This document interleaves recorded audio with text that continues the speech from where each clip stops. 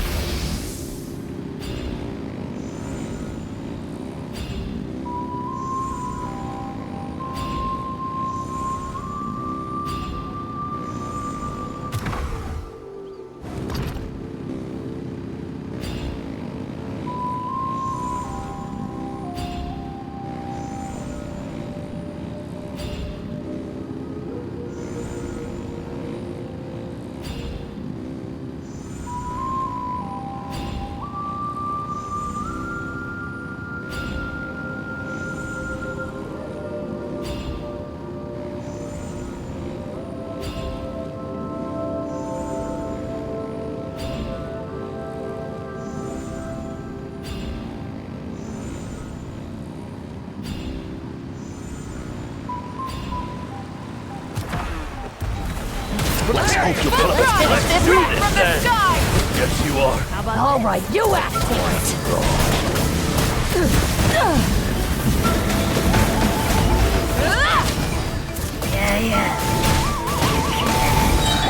Not too far now. Go! You're free now! Cool it! Don't get frostbite.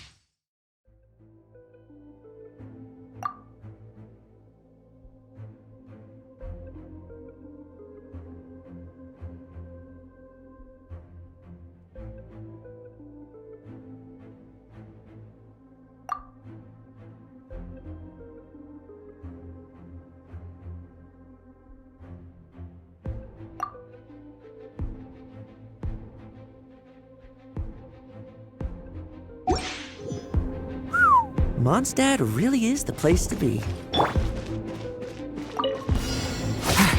Devouring claw! Element for the end! Tremble! I will judge from all you want. Now watch it!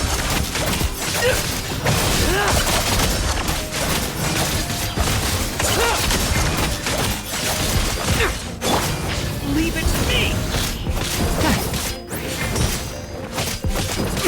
Leave none standing. Now watch it!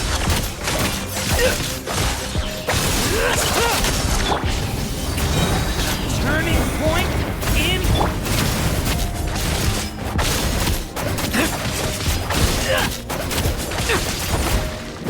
Let's fight.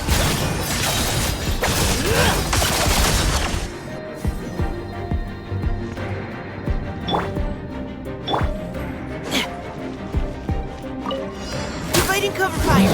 Leave the wounded to me. Huh? Everybody stand back! Watch out! Turning point in triple. I will judge. She trick like lambs to the slaughter. Now's our chance. Bet you weren't ready for this.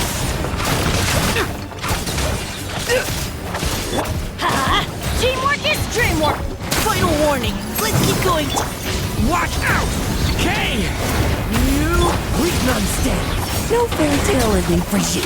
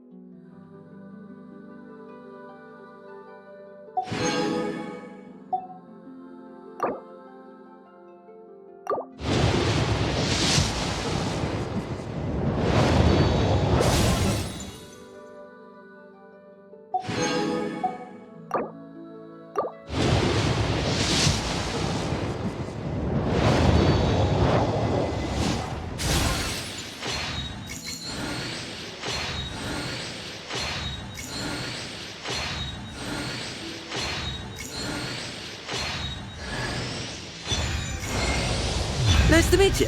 I'm Lowen, Vice Captain of the 5th Company. If you require assistance from the Knights of Favonius, please direct your request to headquarters. But if you need something from me, I'm all ears.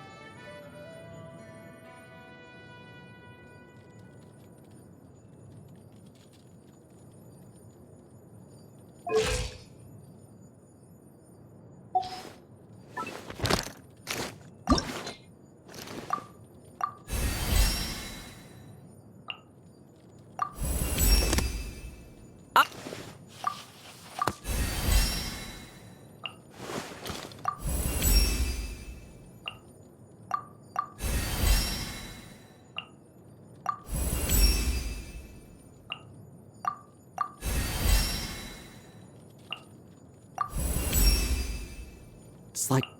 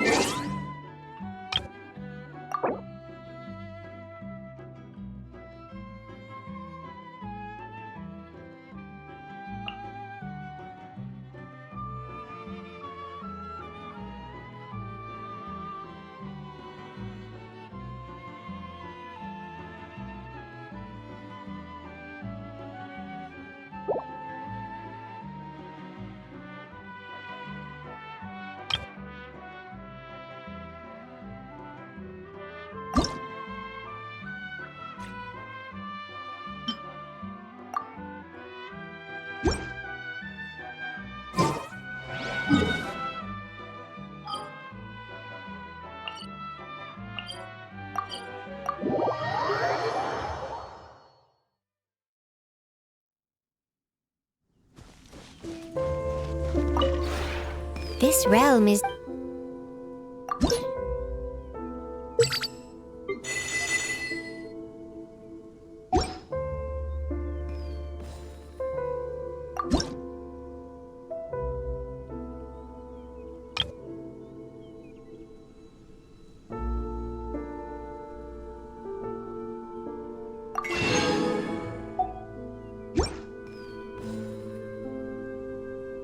If you ever have...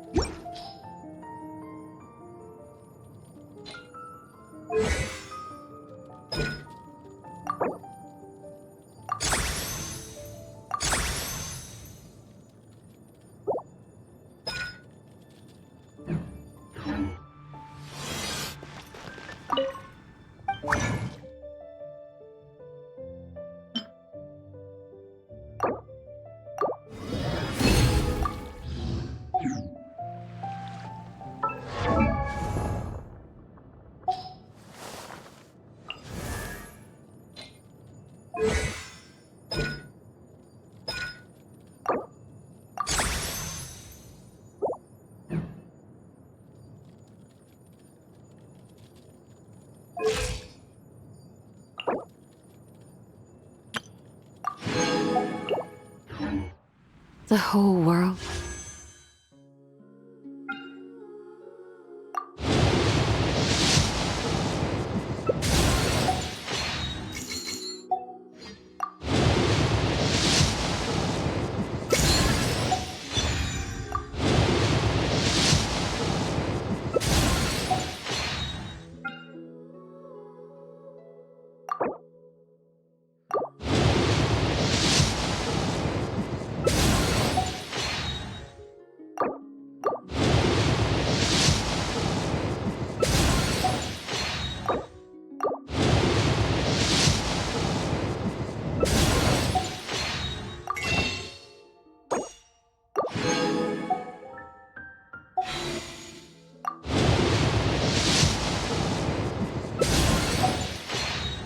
Shares the bounty of the skies,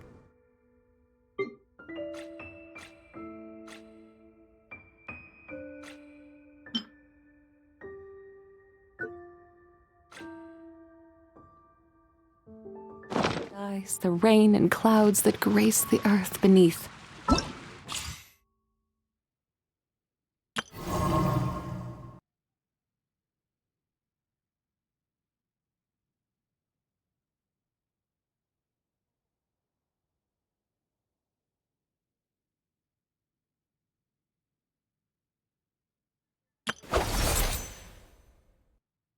The moon was never meant to be a foreign realm. Ancient alchemy truly is fascinating. Welcome. How can I help you?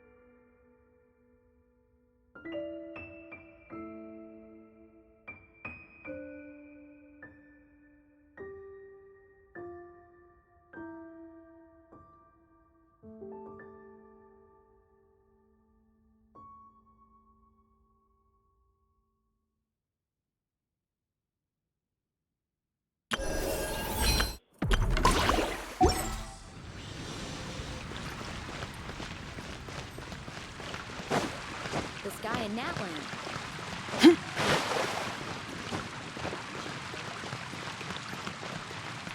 Ancient alchemy truly is fascinating.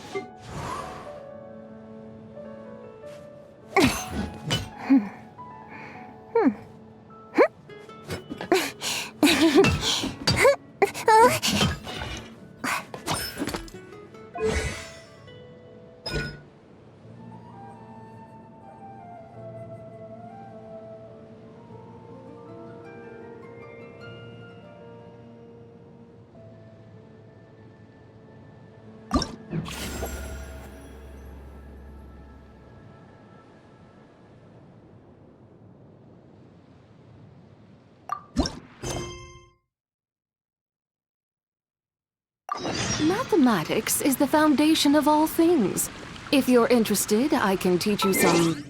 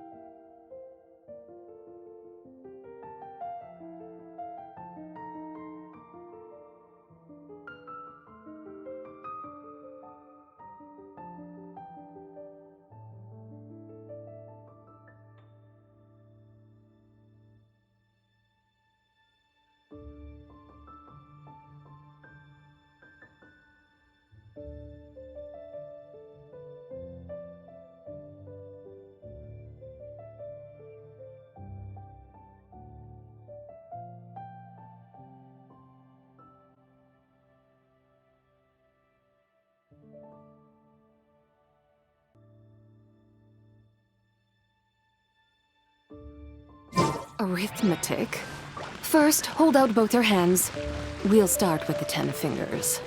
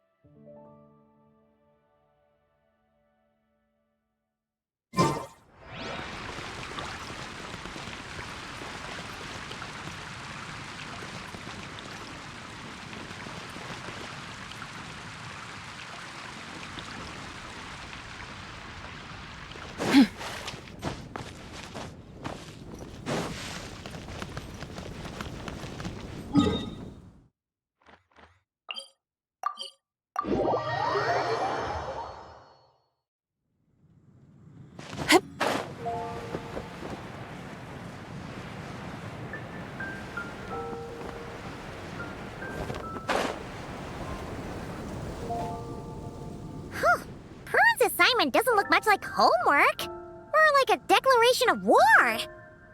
Hehehe, little witch hunter. Have you found a way to defeat me yet? Shout your coolest challenge from the rooftops and prepare to bow down before the Dodo King. Huh. Paimon will bet $1 million more that Alice wrote this. If it wasn't for the part about a witch hunter, Paimon would have thought this was written for Klee. Prune isn't exactly Alice's biggest fan. Paimon can see her really blowing her top over a challenge like this. Should we try to tone things down a bit when we tell Prune? Tell me what? Let me see. Ah! Don't sneak up on Paimon like that. Whew. Fine. But you've got to promise to keep it cool, okay? Oh, boring. Huh? You're not mad? I'm used to her childish little games. She likes to act mysterious, but it's all just cheap tricks. Who shouts a challenge from the rooftops anyway? People walking past would look at me like I'm crazy. I'm not falling for that. I might as well stand in the middle of the street shouting, "Look at me! I'm an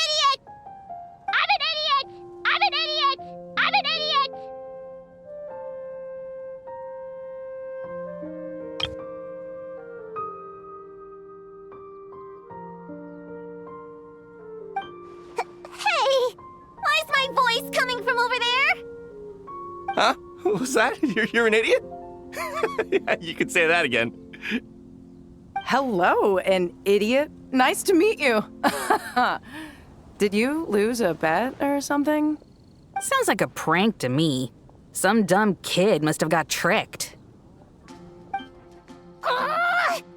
Stop it! Now!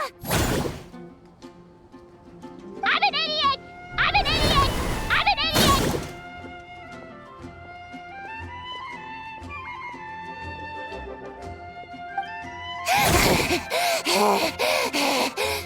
Calm down, Prune. There's no need for violence.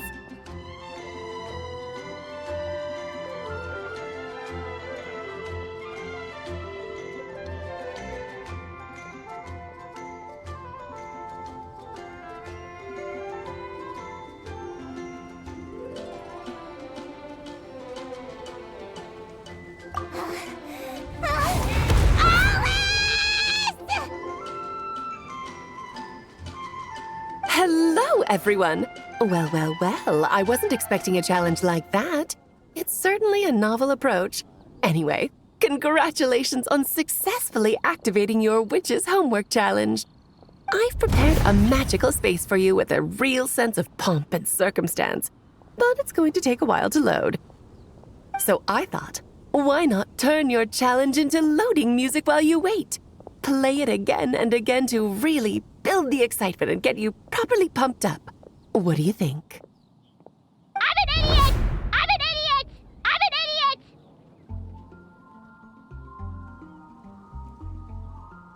Hey! That wasn't a challenge! Turn that stupid noise off right now!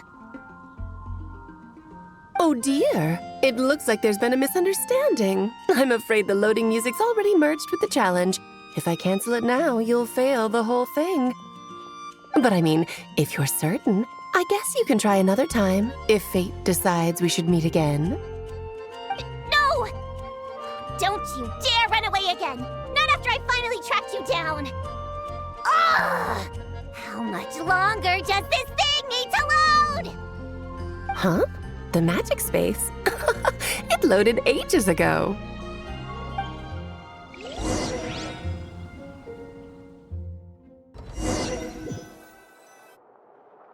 Welcome to the pinnacle of the dramatic arts in all of Tibet, the Opera Epiclisse, or rather, a magical facsimile of it. Your challenge is to win a debate, which is exactly why this magical space was created. Not bad, huh? Go on, try telling me the sense of spectacle isn't overwhelming you.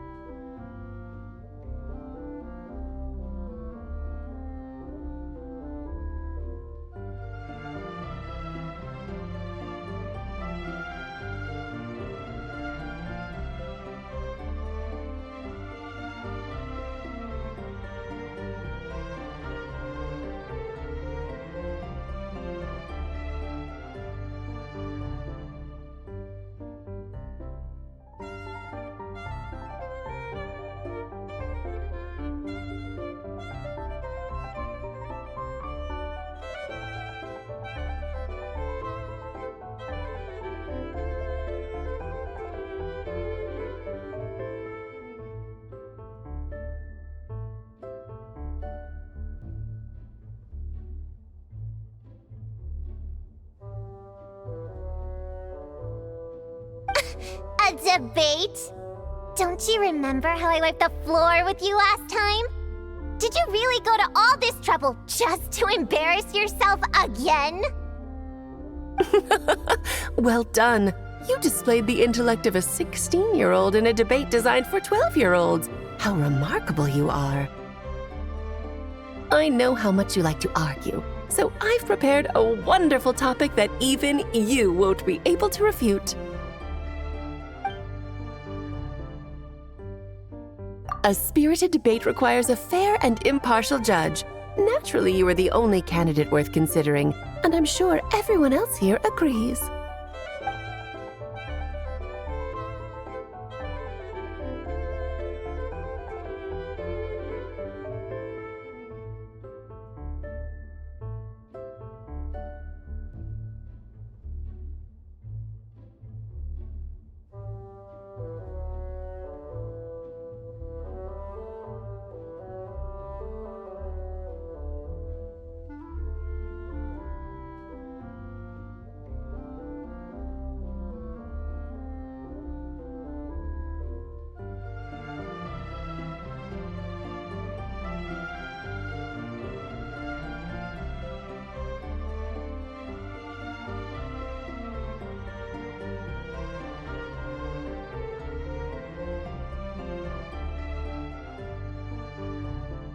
Actually, I've been wanting to say this for ages. Paimon's been sitting up there in the VIP seats, striking a pose for quite a while now. Seeing as we teleported right here, I figured we should imitate our friend. She's quite the superstar in Fontaine, you know. As I recall, Paimon loves watching a good show. Well, there's no better seat in the house, wouldn't you say, Paimon? Paimon can see everything! But, is it really alright for Paimon to watch from up here? She feels a little out of place. Relax. This is my magic space, and I make the rules. I guarantee you the hoi polloi police aren't coming to kick you out. Enough time wasting.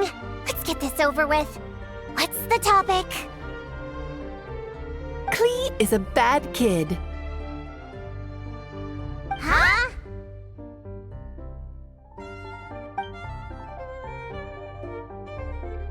This is the topic for you to refute. If you can convince our judge that Klee is not a bad kid, you'll earn yourself a gift. I don't want your stupid gift! Klee's your own daughter! How could you set a topic like this? You're a bad person! The worst person! People do say like mother, like daughter. Since I'm so bad, I guess Klee must be pretty bad too.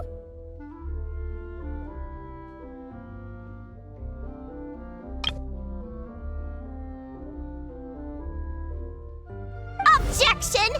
That's pure sophistry! Your flaws lie in your character and conduct. There's no scientific evidence to show that those are hereditary traits. Nurture has shown a far greater influence than nature. The people who look after Klee and Mondstadt are all better than you. Under their positive influence, Klee couldn't possibly turn out bad. Do you dispute that Klee loves fish blasting? How could any good kid enjoy such a terrible pastime? That's just the nature of a child who hasn't been taught right from wrong. Klee can see the boats in the harbor loaded with fish. How is she supposed to know the difference between how they get their catch and how she gets hers? But is it not true that even after being sent to solitary confinement, Klee never learns her lesson?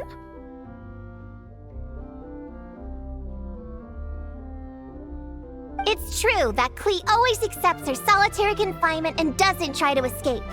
That clearly shows she understands her punishment and doesn't hide from her actions. Klee shouldn't be labeled as bad when she readily faces the consequences of her actions. Moreover, after her last time in solitary confinement, despite saying she wanted to go fish blasting, she hasn't done it once without permission. In fact, the last time she did go, it was only at the behest. You could say instigation of someone she trusted. Her own mother, no less!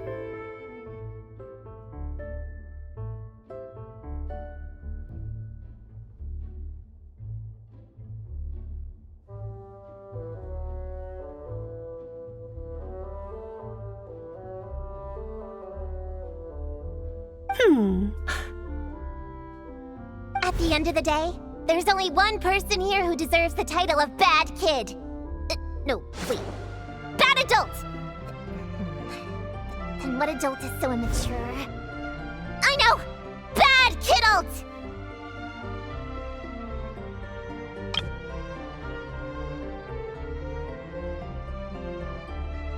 Oh, very compelling. A truly forceful argument. How's Alice going to respond?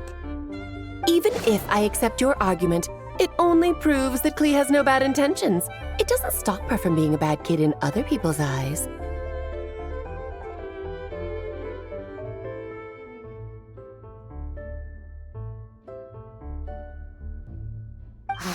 Still stubbornly clinging on.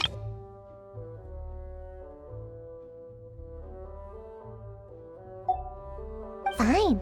If that's your angle, then listen carefully, because here's something even you can't deny. In other people's eyes, Klee is cute, so they will always forgive her actions. Exactly! Klee is so cute, who cares if she makes a few itsy-bitsy mistakes? In Paimon's eyes, she couldn't possibly be bad.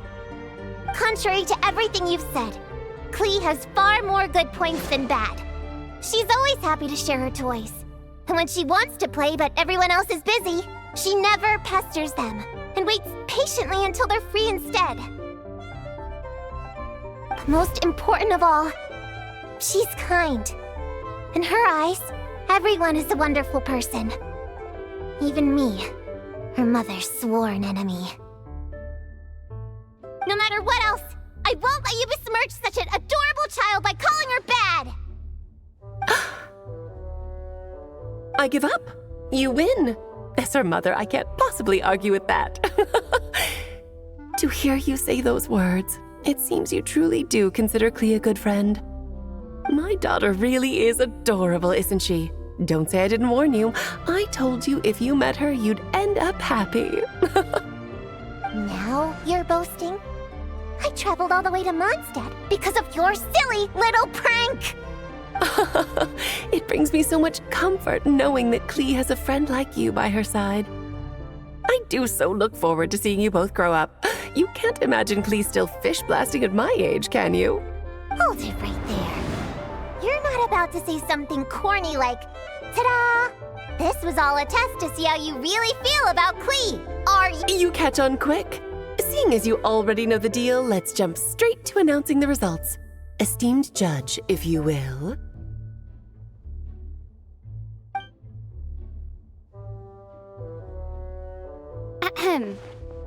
Little Prune's Witch Challenge. Passed. Please accept the following witch's blessing. May you be as happy, healthy, well-fed, and worry-free as Klee herself. When it comes down to it, you and Klee are both good kids. You're allowed to make mistakes from time to time, or even throw cutie-wooty little tantrums. Thanks? But this doesn't change anything between us. First things first, stop treating me like a child. And second things second, I'm a witch hunter, and I won't forget my duty. You lost this time, so come out here and stop trying to fool me with that stupid doll. Oh my, would you look at the time?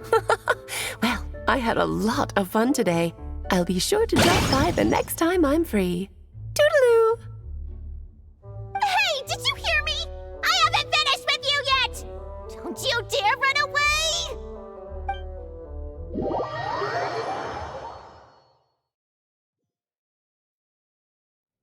Whoa! Everything just vanished! Classic Alice, huh? Oh, you wicked witch! Just you wait. I'll get you one day.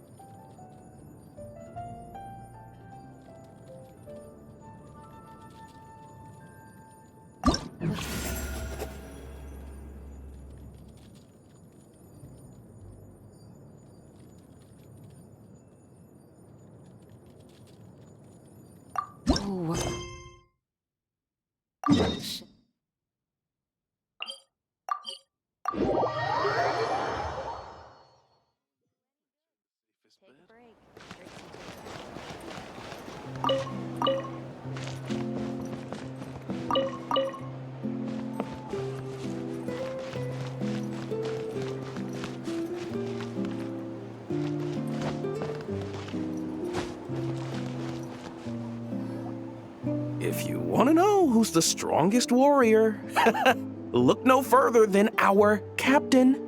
He can hold back the abyss with pure physical power alone. Ha! Exactly the sort of drivel I'd expect from someone who's never seen real combat. Do you think powerful warriors just stand around hitting wooden dummies? Besides, even if we're talking raw strength, I doubt he's a match for our Grand Master. Oh, that's enough. I didn't invite you both here to listen to you bicker. Lowen? And isn't that Leifhelm and Slashnev? What are you guys doing together? And what brings you two all this way from Nodcry? I heard there were a couple of combatologists in Nodcry, so I invited them over to help me compile a formidable foes field book. If only I'd known combatologists were so darn combative. Well, guess I'm gonna have to knock their heads together and see if I can't get them to be a bit more professional. I'll start drawing up a list right away. Captain Lowen, I'm not trying to be uncooperative. It's just that the word formidable is far too vague. Never mind regular monsters, even the power gap between the Archons is huge. If we don't find a suitable benchmark, I'm afraid any further discussion will be pointless. If we're talking about a benchmark of power that everyone can accept, we should probably go with dragons, right? Dragons? Seriously? Paimon feels like the power gaps between dragons aren't much smaller than those between the Archons. Well, long story short, after a period of reflection, I concluded that the best way to get even stronger was to challenge the most powerful opponents from all over the world.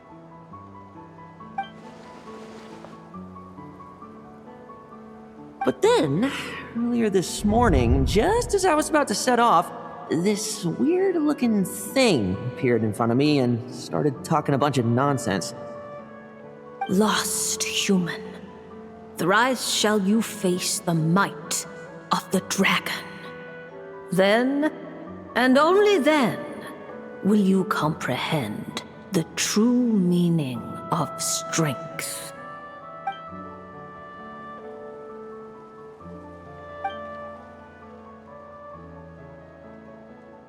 I'm not one for believing in prophecies, but, well, let's just say that I feel like I'm being played here, and I don't like it one bit. Dragons, huh? Here in Mondstadt, you'd have to be talking about Dvalin or Ursa the Drake, or else those legends about Dragonspine. What else is there? Well, clearly that's where your knowledge falls short. According to top-secret intel I acquired in Nodcry, a powerful ancient dragon has recently snuck into Dorman Port. Seriously? No way! Well, if we want the truth, there's only one way to find out.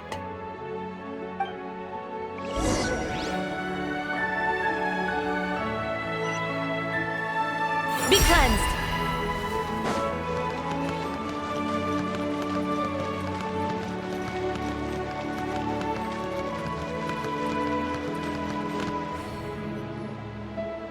Enough! Did you see that windmill? I need you to make a record of how it works. Understood. Preparing to photograph the windmill. Would you like to be included in the picture this time? Huh? Traveler and Paimon? And Lowen? Hey there! Oh, intel from Nodcry about a powerful ancient dragon. Paimon sees what's going on.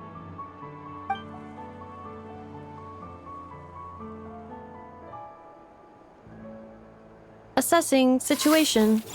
It appears that Mr. Lowen hopes to fight me. Is that correct? In a nutshell, yes.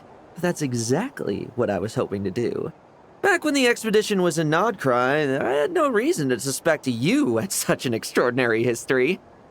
But that's all by the by.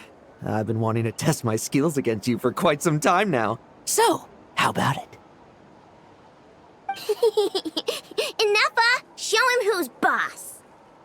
My apologies. According to today's schedule, we still have to visit Mondstadt to collect some special components. My assessments indicate that fighting you now may impact our subsequent operations.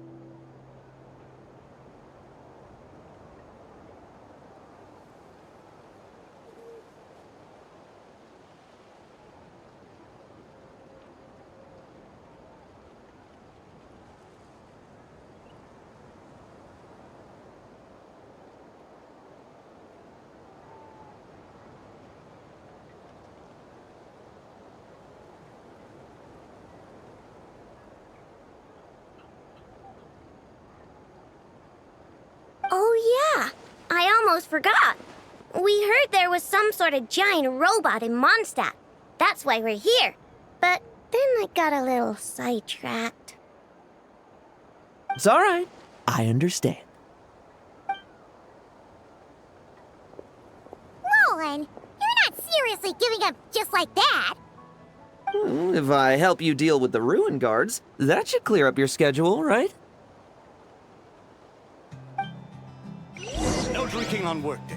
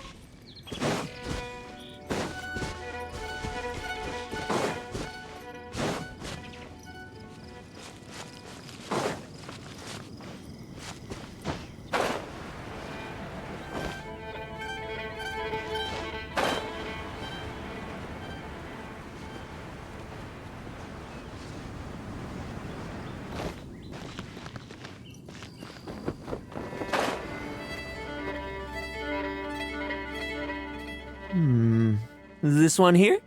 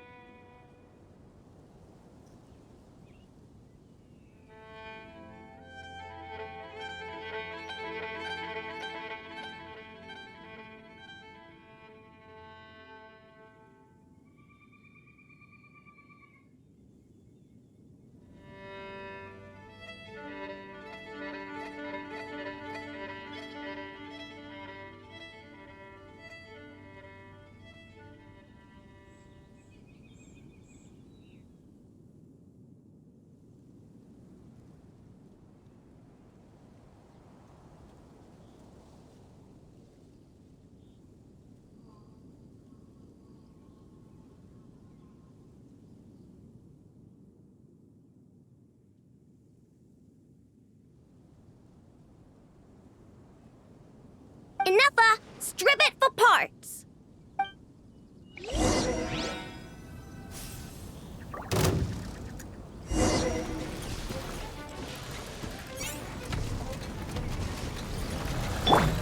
Yeah!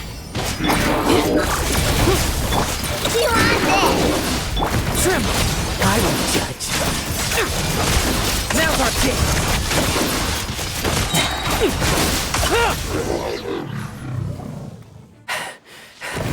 Such fluid movements. I'd have never have guessed you were a machine. Your attacks are also very precise, Mr. Lowen. Almost mechanically so. Woohoo! New parts! I'm gonna be able to create some excellent new modules with these. And, does this mean you're free to... Enuffa, look for more. I want as many as we can get. Understood. My apologies, Mr. Lowen. We can talk about this later.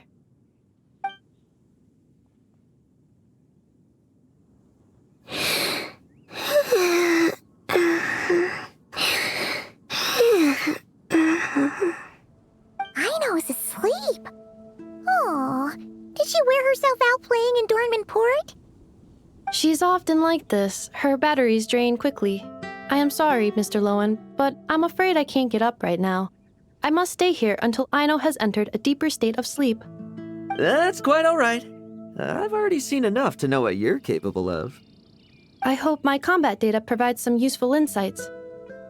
By the way, the person who told us about these special mechanisms also mentioned Dragon Spine. You might want to go there and check things out.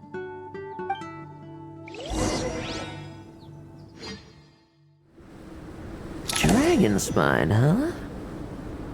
What could be waiting for me there?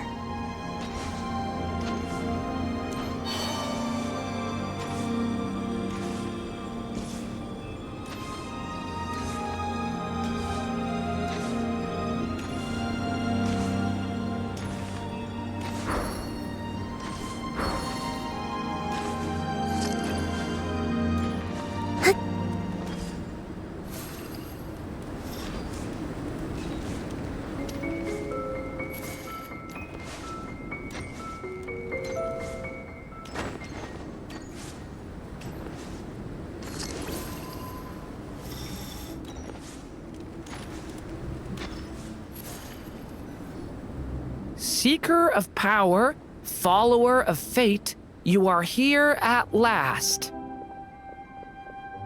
It's Durin! Paimon's really not surprised at all.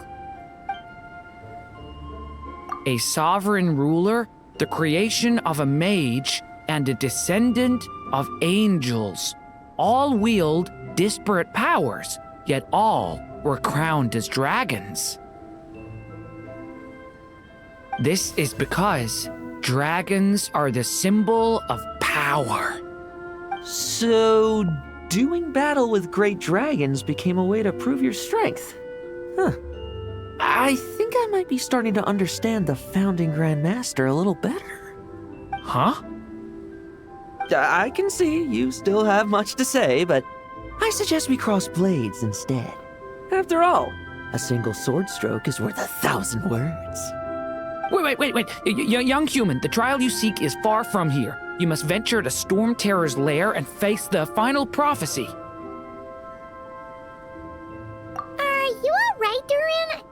You sound kinda weird today. Phew. I think I got through the important bits, even if I did have to skip a lot. I think Albedo said he needed help with an experiment, so I better be heading back now. Sorry, everyone. Well, he sure left in a hurry. What a shame. Hey, what's this? Why exactly was Durin here? Apart from that last line about venturing to Storm Terror's lair, he just seemed to be talking nonsense. Interesting. I'm getting curious as to exactly how this prophecy will come true.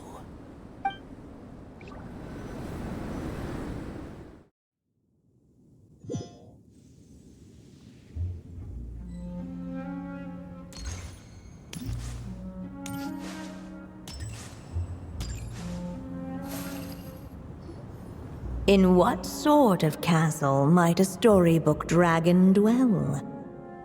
The witch turned to a mighty dragon borne upon the wind to seek her answer. From afar, she beheld a solitary castle, standing lonely beneath its wings, and wrote it into words. Its walls kept out the wind and rain, yet also cast a solemn shadow. Enveloped by their shade, the story's boughs were lulled into a torpid slumber and reached no further skyward. So that's the clue. I think we're meant to find a place where dragons live, and this time, in the real world. I asked around, and it just so happens that there's a place like that in Mondstadt. Yep, that checks out. I've heard that the dragon here is called Dvalin, and that he's a magnificent creature. I hope I get the chance to meet him. Wait a second. Do you think having the two of them meet is the best idea? You know, considering everything that happened in the past? How would we even explain everything to him? Well, if we do run into Dvalin, it should turn out okay with us there at least. Is something wrong? Nope. Let's go!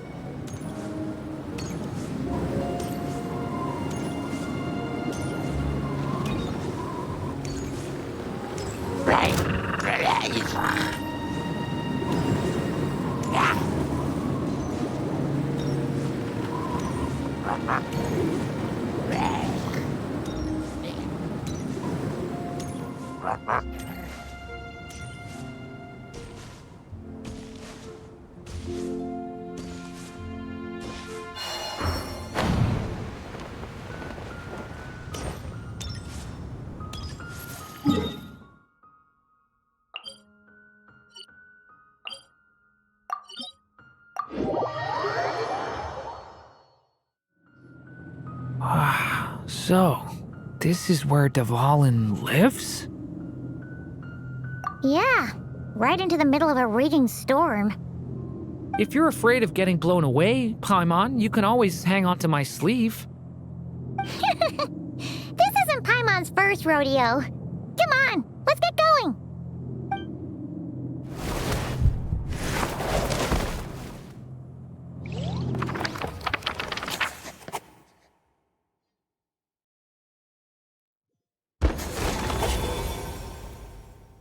The little dragon grew with each passing day, and the story witch, who loved him dearly, built him a big, beautiful castle. Yet in the end, she herself succumbed to time's merciless march, setting forth on a journey to a place beyond even the stars. All of a sudden, the little dragon found himself alone. He tried leaving the castle to make some new friends. But already he had grown the claws and scales of an evil dragon, just as the prophecy had foretold. Afraid he might hurt someone, the gentle little dragon hid within the castle his mother had built and came forth no more.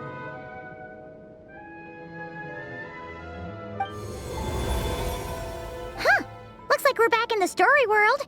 And from the sounds of it, this chapter must be about Simulanka, right?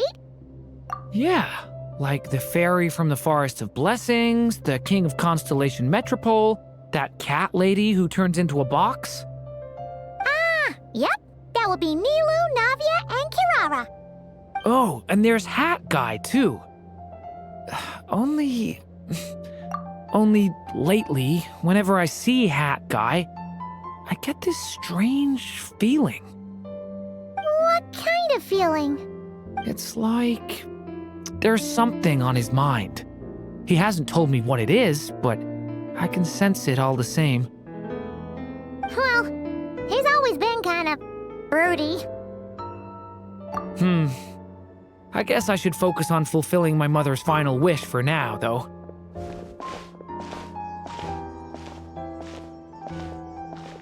Yeah, we should get started on this chapter.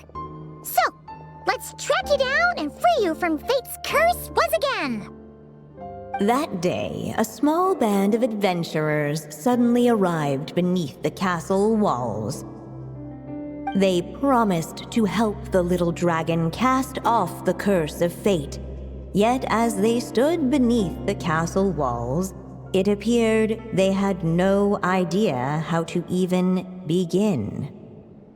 Hey! Instead of making fun of us, how about giving us a hint? The little dragon had shut himself inside the tall tower at the castle's center. Anyone who wished to reach him must traverse the barriers that wall off his heart, for there is no other way. Looks like we're in for another long one. Let me try something. Ooh, do you have an idea?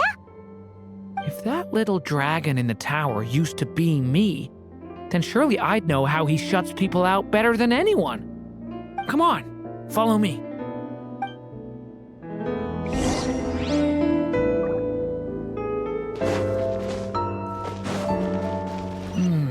That telescope. I've seen magical tools like that before.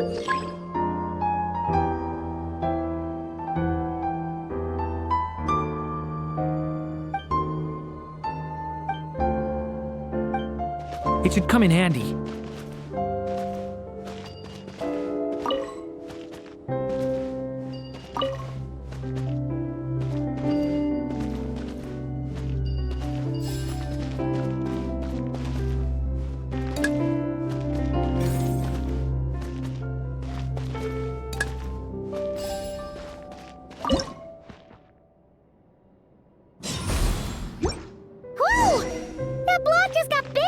We can get past the obstacles ahead by using these blocks to jump upwards.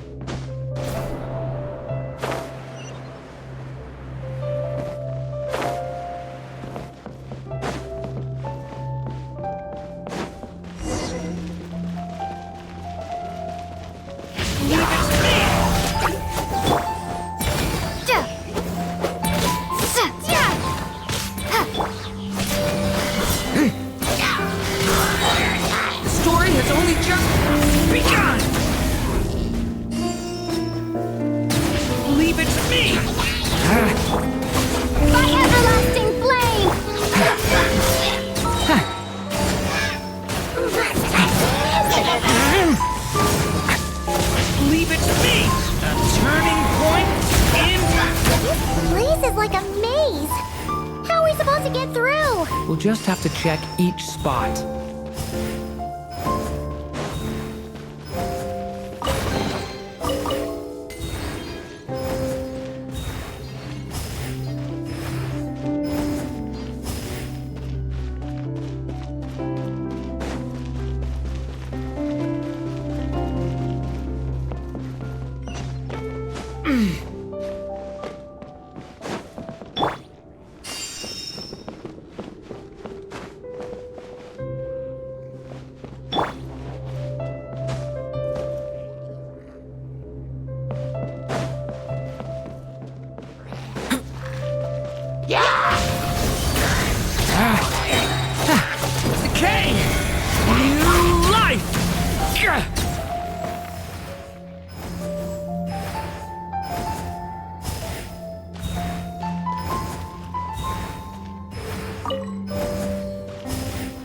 We should be able to use this block somewhere.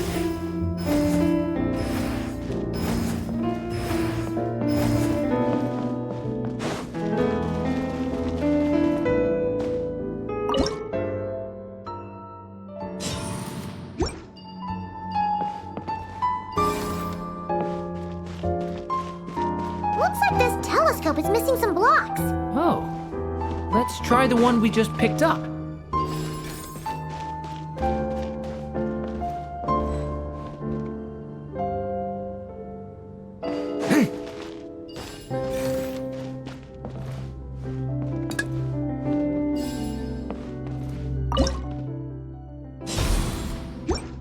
Still not enough.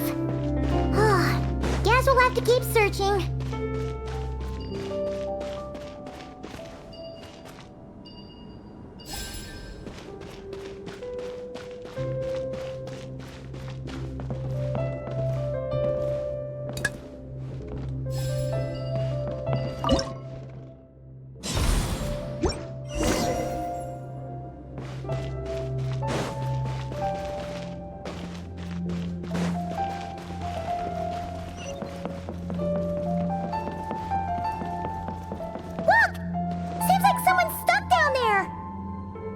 Should they continue towards the tower, or plunge into the shadows to rescue those in need? A difficult dilemma indeed. The path to the tower is up ahead. We better stick with Durin. It's so dark here. Wait, is that? A little pixie that can fly. Are you here to help the dragon break his curse too? Ah, what's this? More brave adventurers bold enough to set foot in this castle? Come, join the ranks of your liege's guard. Nilu and Navia! Nilu? No. I'm a flying squirrel fairy. And I'm a giraffe king. Not this Navia you speak of. That's right. Oh, and don't forget Catbox Lady. Are you friend or foe? Friend! Definitely friend, Miss, Catbox Lady? Yeah, Simulanka is a big part of Durin's story. So, guess it's no surprise the people we were with there would make an appearance. Okay, I think I get it now. Flying Squirrel Fairy, Giraffe King, Catbox Lady, please follow me. The shadows cast from the high walls of the tower were manifestations of the dragon's loneliness, barring the path of any visitor who wished to be his friend. The group of brave creatures sought to aid the little dragon in lifting his curse, yet without light to lead the way, the group was trapped, waiting on a miracle. These shadows are blocking our path. It seems like the little dragon is afraid to meet us. If only we had more firelight.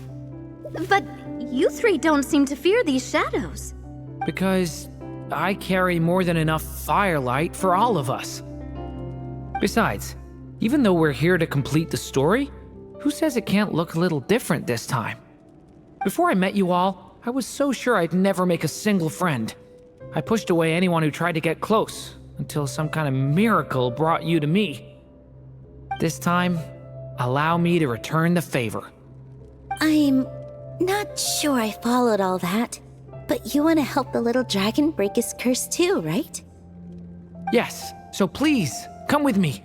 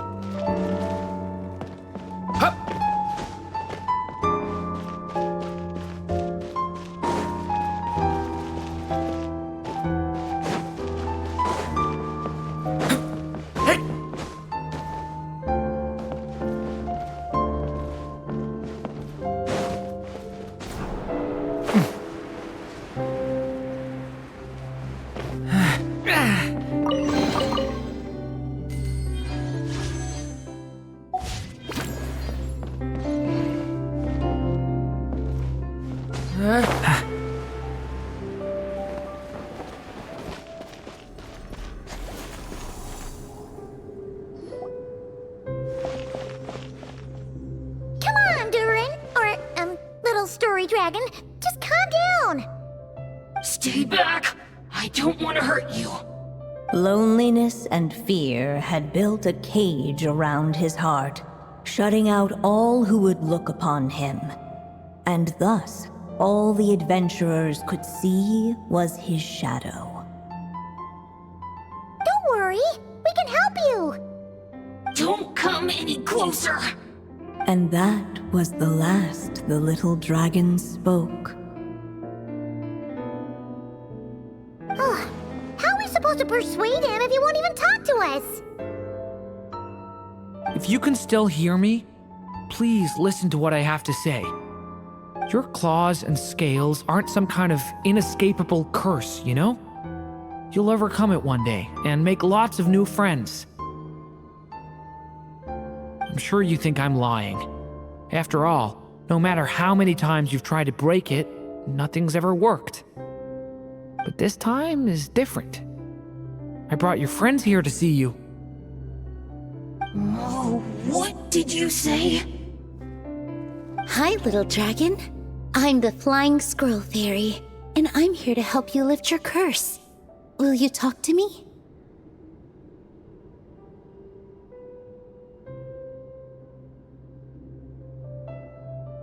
And I'm the Giraffe King. Don't be afraid, little one. We're not afraid of you. I'm just a cat in a box, but I'd very much like to be your friend too. These are my friends? Yeah, they're your friends in the future you'd be trying to avoid. I can promise you that. They're reaching out, so you just have to ask yourself one question. Do you accept?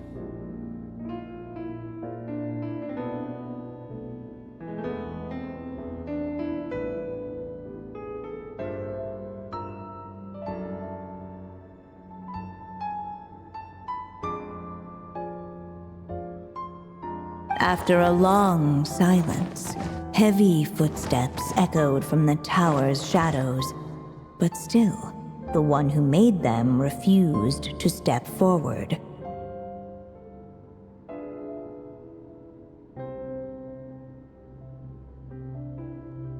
Though the cage to his heart had been unlocked, the little dragon remained ashamed of his claws and scales.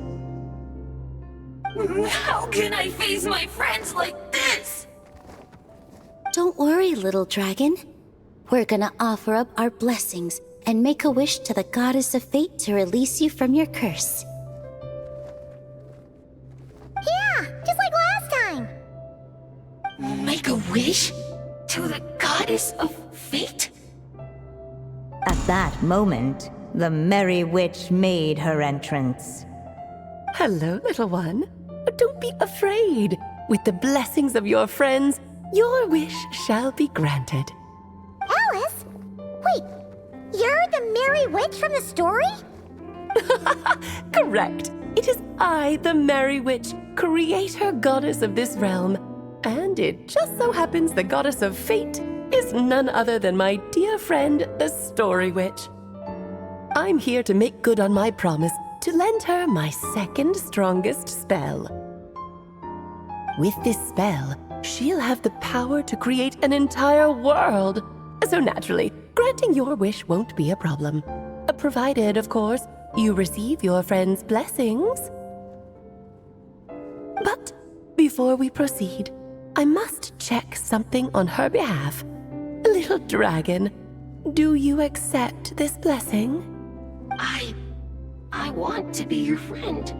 So if you're offering, then yes, I would love to have your blessings.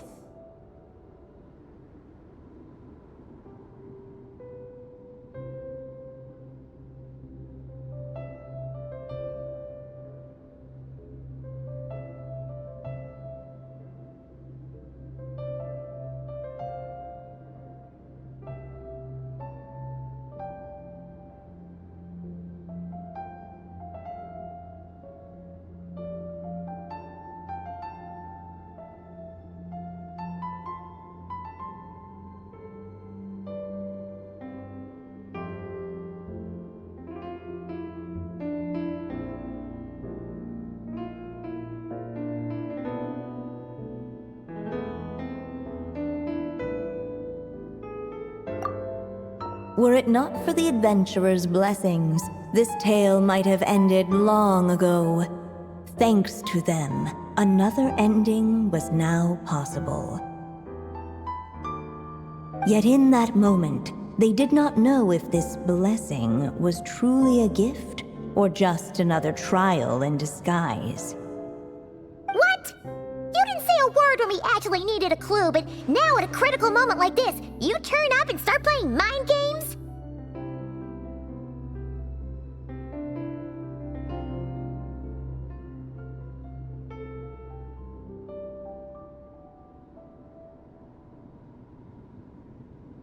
Another trial. Huh, that actually sounds about right. Be it the fictional problems of Simulanka or unavoidable conflicts in the real world, if you think about it, that's what they've been all along. But if it wasn't for those trials, I never would have met any of you. So, despite all that, I'd still like to give my blessings. That's the spirit! Come on, Durin! Let's help you make your wish come true again! On behalf of both my past and present selves, thank you, my friends. Fortunately, a brave band of adventurers heard tell of the little dragon's story. Determined to lift his curse, they fought their way through countless trials. To help him, they offered up their blessings and made a wish to the goddess of fate. At last, their wish was granted. Shaking off his scales, the little dragon stepped out of the tower's gloom. But his time in the world beyond the castle would soon teach him this gift would bring blessings and trials of its own.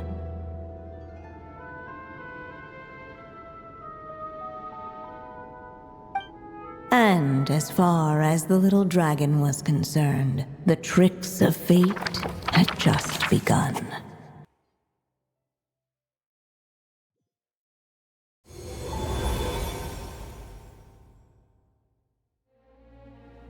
So, Durin's wish came true just like it did before.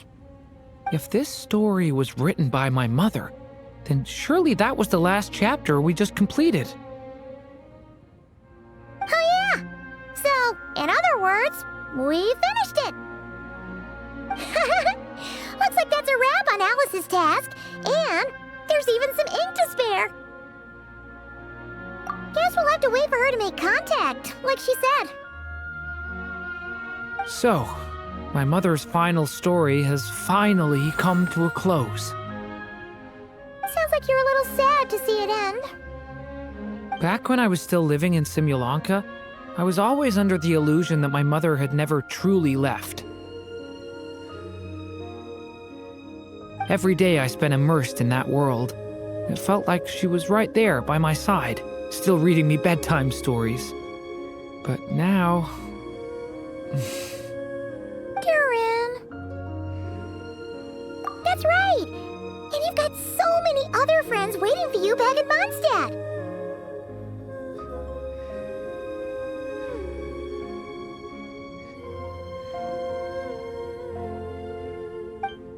Yeah. Speaking of which, after all that flying around, Paimon's starting to feel hungry again. So, why don't we head back to Mondstadt? Perfect excuse for a big meal with the rest of the gang.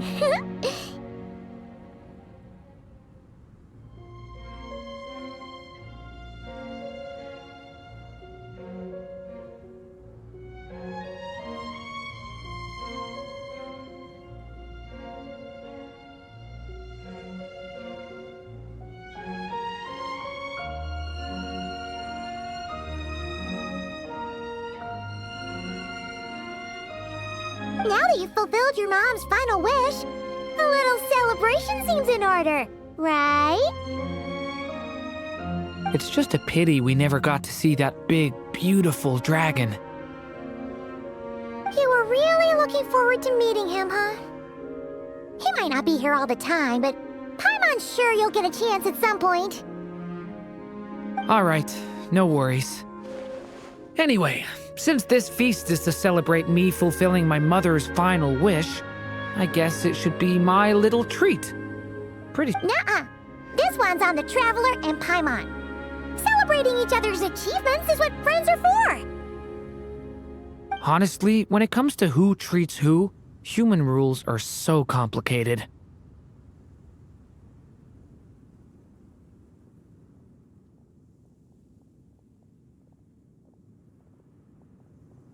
See? He wants to be friends with you, too.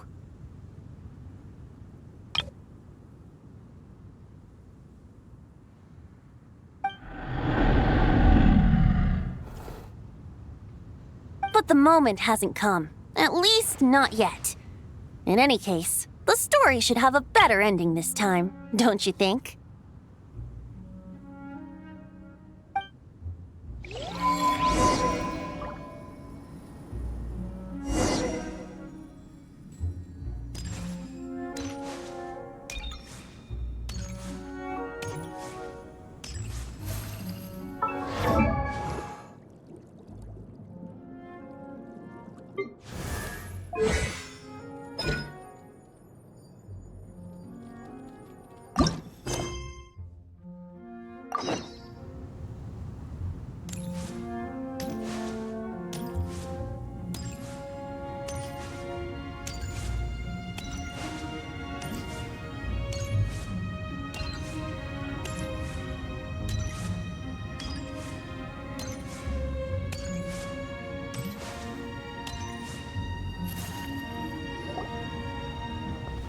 Oh, wonderful.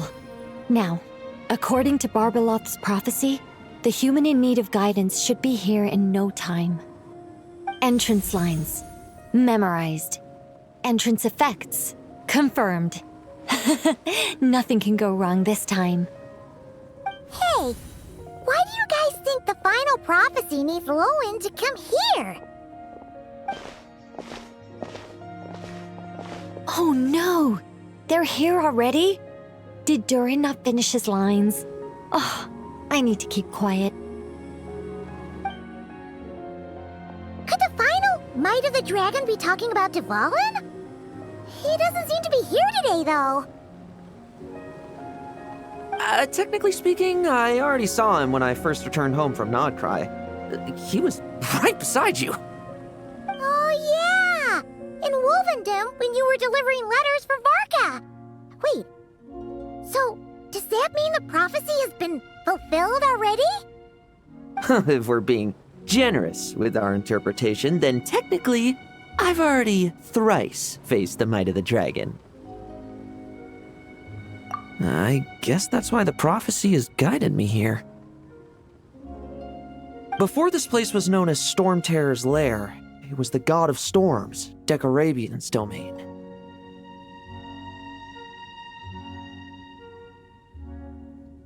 But the mighty god who could conjure storms to shut out the world couldn't stem the yearning for freedom within his own walls of wind.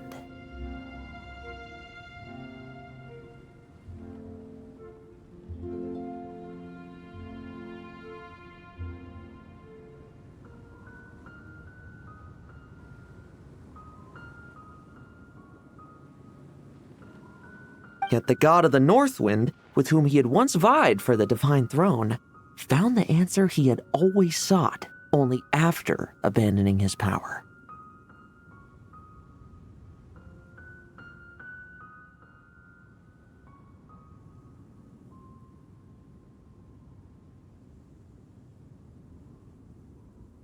Huh?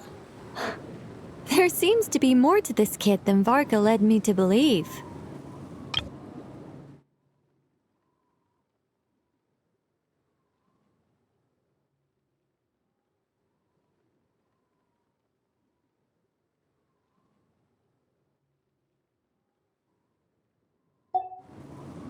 The mirror of the dawning morn, Durin. For a time, they too were lost to confusion and doubt. What led them to strength was more than just power. Wow. You really seem to be getting it. And Ursa too. The monster who had once been an angel. Huh?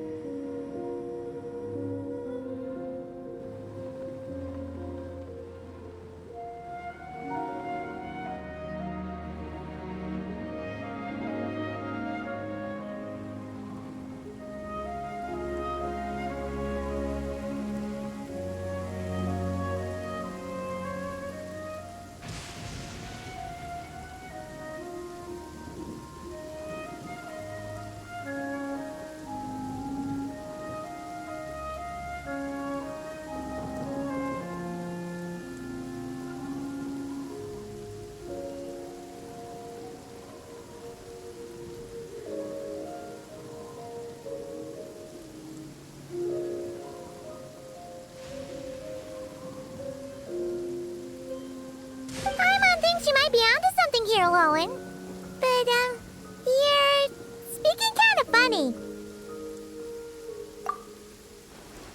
The angel who chose power still yearned to remain close to humanity, eventually falling to become a pitiful monster. Oh, humans who have witnessed this all, do you still aspire to power? Hey, those are my lines. Oh dear. The cat's out of the bag now, isn't it? Pleasure to meet you, Lady Nicole. I've read your script, and I have to say, I was very impressed. Oh, why do I get the feeling that Durin dropped his copy? Oh? So that was part of the prophecy, too? Not at all. If I'd known in advance, I wouldn't have just... Regardless, it was a well-written script. Very entertaining. As a heartwarming little fairy tale, of course. I must say, though, I'm not a huge fan of being lectured to. Not even by an angel. I'll choose to believe that was aimed at my former colleague, the one who chose power. Seeing as you've read my script, I suppose you already know everything I have to say. Indeed, and I'll make sure to treat it as valued advice. Now, was there anything else, or can I get back to compiling my Formidable Foes fieldbook?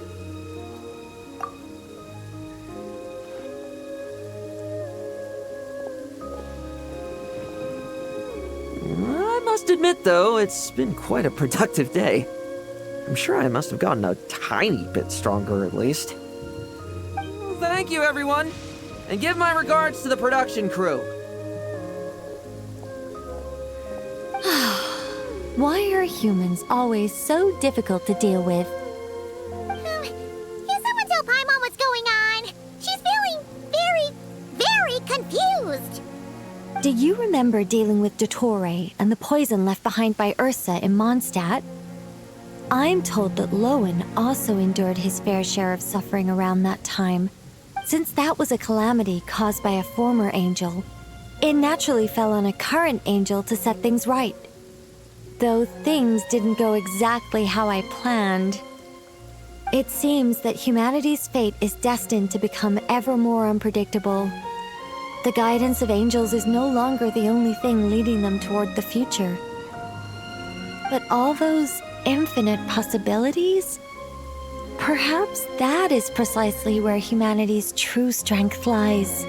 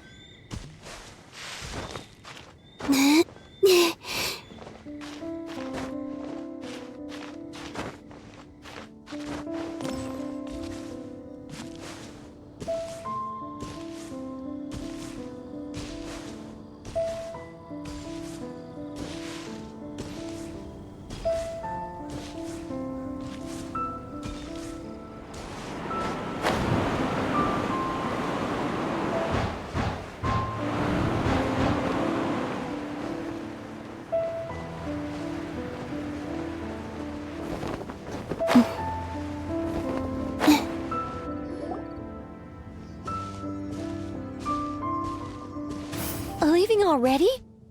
Hey! Barbie! Aren't you forgetting something? Like a whole bunch of stuff you were supposed to give?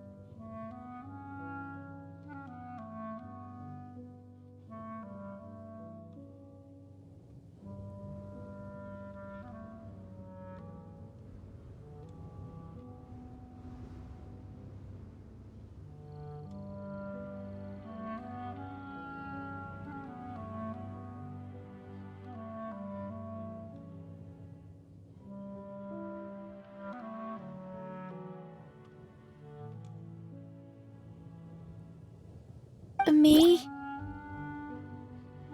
Nonsense. Your arrival is more or less in line with Barbie's prophecy. Though, to be honest, I did think you'd be here a little later.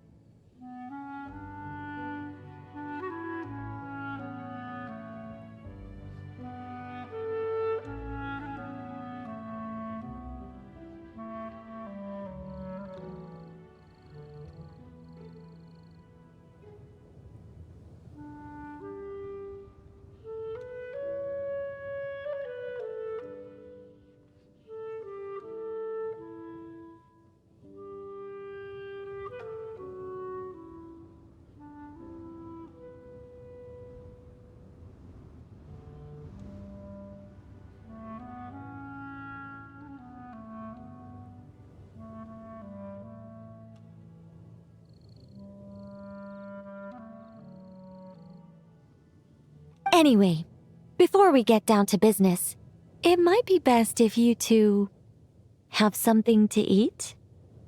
No, of course not. But my hearing happens to be quite sharp, and I heard Paimon's stomach rumbling a mile away. Whoa! Paimon's stomach is rumbling for two! We must both be super famished! Don't you worry about that.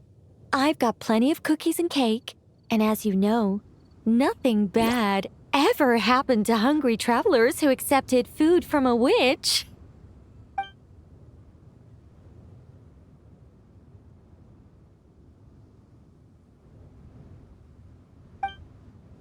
Oh, Paimon's so full!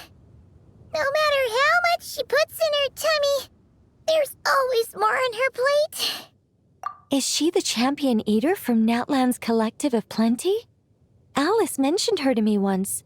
Apparently, she's a fascinating young lady. I imagine if she were to attend one of our parties, we'd need to set out 3, maybe even 7 plates. Paimon really can't eat anymore. She's coming apart at the seams. Can we get down to business now? Oh, well, sorry. All right. I gather you're here to deliver my homework. The one that Barbie prophesized? Nothing of the sort. We were discussing something completely different. The moon's massive shift has knocked her hydromancy out of whack. So she needs to head back for a while to undergo a period of silent meditation. While she's away, I'll be taking over responsibility for everyone's homework. I also plan to help her add the next round of homework to the dictionary. Huh. You can just swap the person in charge like that? Not like I had much choice. Before Barbie and Alice even told me about it, they'd already inscribed my special homework in the dictionary. As much as I'd like to erase the whole thing and keep on casually observing the world, Alice is busy maintaining Teyvat's borders, and Barbie is off realigning her hydromancy. Octavia didn't bother to come back, and you can forget about Rhindaughter. The other mages all have their own affairs to attend to, so the duty of supervising this homework has fallen to me. There really are. I don't even know how long it's been since we all got together to make this a proper tea party. In any case, as long as I finish my homework, my story will be officially inscribed in the dictionary. After that, I'll be able to go back to observing and guiding. So, Traveler, Paimon, it's time to deliver your message. What's my homework? Oh, and since this doesn't count as a prophecy, just something Barbie and Alice came up with 10 minutes ago, there probably isn't any useful information to be found in that dictionary you're carrying. You're right, Nicole. We had to look before coming over, and there aren't any detailed instructions at all. There's only these 2 sentences. All right. That first sentence was clearly written by Barbie, but I bet my bottom more it was Alice who added the second. Anyway, let's get cracking on this homework. Just let me think. Where should we begin? Huh? Oh, Barbie gave me a rundown of my tasks just now. Basically, I just need to go to a few homework locations, make sure everything's up to scratch, and conduct some field work. Wait a minute! Paimon thought she was giving you a prophecy! How does a rundown count as a prophecy? Well, you see, I naturally view anything Barbie says to me as some sort of prophecy. Besides, when Barbie wrote this homework of mine, all she actually did was flip straight to the final page of my story and tell me the ending in advance. You make a fair point. But then, what's the difference between a prophecy and a spoiler anyway? All right, enough dawdling. Come on, follow me. We're going to... Just like that? Hold on, how are we supposed to get the...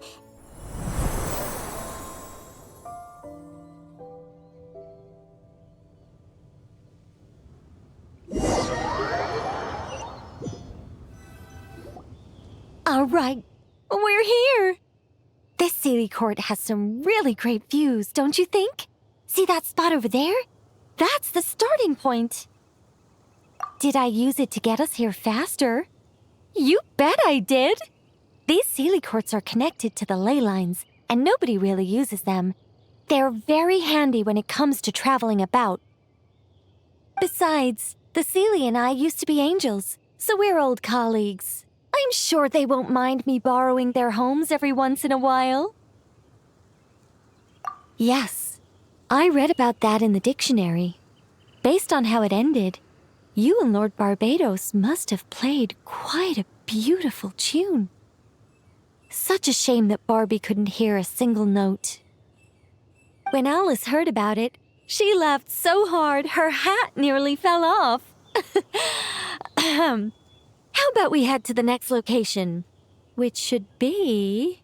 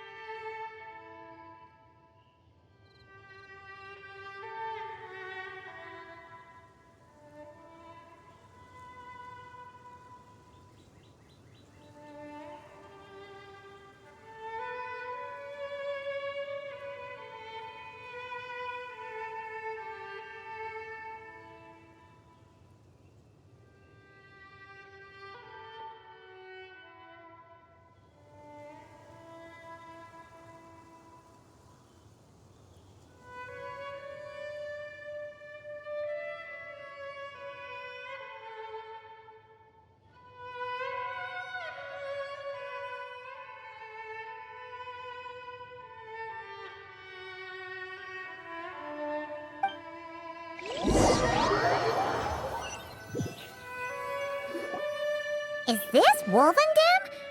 Doesn't seem like the best place for doing homework. This is the nearest Sealy Court to where we're going. Don't worry, we're not far from the starting point.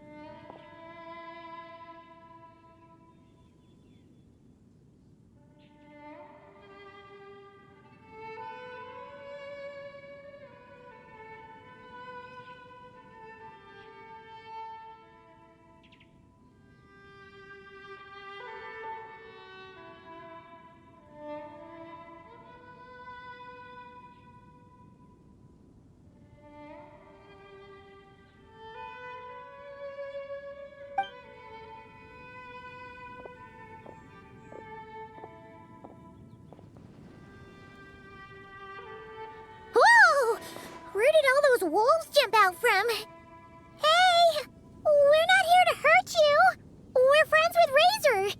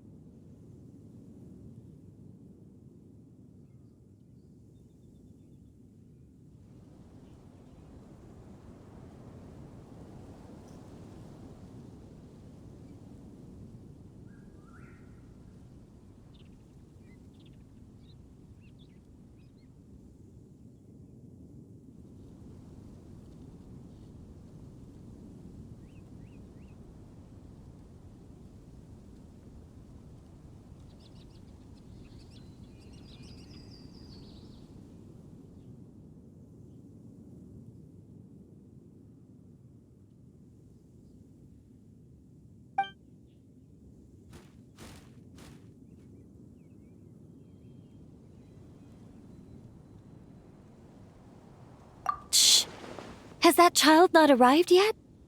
Perhaps we've come too early again. Not to worry.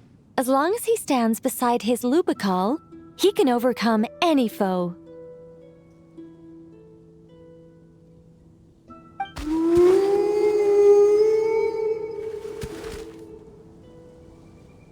they come back? Oh, did they hear us talking? If only Razor were here, he'd be able to tell us what they want to say. You're not wrong, Paimon, but there's a lot more he'd need to understand than just the chatter of wolves. All right, that's about it for this place. I could do with a good rest. Come on, let's go. Time to head back for a cup of... Whoa! When did this door appear? This looks like Alice's handwriting. Let's take a look. Thanks for your help with the homework. Now hurry home and have a hot cup of tea. P.S. There is a surprise waiting behind this door. Hurry home? Wait a second. Why does this door look so familiar? There's no way it could lead to...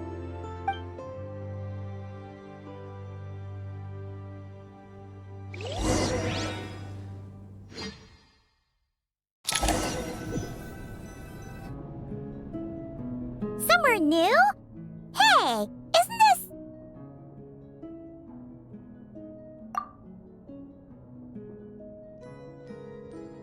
No wonder Alice wanted to borrow the lodge key. She said she wanted to set up a tea room, even though I told her I already had one. It symbolizes the completion of guidance, the end of a journey, and the fulfillment of prophecy. You've followed Seelie before, right? Only when a Seelie returns to its Seelie court does its guidance come to an end. So, to give this unwelcome homework a clear conclusion, Barbie and Alice must have built a Seelie court right here. This is the only way for my story to be inscribed among everyone else's without interfering with their own homework. Well, we're not all that different. Once upon a time, we were all angels after all. But that doesn't really matter. What's important is what it symbolizes. It's like writing a novel. As long as the main outline is there, there'll always be a way to flesh out the details so the pieces fall into place. As long as I take my seat, this homework of mine will be officially over.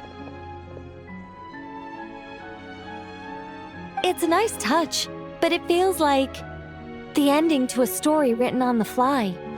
If Anya were here, I'm sure she'd have come up with something more clever. Don't you worry. That's an essential element as well.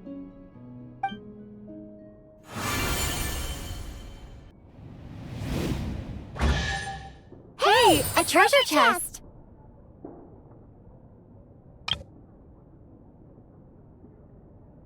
Now this homework's starting to make sense. What did I tell you? It seems like this has been a fruitful little excursion after all. And it seems my story has been formally inscribed in the dictionary. Which means that today's homework ends here, and also that there'll be a formal tutor to provide guidance on all future assignments. Well, that depends on what assignments are assigned. Personally, I'd love nothing more than to bury chests for people to find by completing their homework. I'd leave clues and watch them enjoy a merry little treasure hunt. Now that would be fun. But Barbie's been keeping a close eye on me, so I'm not sure I'll get the chance.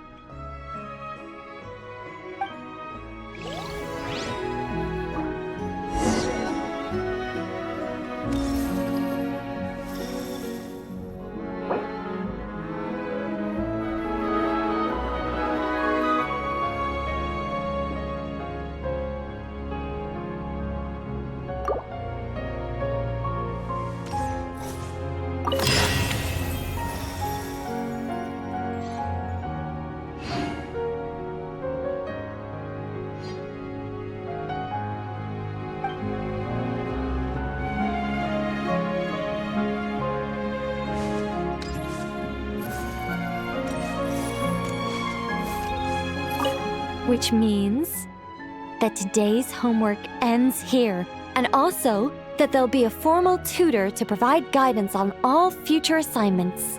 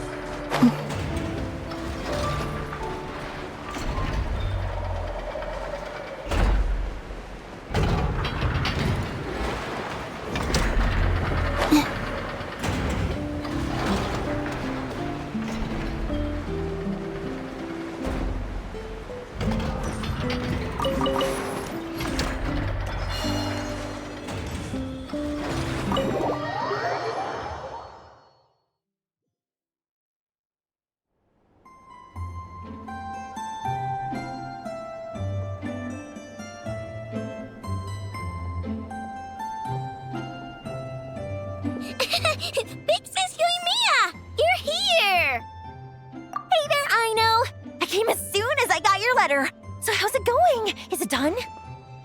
You bet. I finished your order right away. Inappa, help me verify the order. Affirmative. Retrieving order data. Client Big Sis Yoimiya ordered a custom-made companion gift for children. Order complete. Remarks. To be traded for tricolor dango recipe, launch tube, kite, spinning top, and tamari. Order verification complete. Everything's right here. Check it out. Satisfaction guaranteed. Let me see. Whoa! This is a pot of fish? Yep. I call it the wibbly wobbly fishy pot. Look, the fish can even wiggle back and forth. Don't they look like they're really swimming in water? Now you won't have to worry about Matsuzaka and the others not being able to keep fish alive. They don't even need to change the water. What do you think? What do you think? Do you like? Wow, wow! Fish planted in a flower pot? That's awesome! I know! How did you come up with something this cool? Matsuzaka, Iwao, and Saika are going to be so excited! I'll say thanks for them first. Of course! As long as there's sweet stuff involved, framework is easy peasy for me. You like it too? I made lots because I had enough materials. You can have this one. No need, no need. Big Sis Yoimiya gave me lots of gifts, and she even made me so many toys that I've never seen before. I don't quite get how to play with a spinning top, though. Could you teach me one more time, Big Sis Yoimiya? No problem at all. I even made a special Aino-only top string just for you. Here, take it. And let's have a spin-off and see whose top can spin longer and faster. Yay! Loser's gotta help Inappa make crumb cake. And the winner may continue operating the spinning top while awaiting the completion of aforementioned krumkake.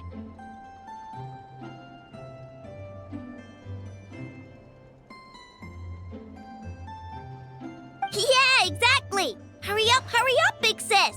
I practiced a whole bunch yesterday. Oh, trying to beat me? Not in 100 years.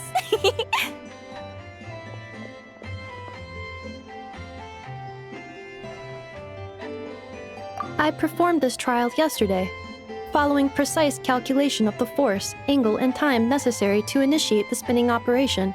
I have concluded, so long as I apply sustained force, the spinning top will continue rotating indefinitely. Affirmative. My spinning top ceased rotation only when Aino and Miss Yoimiya fell asleep on the sofa, and I proceeded to cover them with a blanket. Since then, I have assessed that I remain best utilized performing my designated functions, making krumkake, and reminding Aino and Miss Yoimiya to eat. With that said, Aino's emotional state has taken a significant positive shift following Miss Yoimiya's arrival. Inference. She has established a new friendship. This is most favorable.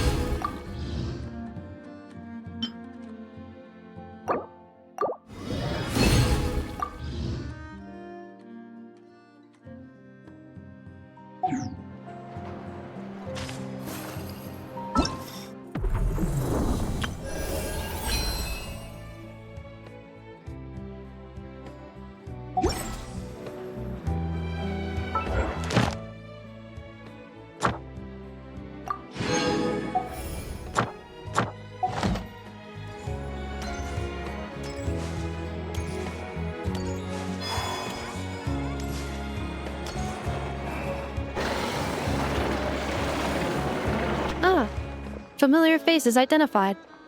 Our good friends, the Traveler and Paimon. Whoa, free manual labor detected. Those evaluations could not be more different. This is Sosi, Sergeant Major of the nearby Lightkeepers. He's stationed here in this town. Wait, that means... He is Flynn's superior, as far as position is considered. A pleasure to meet you all. This is the Traveler and Paimon, friends of ours. They're experienced adventurers who are new to Nodcry. Hi there! Indeed. The sooner we can get it firing again, the quicker we can ease our current predicament. 2 more wild hunt incursions have come sweeping in at different locations after the last one at Star Sand Shoal. Our manpower is already stretched as it is. Hasn't Flint's gone back to your HQ to ask for reinforcements? When will they arrive? Huh. Has he now?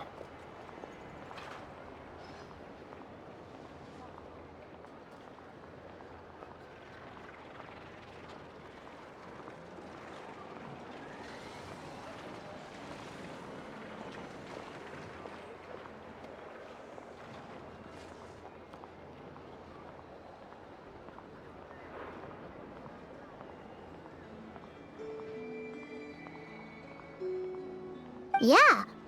That's what he said he was gonna do anyway. He hasn't contacted me about that yet. As per standing orders, he should be leading a team to root out the wild hunt. But I haven't received any reports for a while now.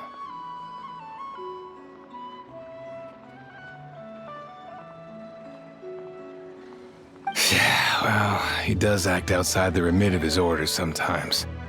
I'm a superior, yes, but I wouldn't say I have much control over his actions.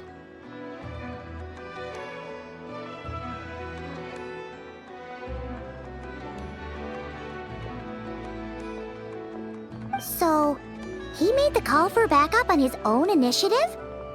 Hard to say. Contacting HQ's a tricky business. I should know, I've tried. They either refuse my requests outright or end up dragging their feet. And all the while, we're the ones who have to deal with the wild hunt, which, by the way, can strike anywhere in Nodcry without warning, sweeping across vast swaths of land. This has been a real test of our endurance, to say the least. We need to send our personnel where they're needed most. A single missive will not do much to change HQ's attitude, I fear. Flynn's understands this well enough, I'm sure.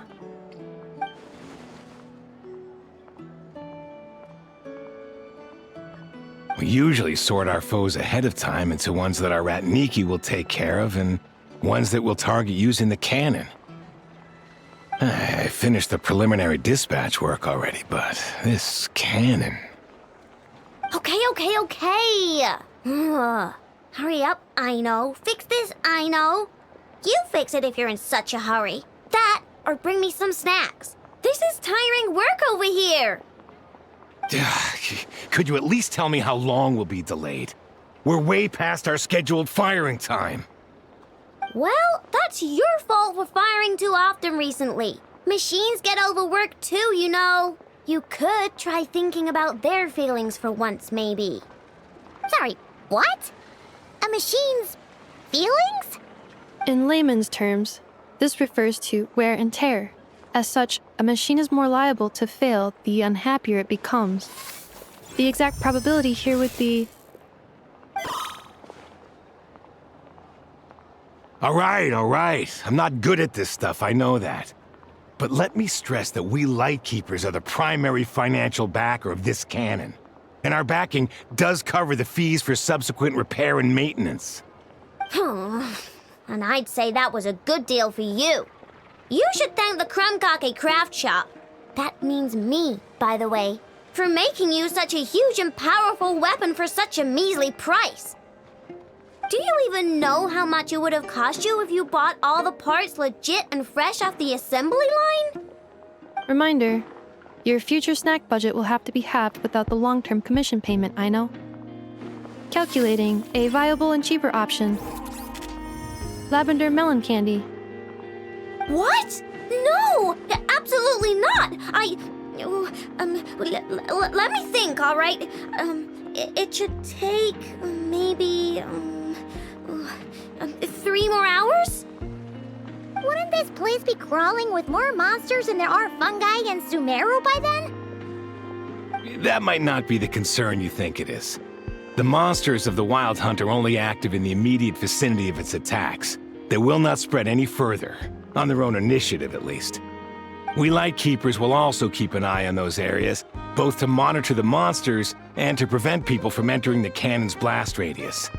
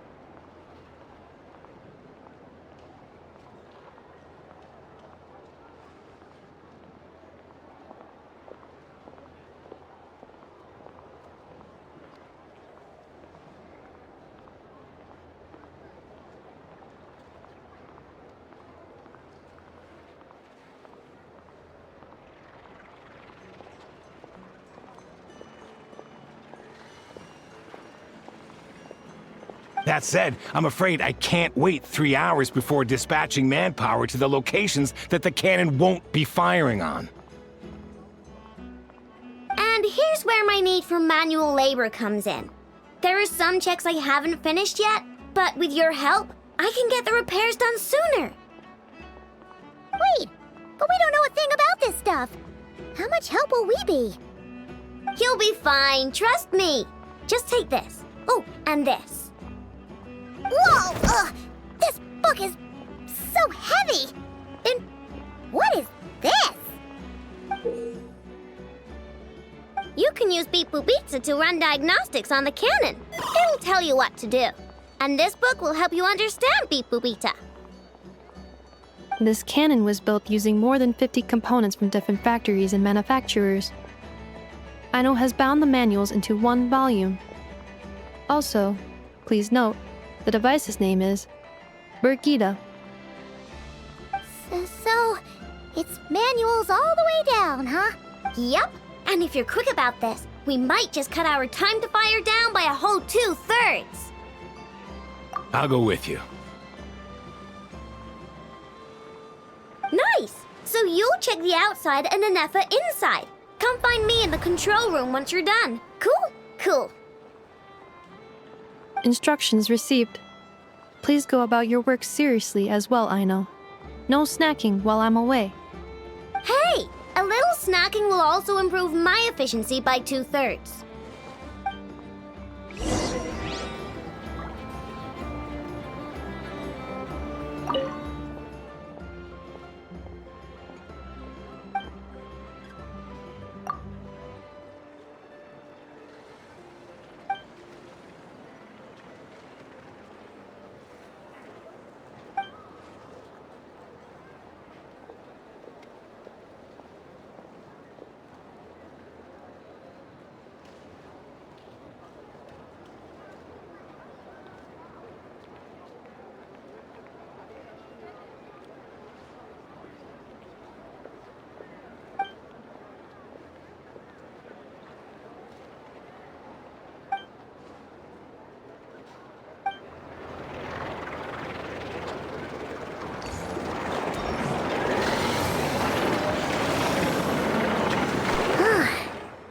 Explanations for things that don't interest her are a bit meh, aren't they?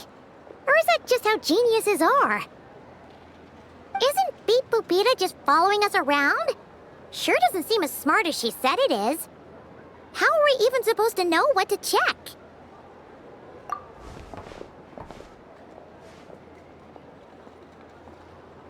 I've watched an EFA perform routine repairs before.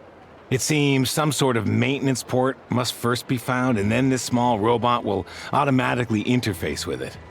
Ah, so you're in the know. Nice. What does that port look like? Now, that I'm not so sure of. Let's search around together and see what the robot reacts to.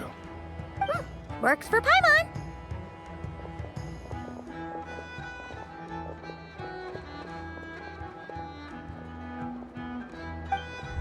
Is this it? Probably not. Or this one? Oh, ew! Stinks of machine oil.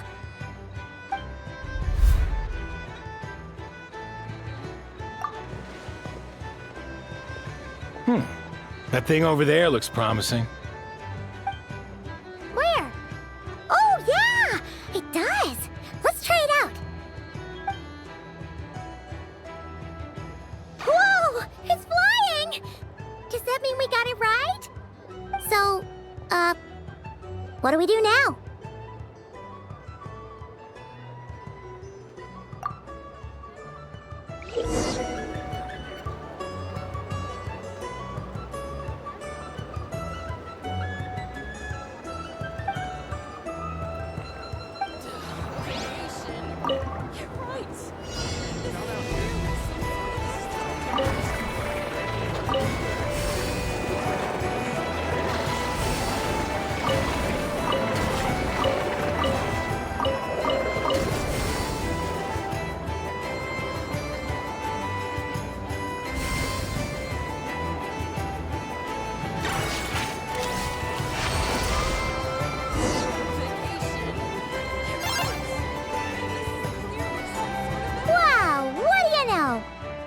Right. We got this working without understanding a thing Beep Boopita said. Still, it's impressive how you figured things out right away. Paimon's up next, along with this stupidly heavy book. Ugh. Let's see. Should be just like checking a dictionary, right? The matching result for this symbol is... check passed. All systems normal. Wait, is that it? Well, as they say, no news is good news. Yeah, guess you're right. Just feels like we did all this stuff for nothing, that's all. On to the next...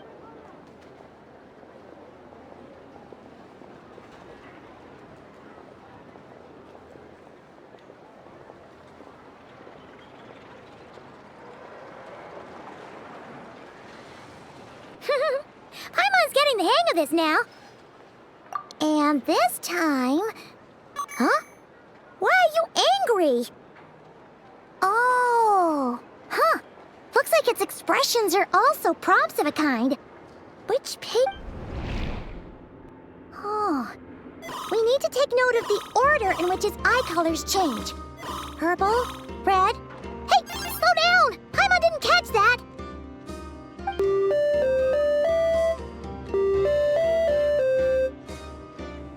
What? So now we've got musical prompts too? Weren't you only supposed to be a beep-boop machine? Alright, one final stop. This was quite a trip, huh? Agreed. I must say, you two have a talent for maintenance work. A bit shaky at points, but not bad for your first job. Good eye.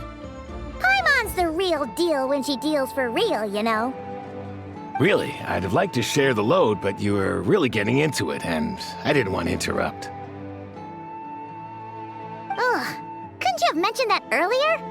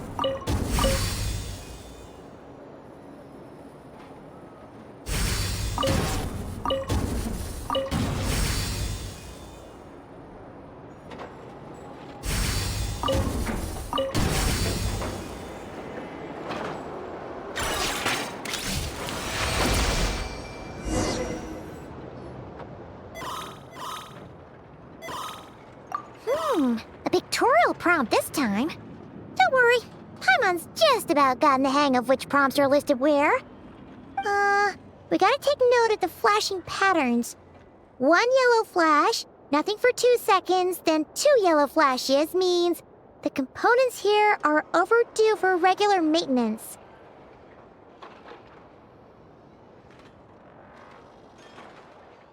Maintenance is a high priority task. The device will be rendered inoperable until it is complete. Switch Beep Boop Beta to input mode to send out a signal to unlock components. The description of input mode isn't on this page. Ugh, more page flipping. Phew, that was a real struggle. Well, Paimon needs a break now. Yeah, good work indeed. But it seems this input mode requires some additional work to operate.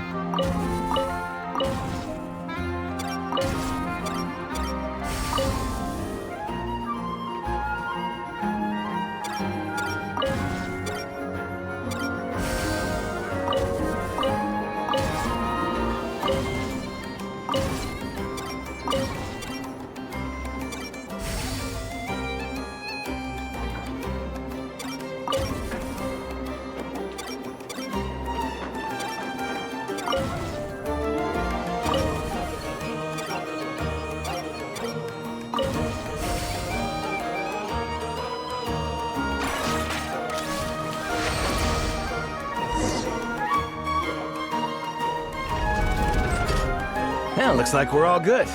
We can remove this thing now. No clue, frankly. But whatever. I got a feeling we've all given up trying to figure this cannon out. I'll go get the replacement component. We should be done once we pop it in here. What do you think? Maintenance work's easier than running errands, wouldn't you say? That's for sure. We're counting on you, Sosie.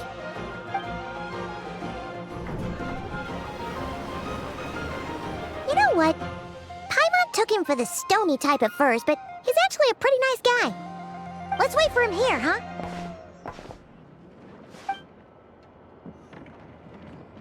Are your tasks complete? Yep. Sosie's gone to get the replacement component. We'll be done here once we put it on. Allow me to check against the recorded data. Yes. This component is approaching its replacement deadline. The cannon will generate immense recoil when fired. If this is not controlled, the firing platform will become misaligned. This part is designed to anchor the cannon and ensure accuracy when aiming. Huh. So, if the cannon isn't fixed in place, will it start spinning around like some kind of massive firework? A novel analogy, but an apt one. The large-scale damage that might follow would be undesirable by anybody's standards. This component is currently easily damaged. The materials are not up to par, and there are still some design flaws. But Aino and I are working to improve it. Estimated waiting time remaining: 7 minutes. Would you like a crumb cake? Yeah! Dessert's just the best after a hard day's work. Certainly. It will be ready shortly. Observation. Freshly baked crumb cake results in the most efficient improvements upon human happiness indices. As such, I activated an internal heater before starting repairs. Thanks for the treat. Aino's lucky to have you.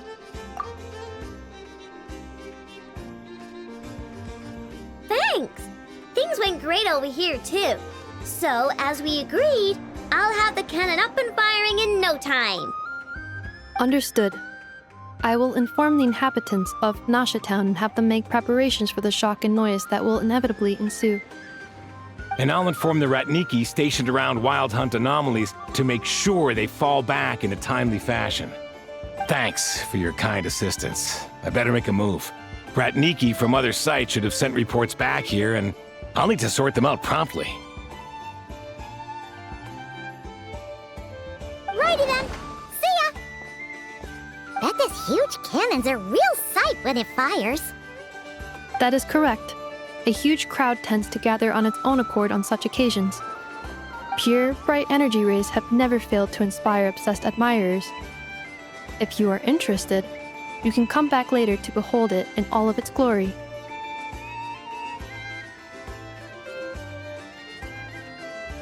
Sure. We did help fix it after all. It'd be weird if we didn't want to see it in action.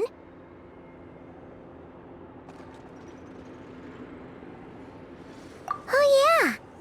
Wonder where that strange phantom went. Never mind what it's doing.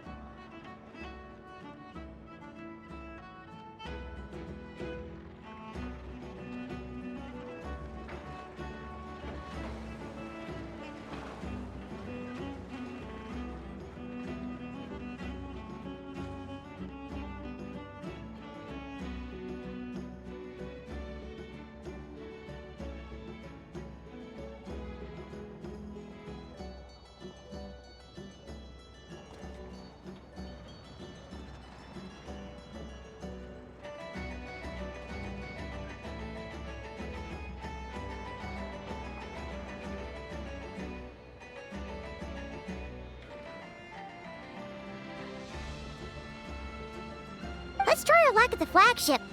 See you later, guys! Just be sure not to miss my masterpiece in action.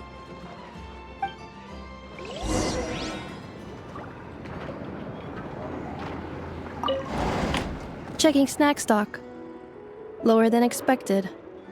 Please, explain, Aino.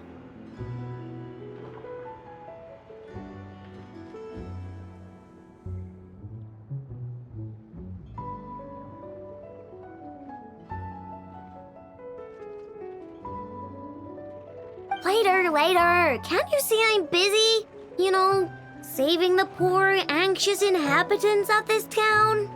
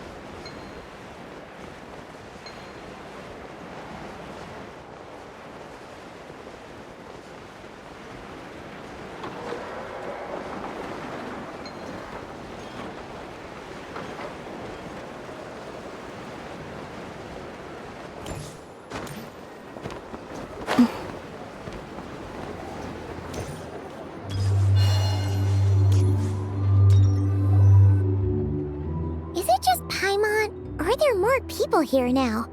Oh, just as well, since we're sniffing for intel and all.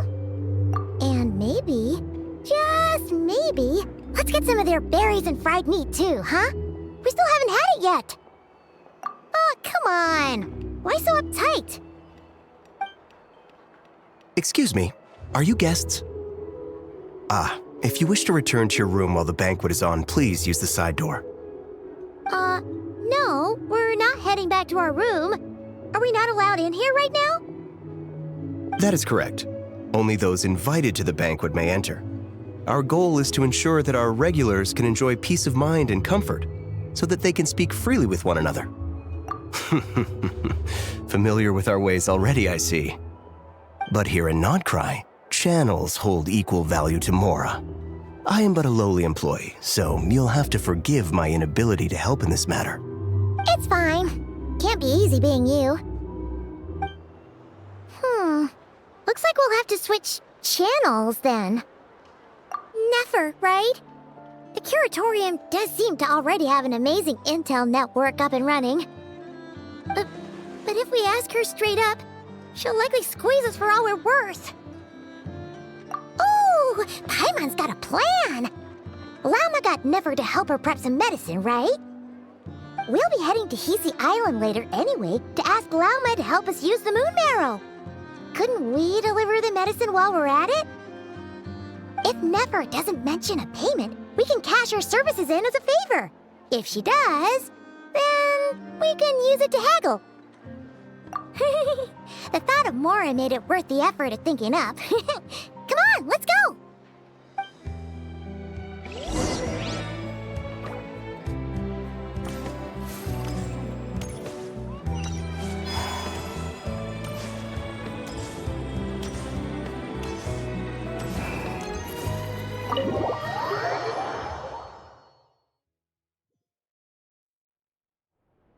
Hey, Black Cat, we're here! Oh, it's you this time. Hello, you two. What's up? Not much. Just here to say hi. Also, we'll be going to Hisi Island later, so we can deliver the medicine to Lauma for you if you need. How thoughtful of them. Bet they want something from me in return. Well, the faster the delivery, the better, naturally. And we're lacking free hands right now, so that would be a great help. Yehoda's gone to get the medicine, and she should be back any moment now. If you have nothing else to do, feel free to wait here. I'll have someone bring you some snacks. Don't mind if we do then. Thanks! Oh yes, I'm sure you've all heard about what's going on. Nasha Town's in turmoil, and right now everyone wants intel. Whether it's to strike it rich, save their lives, or escape whatever predicament they've found themselves in. Ah, so you're busy making Mora. How nice. It's not all good news, I'm afraid. We're stretched so thin that our clients have taken to competing for our services via auction. The price for taking priority slots has all but skyrocketed. In other words, we've had to suspend free intel handouts for now. She cornered us right away! Did she guess what we really wanted from the start? If there's anything that worries me right now, it's the wild hunt. It affects everything we do, yet the number of people who can ensure cargo safety in the face of such a threat is vanishingly small. That doesn't sound too hard. If you need something delivered, hit us up and consider it sent. Is that so? But... no. Forget I said anything. I mean, you're great heroes. How could I waste your precious time on trifles like these? Is there now? You should have said so sooner. Far be it for me to extort you, of all people, for intel. But seeing as you so kindly made me an offer, I suppose I'll accept. What's there left for us to say here? More like our common perspective. Most who live here only wish to defend their own interests. But we are different, are we not? We both seek to resolve the chaos that the Wild Hunt has caused. Huh. Or like make a profit off the Wild Hunt. Paimon doesn't believe a word she says. Dissatisfied, are we? The number of commissions over at the Adventurers Guild spikes during tumultuous times, too. Would you call taking those jobs for Mora a sin? Well, that's... We might squeeze some advantage out of chaos, but equally, chaos could uproot everything we've built at any time. Such is the threat of the Wild Hunt today. And what business would there be left should it end in some great slaughter, or put to flight many who call Nasha Town their home? And as I understand, the two of you are here in Nodcry to follow a trail of clues yourselves, no? Well, yeah. In that case, we should keep Nodcry the paradise people say it is. At least, until our respective goals have been accomplished. You must understand, no force exists here that would inspire unconditional unity amongst all parties. After that incident with Lauma, I'm inclined to believe you. Your selflessness is admirable, to be sure, and rare around these parts. Though it's rare for a reason, kid. Just a shame that our mysterious phantom has hidden itself well. Between that and its ability to shift shapes, it will no doubt be a most slippery customer. Really, I'd be all too glad to pass on any additional intel I gain. We make a good team, after all, don't you think? You front and center, me behind the curtain. That does make sense. Sorry, Nefer. Paimon took you for someone who only cares about profit. A well-placed only, indeed, Paimon. Nothing is wholly divorced from profit of some kind. Wait, so you were ready to work with us from the start? Why, of course. In fact, I was wondering when I might bring this up the moment you entered. But... Hey, boss, I'm back! Huh? Oh, you guys are here too? Indeed they are. In fact, they've volunteered to deliver the medicine to Lauma on our behalf. And totally free of charge. Such kind souls, aren't they? Really? Great! Oh, in that case, guess I'll be clocking out now. Got a few more places for you to visit right here, dear. Huh? Haven't I already worked a few days' worth of overtime already? Well, guess the extra more is pretty nice. Well, we better get this medicine delivered pronto. Huh? Surely not. The special medication from before wasn't salt, was it? Wait, that can't be. Let me see. This isn't right. How could it be salt? It was raining back there, so could it have happened while I was resting at the store? Sorry, boss. I'll get it back right now. Trust me, I'm super fast. Hey!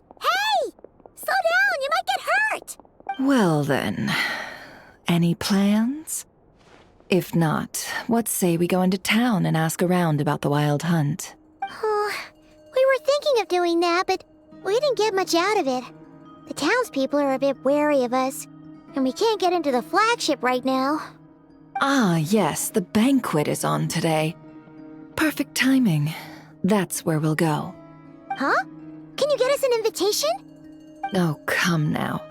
What are we, sticklers for the rules?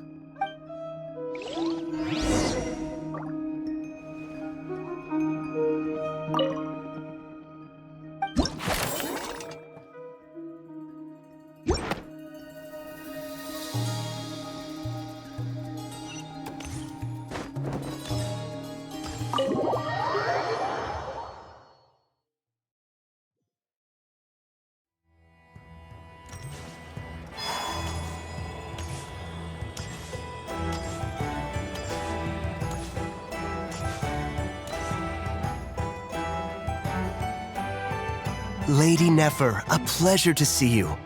Oh, and our guests from earlier, I see.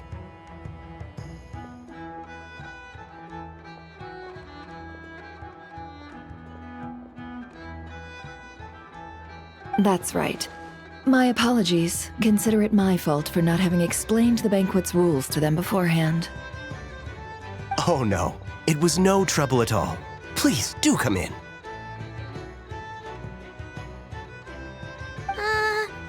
Yeah, sure. Thanks.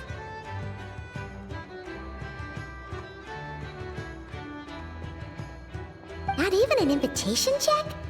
Oh. Paimon didn't realize Nefer was such a big shot. Yes, channels really do take you places.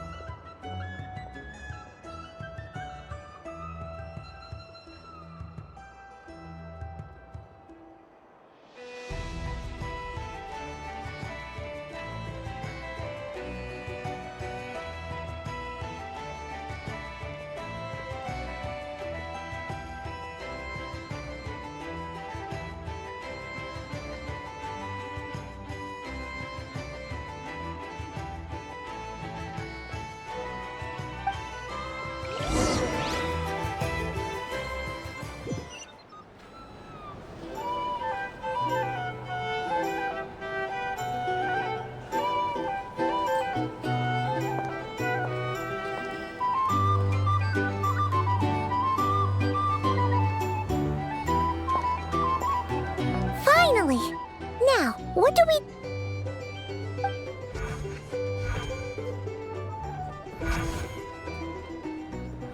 Pardon me?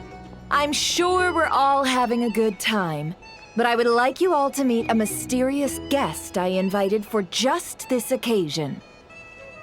I give you tonight's special guest, a renowned mixologist from Mondstadt. Are you serious?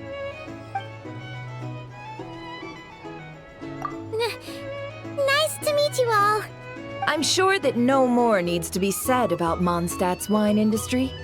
After all, we are all connoisseurs of fine drink here. The special drinks menu is being set before you as we speak. Now then, for a time, let us set aside our worries and enjoy these exotic spirits from afar. Ah, I see. A new face for the bar. And here I was thinking, that ain't a familiar face. No wonder. Well, it's a rare occasion to be sure. Want to order a glass or two? Sounds intriguing. I spoke to the owner. The bar is all yours. The recipes are available for your perusal here. Not to worry. I've taken the liberty of removing the more challenging options. How'd you set this all up so quickly? Well, as long as you know what both sides need, negotiations are essentially just a process of confirming the deal. No one would turn a beneficial offer down now, would they? The flagship already had plans to invite a professional mixologist from Mondstadt anyway. So consider this a trial run, with the list of drinks brought out in advance. Demyon will assist you. Serving guests with drinks will be the perfect opportunity for you. Of course, every guest will have their quirks, so you'll have to be careful not to arouse their suspicions. Got it! We'll give it a try! In the meantime, I'll go mingle with some of the guests who pique my interest. There'll be a little event during the banquet's second half, by the way. See you then.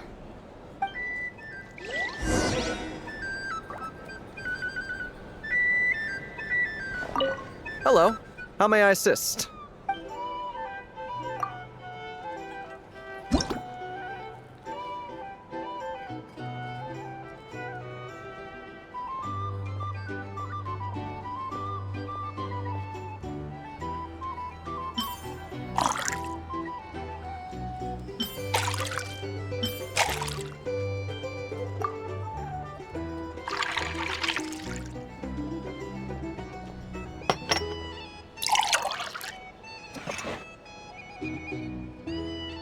Good work. Now then, get the drink to the guest. Wouldn't want to keep them waiting.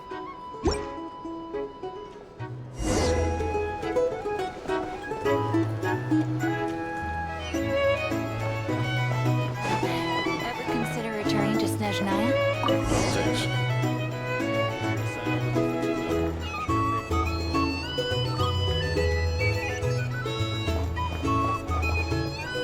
Tell you what, I envy people like you. I'm like a man in a leaking boat, soon to be food for the fish. I wouldn't come to this dump if there were any better place to be. Come now, surely it isn't that bad. We've still got the light keepers. You trust them? I wouldn't. Wouldn't trust anyone, really. You're stuck with a wild hunt here. The Snezhnayans can't be bothered, the Lightkeepers can't spare the people, and everyone else, they're a mess. I'd sooner put an ounce of faith into that cannon. Forget it. Let's just drink. Let's see if this new mixologist is worth the billing.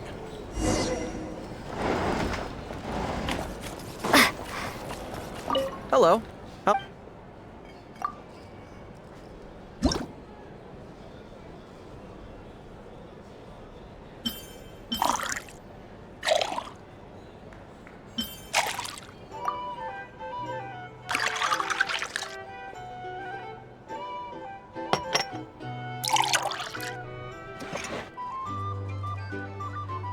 Good. I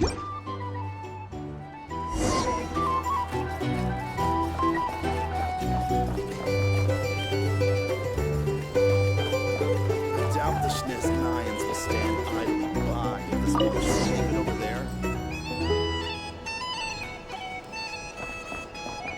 Bet you some people are just waiting for this place to fall further into chaos. You've got a plan for that, then? Hard to say. But what I can say is that the situation in Nashitown will get out of hand if that cannon These are isn't brownies. soon. If you want to That negotiate cannon prices, have a little the most solid proof that ordinary folks like us can stand up against the wild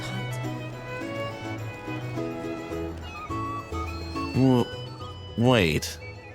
What are you angling for exactly?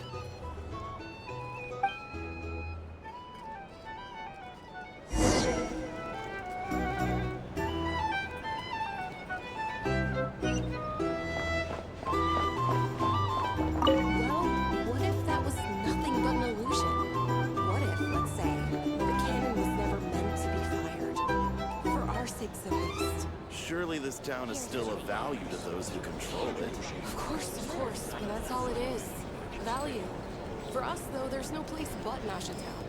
And we're putting its life and ours in their hands. I get what you mean. Let's just see how this plays out first. Ooh, seems like they're all talking about the cannon already. Guess that's why Sosie was so anxious. Hello. How may I assist?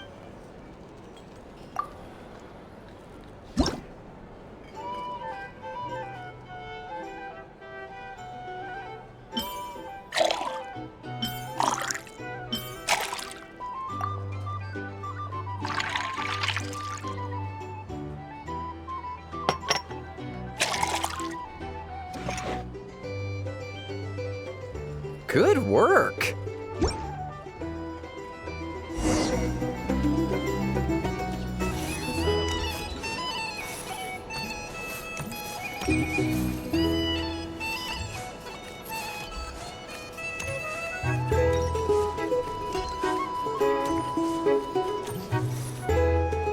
Oh, so this order was yours, huh?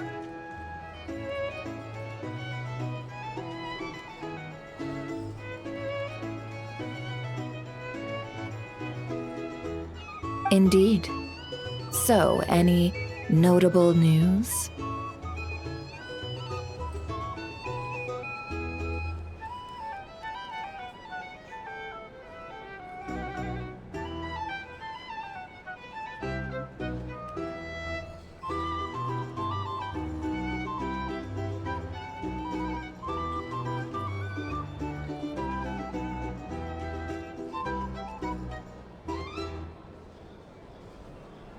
Ah, you two must be Nefer's friends. A pleasure to meet you.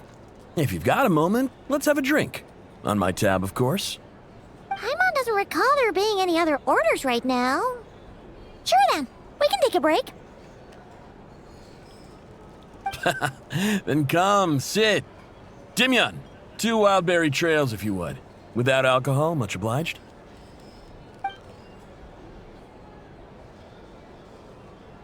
Hints is the name.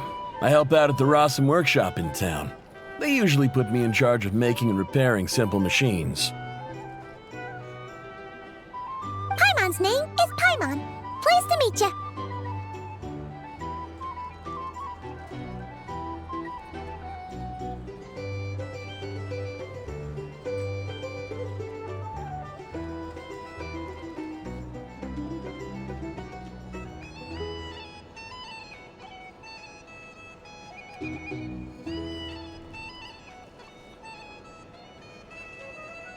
Anyway, help me keep an eye out, all right?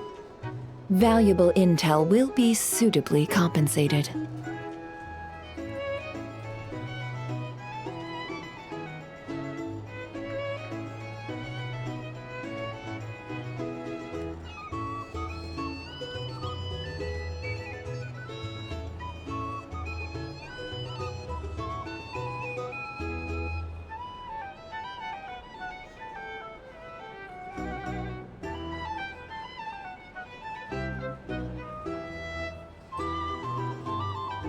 Oh, come on. Is that how it is between us? I mean, I wouldn't even have this job if it hadn't been for your help back then. So, you've known each other a long time? That's right. I came to Nodcry with nothing at all. Would have starved on the streets if I hadn't met Nefer. She lent me money to study a craft, and even introduced me to Aino and the Voynich Guild, which is how I slowly carved out a living for myself. That's a huge favor. Huh. So Nefer can be a nice person sometimes, huh? Well, I'd also say she needed a willing and able machinist at her disposal. Come now, Aino's talents are better spent on issues bigger than basic machine repair and component manufacture. I did think myself a dab hand at such work at first, but compared to her, I might as well be a trainee who couldn't weld a wire to save his life. Got the scoldings to show for it, too. It took me a long while, but I finally got to the point where I could make my own machines, and even maintain some of Aino's relatively complex ones, like Kuvaki detectors or mechanical arms. He's the one responsible for maintaining Yehoda's robotic arm. Oh, speaking of that, didn't Sosi have a mechanical arm too? That's right, one of Aino's masterful designs. I could never design one of those in my life, but if you gave me its blueprint, I could hammer one out. Nowadays, I've got regular customers, which makes for a decent keep. Even got a kid, if you can believe it. I wouldn't have, had you told me my future when I first arrived here. On the flip side, being a family man means I can't just flee this place whenever I feel like it, so I'm afraid I'm counting on you to help solve this wild hunt crisis. All the more reason to be proactive and do your part. Wringing our hands in despair does us no good in times of crisis. Oh, wait. Just another question that's been bothering me.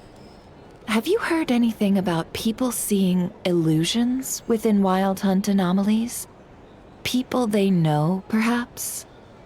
I have heard of humanoid shapes being sighted, but familiar faces? No. Most would think they'd lost their wits from fright if they started hallucinating. After all, no ordinary person could survive an assault from those monsters. Does this have anything to do with our current Wild Hunt crisis? Perhaps. Perhaps not. All right, I get it. I'll keep my ear to the ground for you, and naturally, my lips will stay tightly sealed. Then we'll take our leave. Enjoy your drinks. He's a social man. You can often find him here chatting with friends, and he's had contact with all manner of clients. Since he's never heard of the Wild Hunt exhibiting the power to imitate familiar faces, might it be safe to assume that our Phantom wants to keep that a secret? Huh. That does sound worth noting. How about we go talk to a few more people? A good idea, and one our upcoming activity will facilitate. Let me show you how it's done. Come, back to the bar.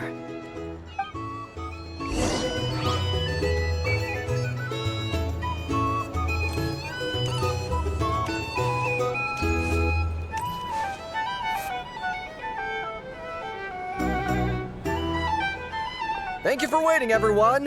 The roulette showdown is ready to begin. Finally! Come on, let's go try our hand. Joining us, new girl? We'll pass. No, you won't.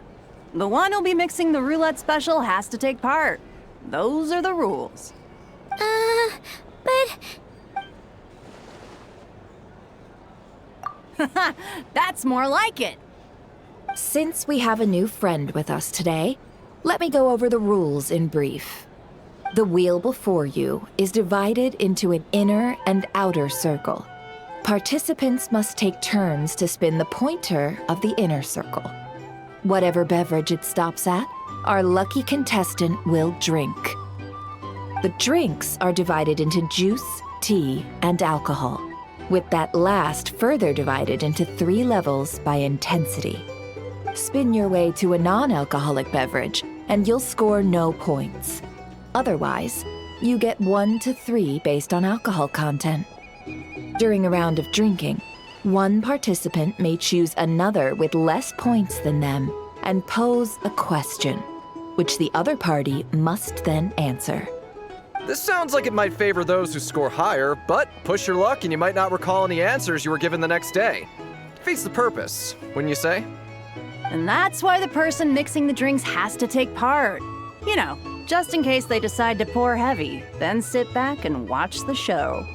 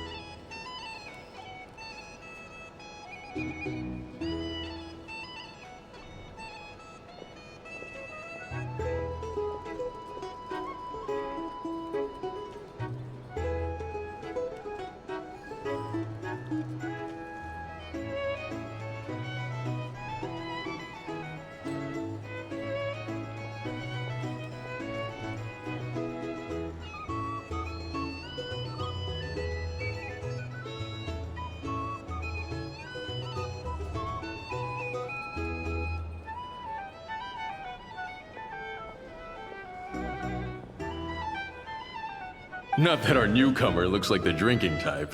Either way, looks like we're in for a show. Anything you drink will be replenished. And additionally, I have decided to sponsor a grand prize for this grand occasion. A single serving of Dark Horse. What? Do my ears deceive me? A chance to drink Dark Horse and not cry? Dark Horse. Guess we'll have to take part now, huh? Indeed. The Dark Horse could be yours to enjoy, so long as your luck holds, and so long as you can remember its taste the day after. And if our lucky winner can drain the whole serving in one go, they will gain the right to ask everyone a question, regardless of their score. High risk, high reward. That's gotta be some strong alcohol.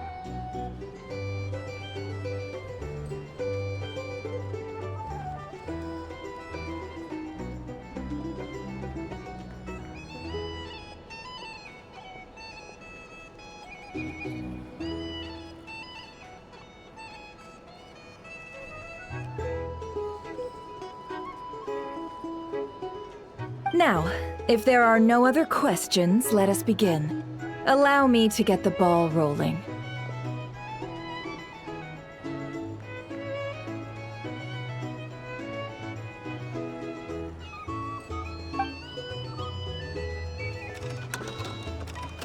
Intensity 3. Looks like I'll have to put my back into it today.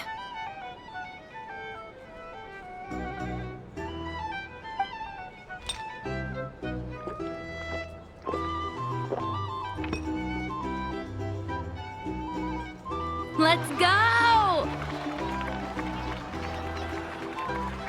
Wow, this is kinda intense. Oh, my turn. All right, man, fess up. You've been making a killing lately. Where's it all been coming from?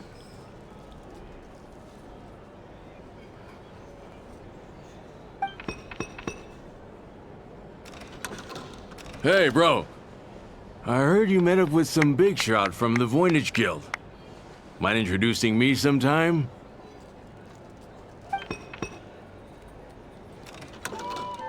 Ugh. A normal drink, huh? Must be my lucky day. We've reached the final round of the Roulette Showdown. Let's see who gets the last laugh. I gotta say, you monsters really know your alcohol. This recipe is super good. Teach me, would ya?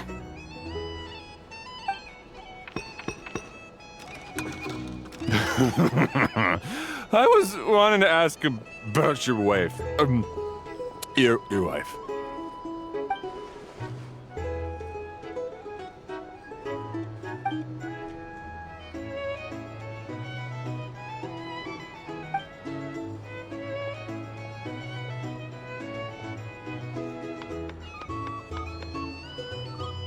You're up.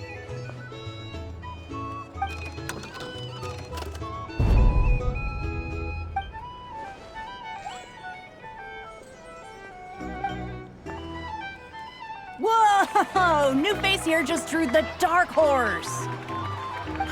Bottoms up! Bottoms up! Hey, will you be alright? You wanna just give this one to Paimon?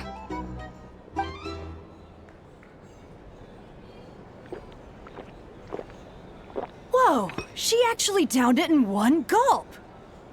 Nice job! No wonder you Mondstadters have such a reputation. Me? Well, what do you think? Monsters, of course. Absolutely. If there was something else, I didn't stop to see it. Just took off as fast as I could. Oh, and guess who showed up just as I'd gotten out of there? Those good-for-nothing rat Niki, that's who. If my luck had been just a little worse, they'd have found nothing but my corpse. Or whatever was left of it anyway. Either way, there's nothing in there you'd want to see.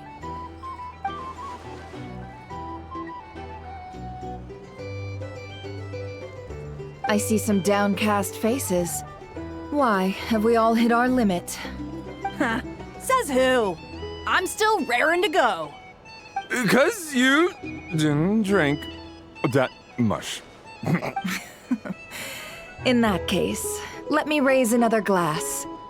To a blast of a showdown and a wonderful evening.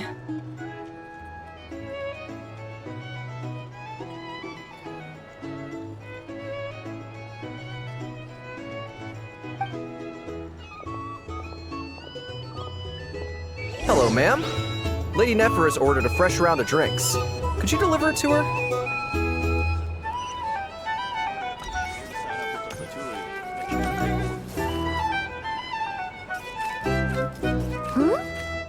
Playing cards?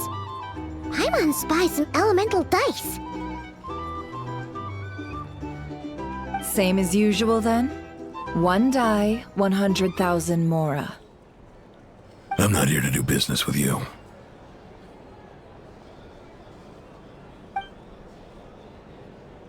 Come now, I've already ordered us drinks.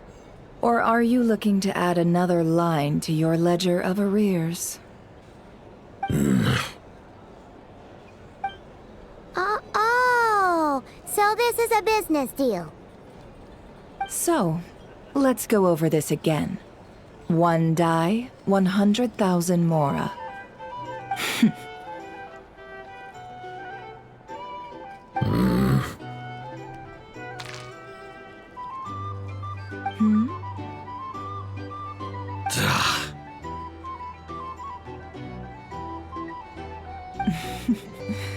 Then we have a deal. Come, you two. Take a seat as well.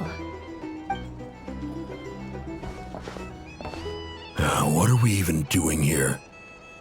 I can give you 3 things. The features of the Wild Hunt, the exact locations where it has appeared, and the intel we've received from the Lightkeepers. The Wild Hunt is in fact a phenomenon linked to abyssal power. Fog and monsters follow in its wake, posing a lethal danger to ordinary people. On the flip side, these monsters cannot leave the fog, so the disaster cannot spread quickly. We already know all that. Fair enough. Then I won't beat around the bush. Here's a map of current Wild Hunt anomalies that I snagged from the Lightkeepers, including the locations they'll soon be bombarding.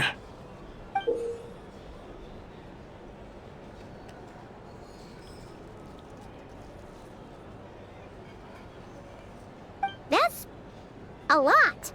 We've never seen anything like this either. That's why everyone's so worked up. That's not enough. 4 dice. Cool it, all right? I'm not done. Now, the Lightkeepers don't want you to know this, but weirdly enough, more Wild Hunt sites have disappeared than their involvement would indicate. Isn't that normal? They're not the only ones fighting the Wild Hunt after all. Adventurers do that too, and maybe some just go poof by themselves. I'd agree. And really, we've always had a small, stable discrepancy between reported anti-Wild Hunt ops and anomalies cleared. That variance has become a gulf lately. What could that even mean? I've got 2 theories. 1, that some new force is clearing the Wild Hunt out in secret. Or 2, that some Ratniki are not reporting the work.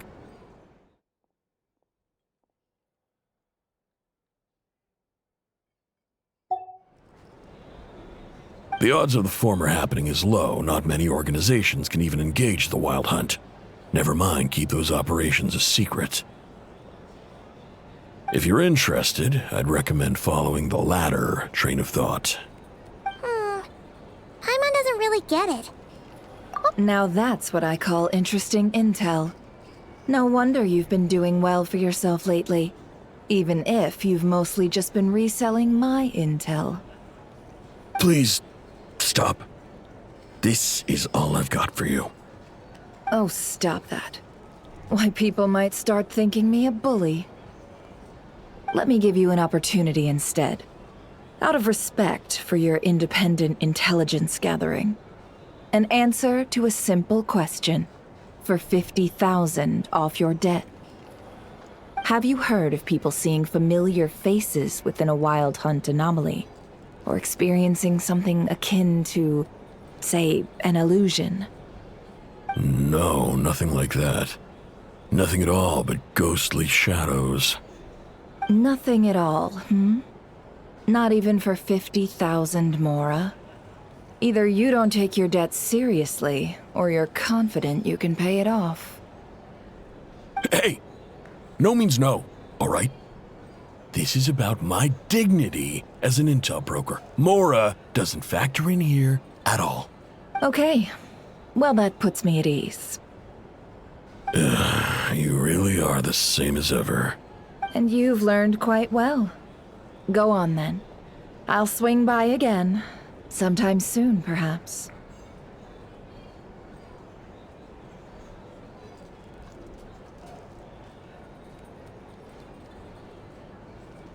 Ugh. So, you're his creditor? Indeed I am. He's resold my intel quite a few times now, pocketing the difference afterwards. Rather dishonest dealing, if I may say so. As luck would have it, he would only purchase information from me when he was just about done negotiating with his buyer. So I arranged a little something just for him. A painful lesson, you might call it.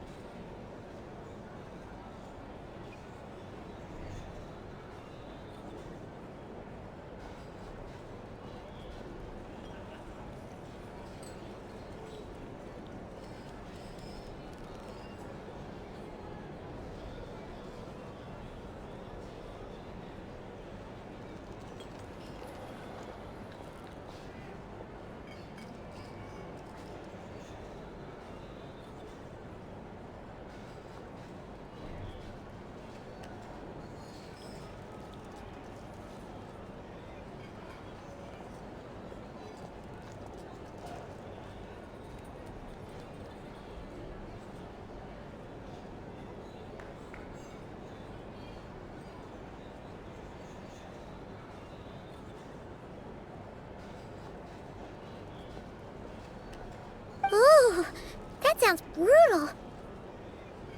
Oh, I was downright beneficent in charging for that betrayal. It was more about the message, really. In any case, I believe that's all we'll get here. Let's go through what we've learned outside.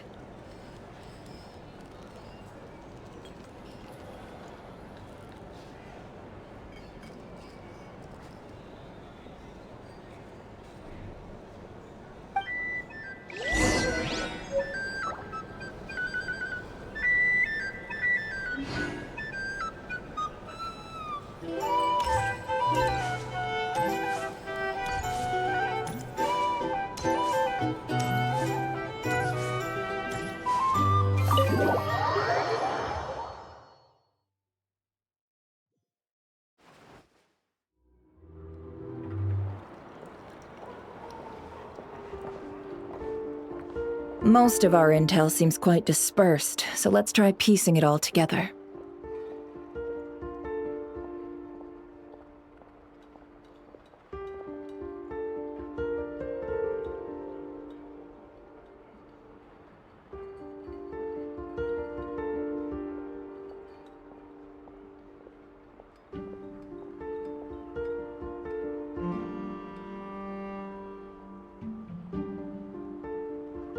Well, first, no one else has seen that weird phantom, apart from our encounter on Star Sand Shoal.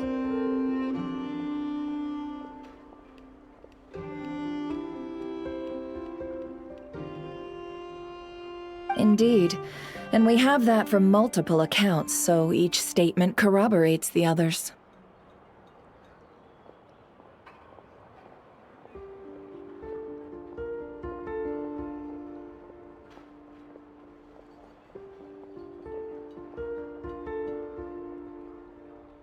What in Teyvat could that phantom be planning?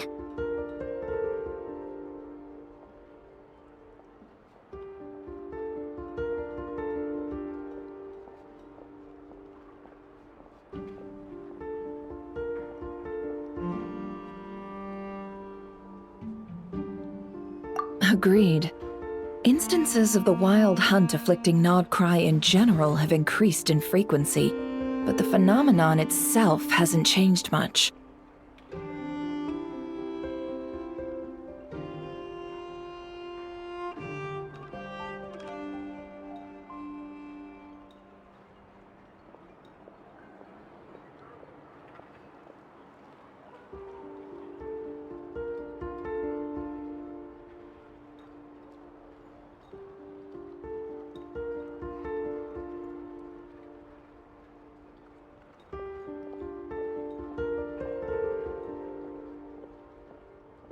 What you encountered must have been something special, with our mastermind concealing themselves within, in order to target the moon marrow. In which case, two questions arise. Who is this mastermind, and why would they want the moon marrow?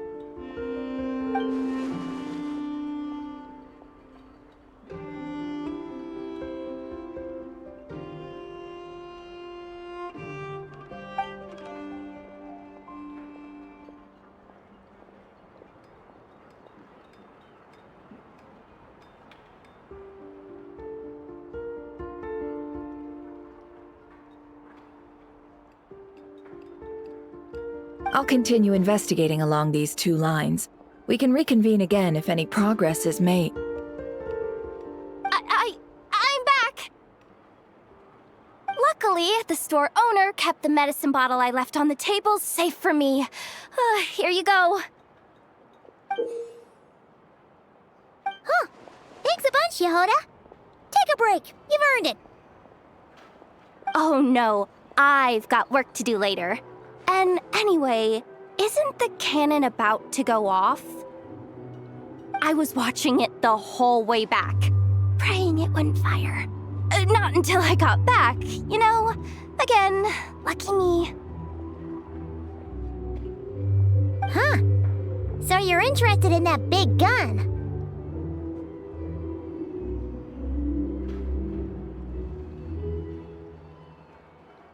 Of course. I mean, just think about it. Something that size is bound to be comprised of thousands, even tens of thousands of parts, fused in such a way that it can operate smoothly and fire off a supergiant, super strong beam.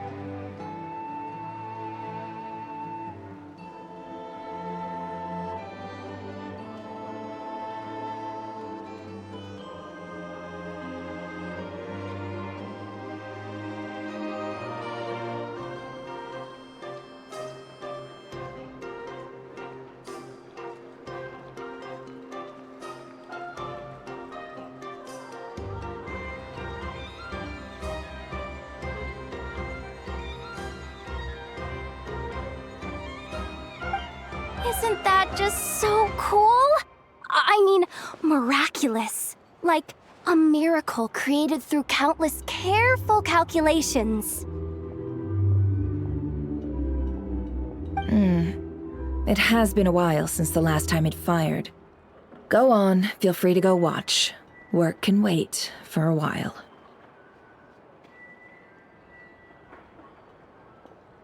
Thanks, boss. Anyway, y'all wanna come? It'll be worth the while and worth your wait. Might as well. Fruits of our labor and everything, you know? Woohoo! Let's go! Kaboom! Wow! What a crowd! People seem pretty excited, too. Just goes to show how big a deal this cannon is, huh? Oh, for sure. One shot, one kill, problem solved. Simple and practical. Just the way we like it. And even if that wasn't how it worked, just listen to how it roars. If that isn't power, I don't know what is. If only I had that kind of strength. Hey, don't think like that. Your skills and smarts have been a big help to us, too. Really? They think that? Oh, I'll do my best the next time we work together. For sure.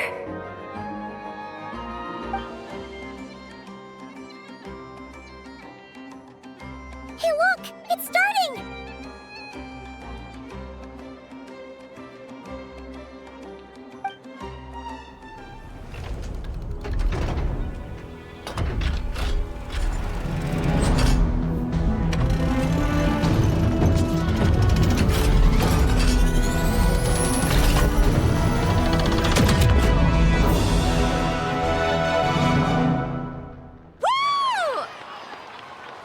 Nice one! Finally, all fixed up. Nothing to fear now. Awesome! Felt that one in my bones. Whew! That sure was powerful. And pretty dazzling, too. Guess that's why everyone's been counting on this thing. Sure. I feel so alive right now. Overtime. Ha! It's gonna be a piece of cake. You know, Paimon's been wondering, if you're so interested in machines, why don't you go work for Aino?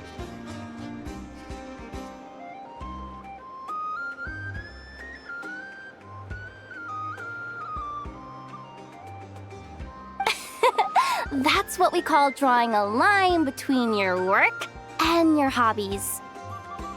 I've got some mechanical talents, sure, but this job I have now, no one can do it but me. Not even Aino or her silly robots. Anyway, gotta go. See you later. Says the person who got salt and medicine mixed up. Looks like the crowd's breaking up as well. Let's head over to Hisi Island. Best not keep Llama waiting.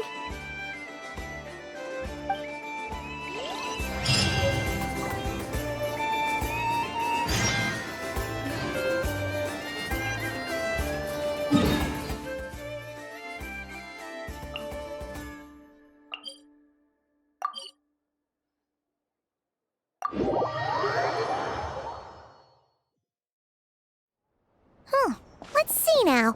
What's changed since we were gone? Yeah, if anything, looks like things are settling down. That's Llama for you. Hey there, Llama! We're back!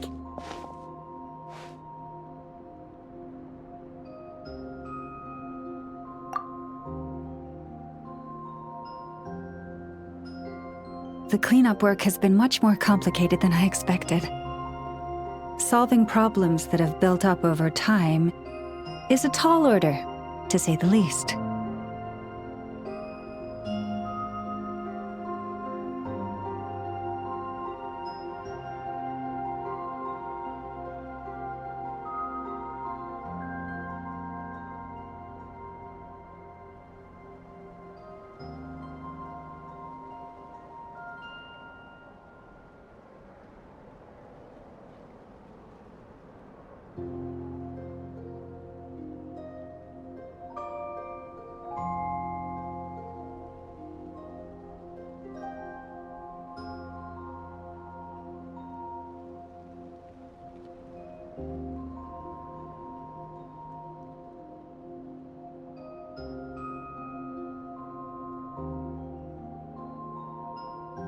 I believe it will take a few weeks more.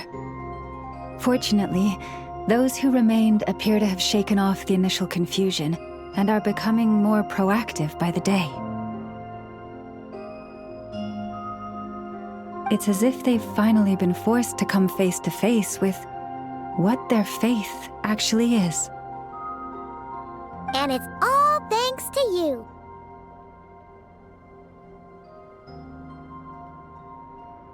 No, I should have done this a lot sooner. I've been focused on taking care of myself these past few days, so I'm in a good place. And since you're looking after the Moon Marrow for us, I should be able to help you investigate the truth of the past. Speaking of which, have you heard anything new about that phantom? I've tried asking around, but to no avail. What about you? We haven't made much progress either. But here's what we've got.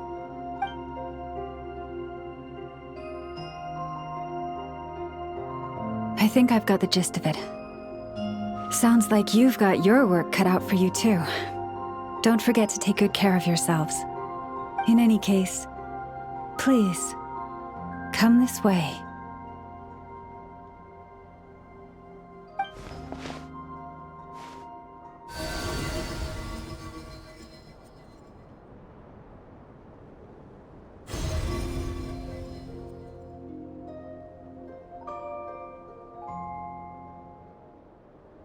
What do you see?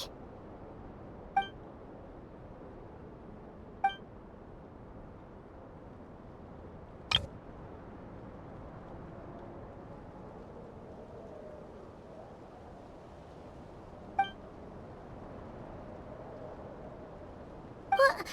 Is it over already? This appears to have occurred a long, long time ago. The memories I sensed are highly turbulent and disordered, so that is all my power allows me to discern.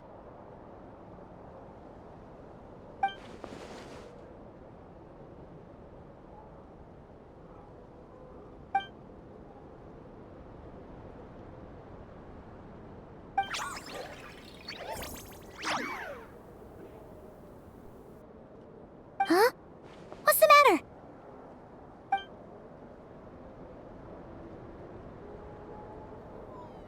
The flowers changed color.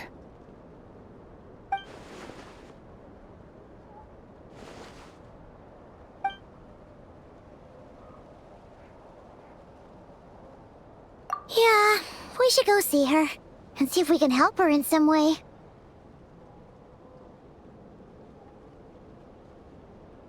I'll leave that in your hands then.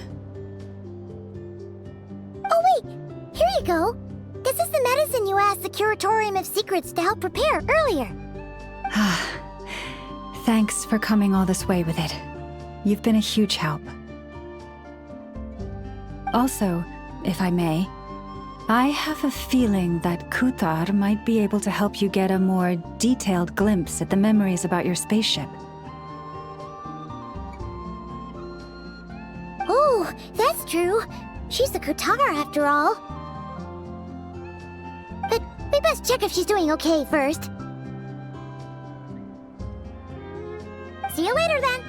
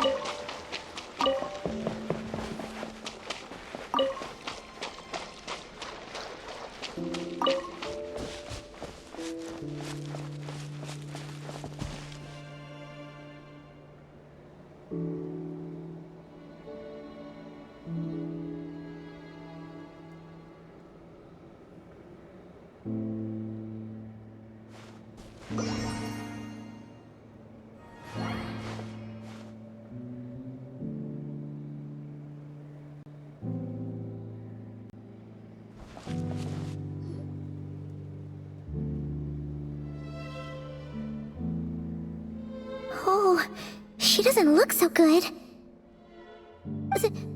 Sorry for disturbing you, but are you okay?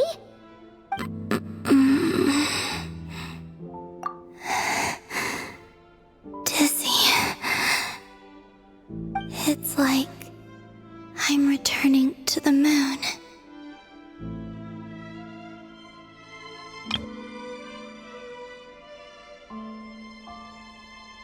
Wait, it's not that bad, is it?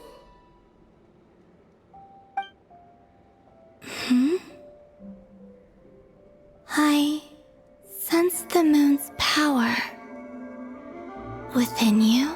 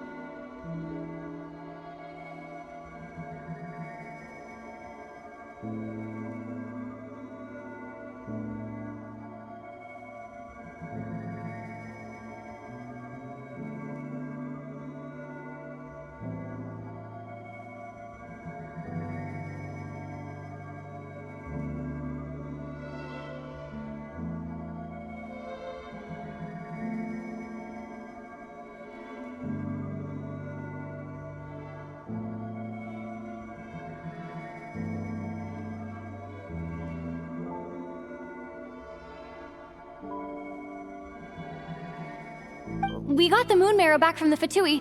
Can it help you in any way?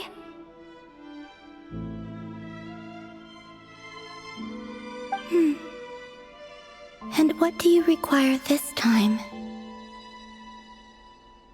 Come on, don't even think about that. Right now, you gotta focus on getting better.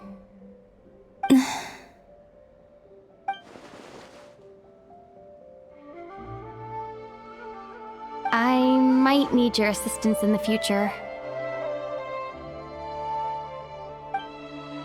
Oh, very well. Give me your hand.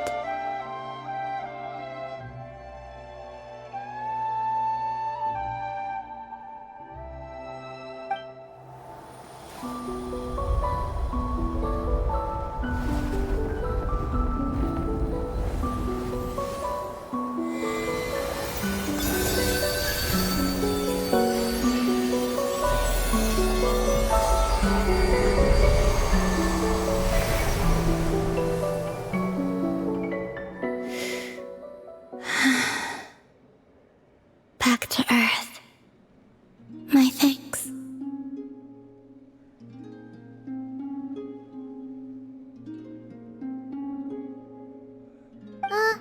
Your feet never left the ground. But anyway, feeling any better?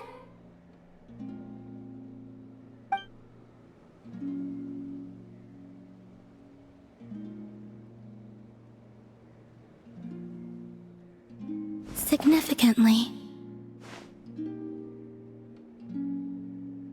the moon within your body, it is as silent as a reflection in the water.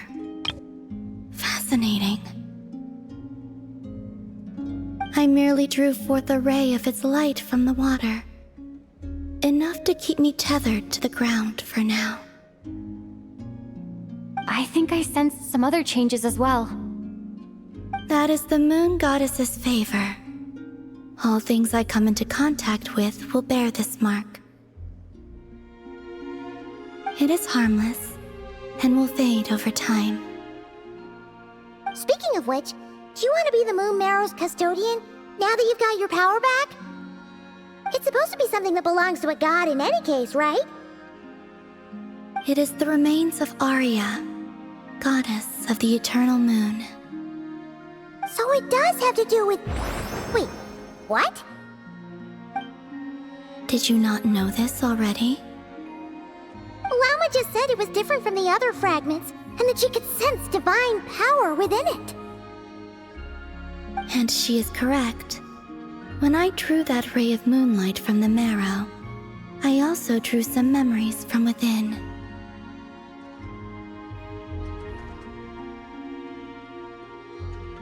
That is how I know that it belongs to the goddess of the eternal moon. But Llama also saw the past by using the moon marrow. Why didn't she see that?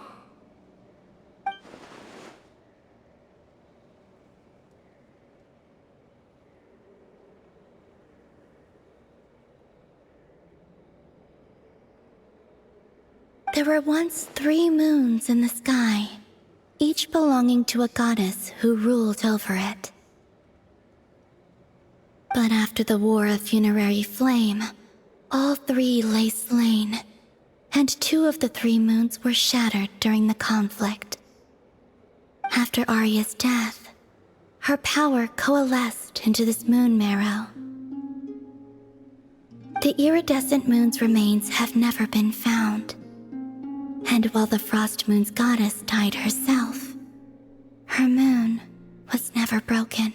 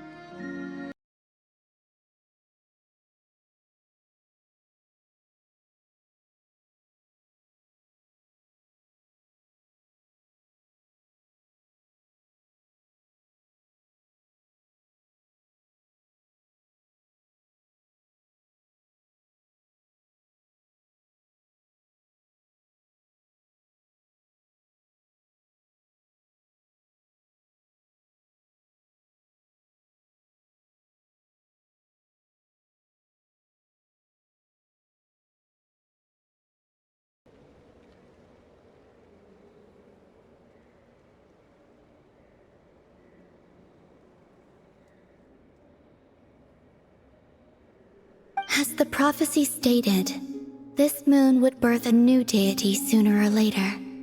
The entity the Frost Moon Scions call the Kujar.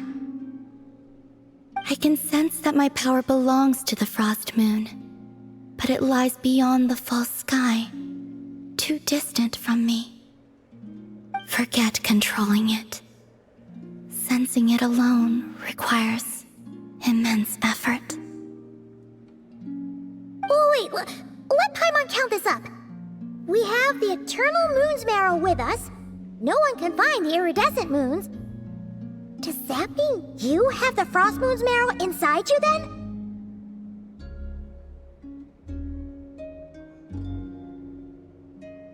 No. It can only form after the moon goddess is dead. Consider it a form of energy core.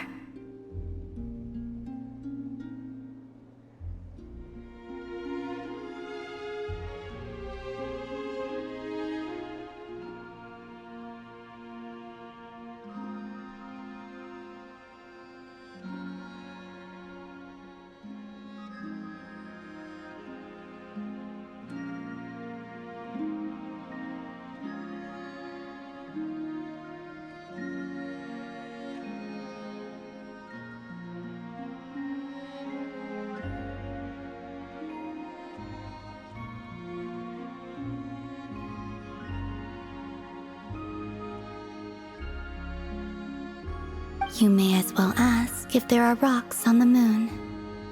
Oh, so you're saying that you represent the Frost Moon's power, right?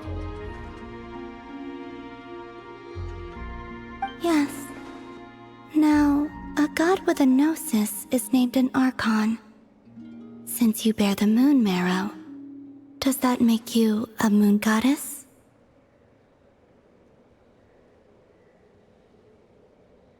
You do not wish to become one? That's not really the problem here. Also, why are you so eager to pass that title on to someone else? Anyway, never mind this becoming a moon goddess stuff for now. We're asking if we should return this moon marrow to you. I do not desire it. Huh? Nor does it desire to come to me. And what does that mean? When I came into contact with its power, I sensed a kind of rejection. I can only guess that this is because I, too, am a moon goddess. Two moons will not rise at the same time, let alone consume one another. Guess it's stuck with me for now then. You sure that's gonna be okay? Glauma did say that you've hidden its power well, but the damselette sensed it just fine. And it's the wild hunt we're dealing with here, not some run-of-the-mill enemy. If it detects the marrow... The wild hunt? You speak of that phenomenon as if you were describing a person. Well, it sure looks like there's a person behind it all. Someone with a super clear goal, too. They've been after the moon marrow non-stop. That seems to ring a bell. Huh? Is it really? My colleagues used to mention someone, back when I was still with the Fatui. He hailed from Conria, gaining abyssal power during the Cataclysm, and he had a consuming fixation on the moons. Conria? Well, we don't know if the phantom we saw has anything to do with that, but the details kind of match. What was his name? I only know what others called him. The Rehir of Solnari. Huh. There was that title too. Yes. Wait a second. Dane mentioned him, didn't he? Does that mean that our enemy is Rehir, one of the five? Huh? If that was the case, surely he'd be stronger than this, though. I have heard that he disappeared not long after the Cataclysm. But when I asked my colleagues where he went, they replied, "Do you really not know?" Why would they say that? The tale of his final fate has it that he fell into the moon's reflection, from which there can be no return. Wait, hold up, pause. There's just too much information. I felt the same. They seemed to think that I should be the one who would know everything about the moons. But as I said, my prologue lies beyond the false skies. I do not even remember my name. Oh. Either way, following his departure, the Wild Hunt situation worsened drastically, and it has since become a byword for abyssal disaster. The present phenomenon may have inherited the same title, but it far surpasses its past incarnation in both scale and lethality. Oh, to think that we're up against one of the infamous 5 sinners! That's way too much for us to handle. That incident on Star Sand Shoal must have been luck then. Or maybe he wasn't giving it his all. And even then, he still defeated Marionette. Oh? What did you just say? Would you mind repeating that? That's your ex-colleague? So, we were on Star Sand Shoal together, and she was beaten by the Wild Hunt too. Did you just laugh? No. She totally did. Are you two on bad terms or something? No. I simply imagined the put-out expression she must have worn in that moment, and found it interesting. She seemed quite shaken. Oh, she'll adjust soon enough. She's very good at that. Okay, anyway, we've gotten off topic. Now that we know how dangerous the guy targeting the moon marrow is, you sure you want to carry it around with you, Traveler? If Fatui intelligence is to be believed, Rerir would prevail even if all of Nod Cry were to stand against him. Perhaps something restricts him, if only. Before I decide, there's a favor I'd like to ask you, Columbina. What do you need? Do you think you'd be able to show me what happened when my brother and I arrived in Nodcry? Sure. That was quick. As I said, this to me is but a single ray of moonlight. Nothing to it. Give me your hand, and ready yourself.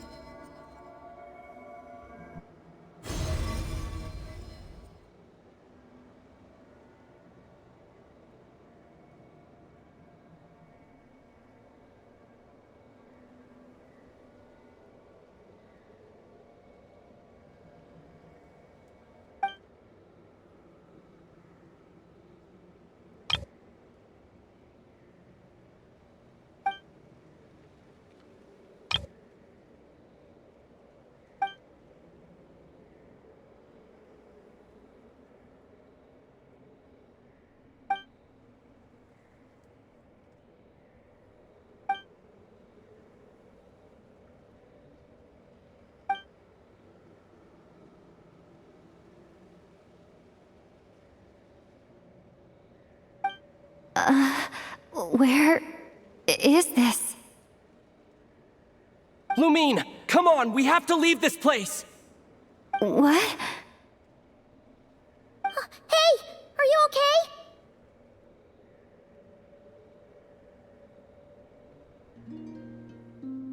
Our spaceship.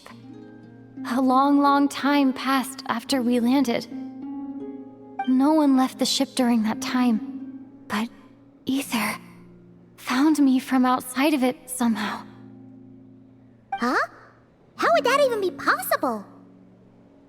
I don't know. The secrets within memories are like cookie crumbs. Take a bite, and they go everywhere.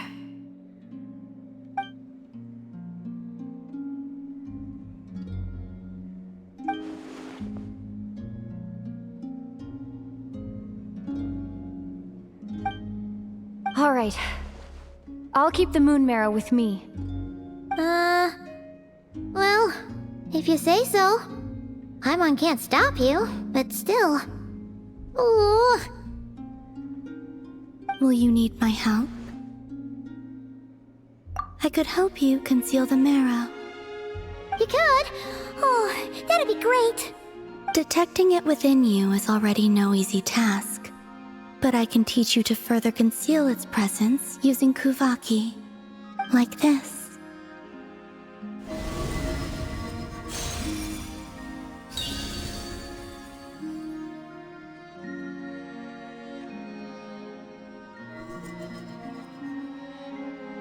Ooh, looks like a shield.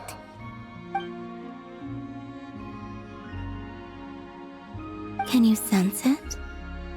Now, try to maintain it.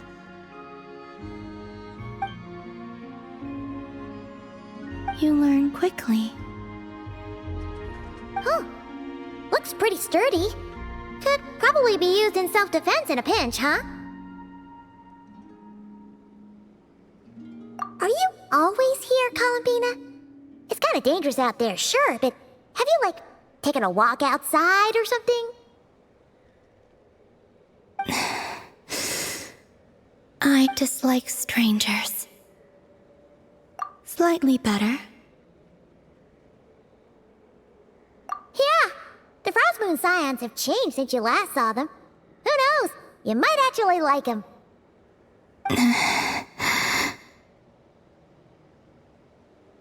I will consider it. She seems kinda tired. Either way, thanks for agreeing to help us. It wasn't much.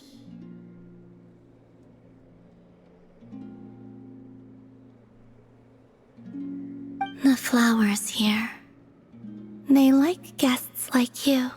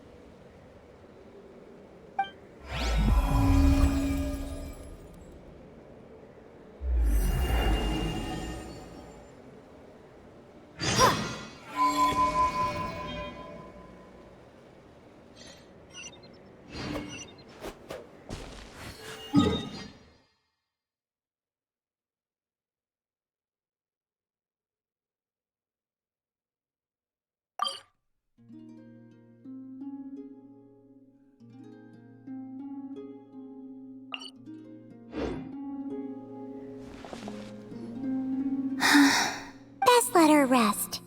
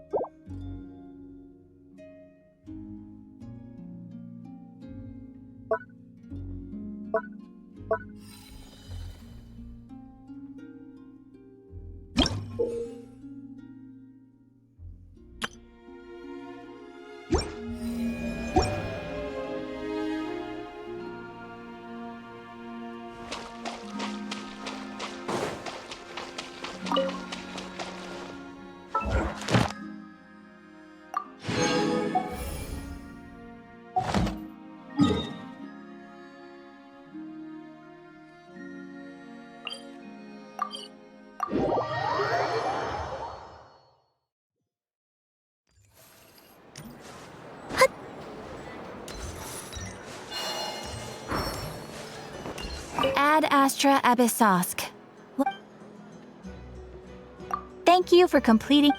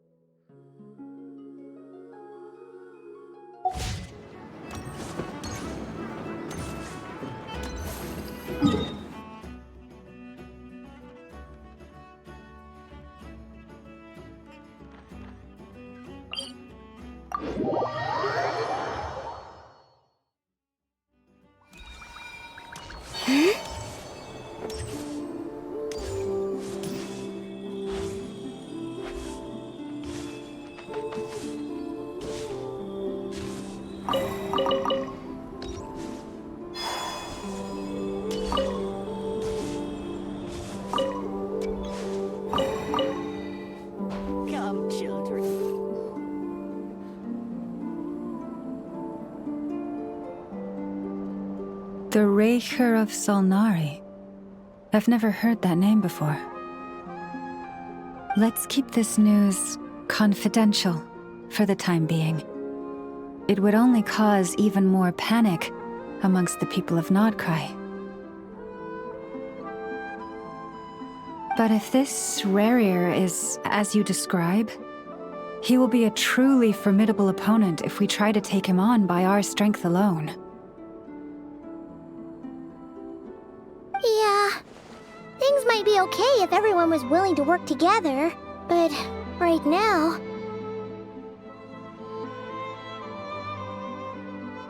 Exactly! Whatever the case, let's start by telling those we can get to join up about the crisis. As it happens, we have our own reasons to protect Nodcry, but even if we didn't, we'd never leave people in the lurch. That ain't our style.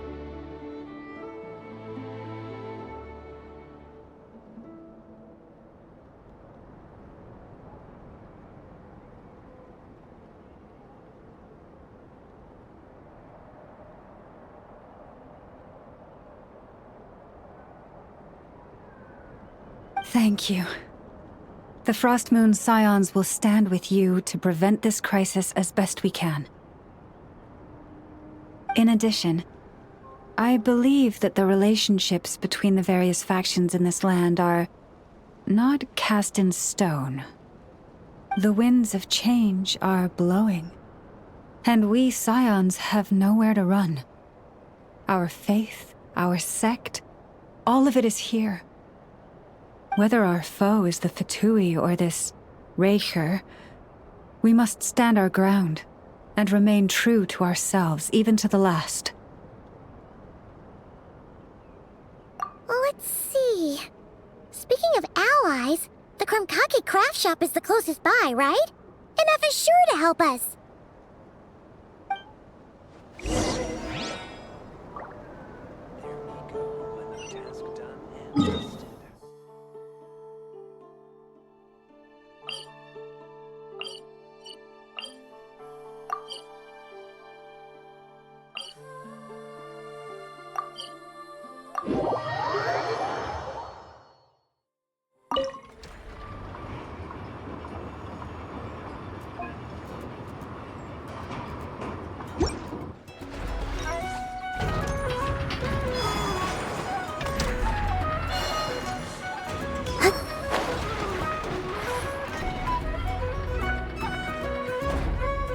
Friendly approach detected.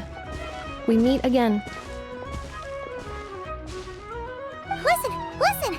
We've got updates on the Wild Hunt situation.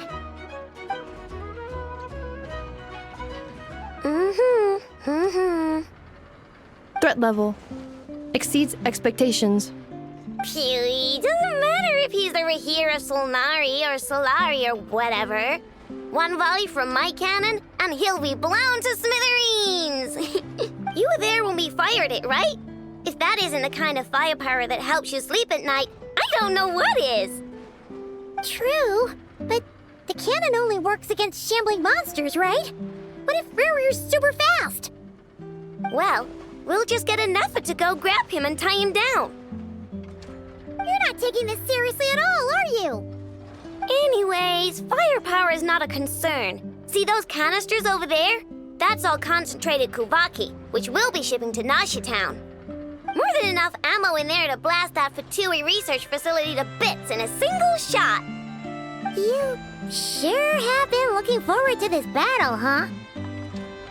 Of course! This is gonna be the shot that shocks the world. All of Nodcry, heck, all of Snezhnaya will know my name once we're through. Sure. Travel safe. I know. There remains intel left unshared. Oh, right. Yeah. Since you're investigating the Wild Hunt, something pretty weird's happened in Nasha Town. Should probably watch out for that once you're back. Remember that Sosi guy? The Ratnik in charge of firing the cannon? He's been found dead in their organization's offices. Wait, what? Didn't we just see him, like, half a day ago? Yeah. it's still new news, so not many people are in the know. We were only informed because we'd worked together closely, and even then, only just now. I'll send Anafa over to Nashi Town with some flowers later. He seemed like a good guy. Didn't put on any airs despite being a superior officer either.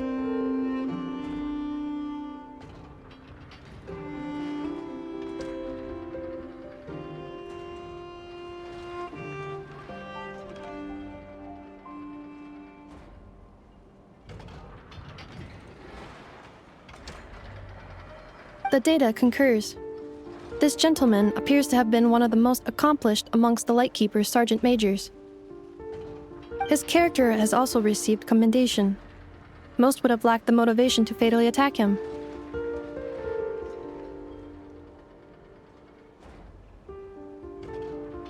Oh, that makes it even worse.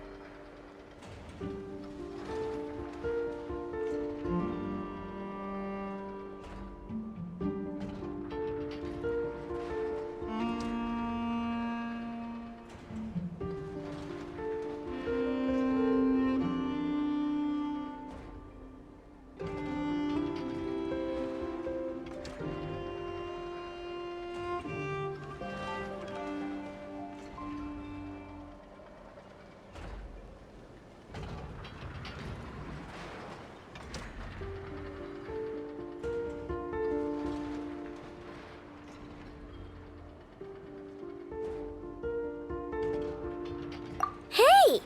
What do you mean, actually?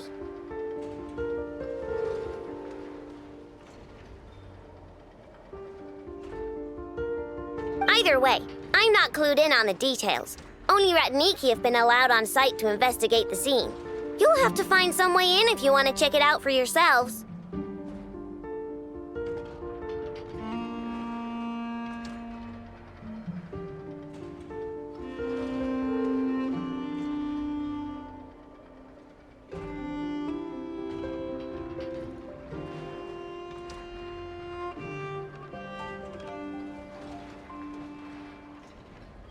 Got it. Let's go then. You coming along, Anafa?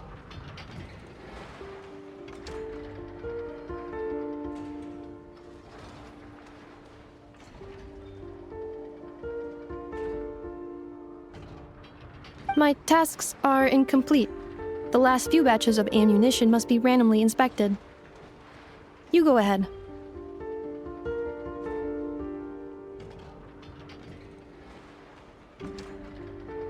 All right. We'll see you later.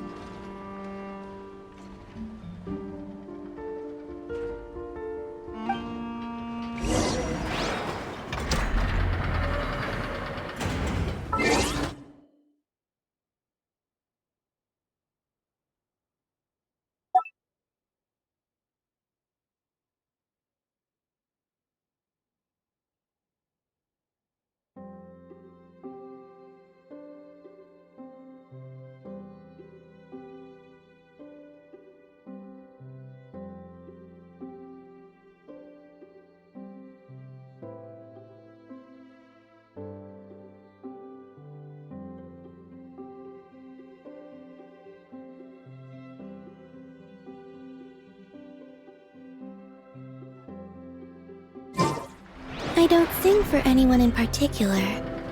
Still, if someone stops to listen, I hope it provides a moment of peace all the same.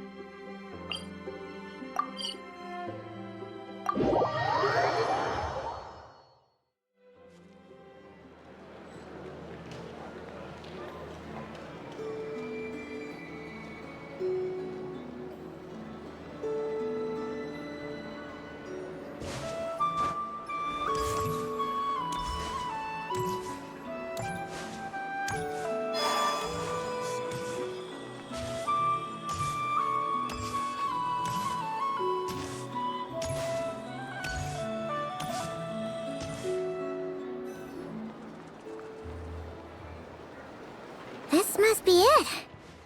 Oh. Doesn't look like there's any chance of us getting in with that ratnik guarding the door, though. Should we go speak to the guard first?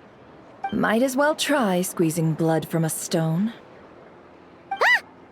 Never! When did you...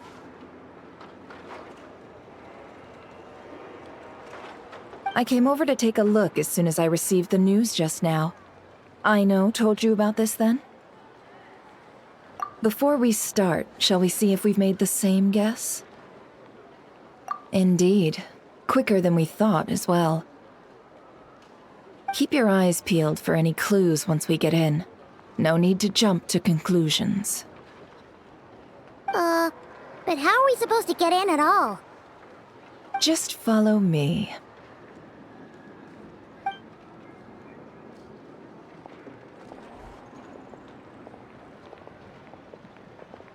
I'm sorry, but we're not open to guests right now.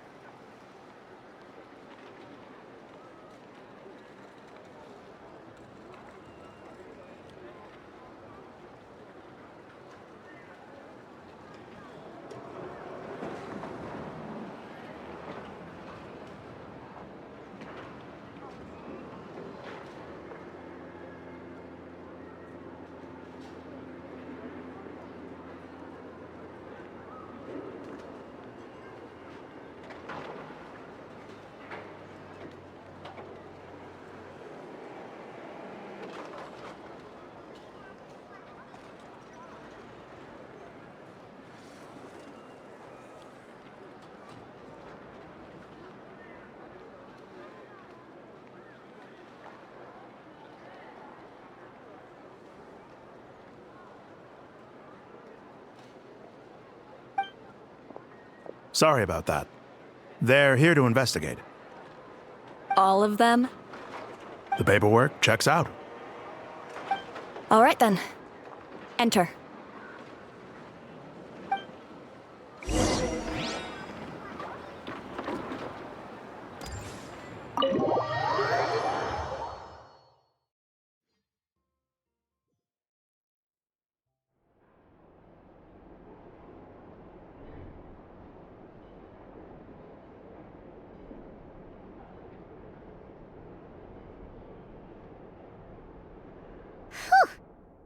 Might have said this before, Nefer, but you sure do come prepared. Shishich, my old friend. Fill us in, if you would.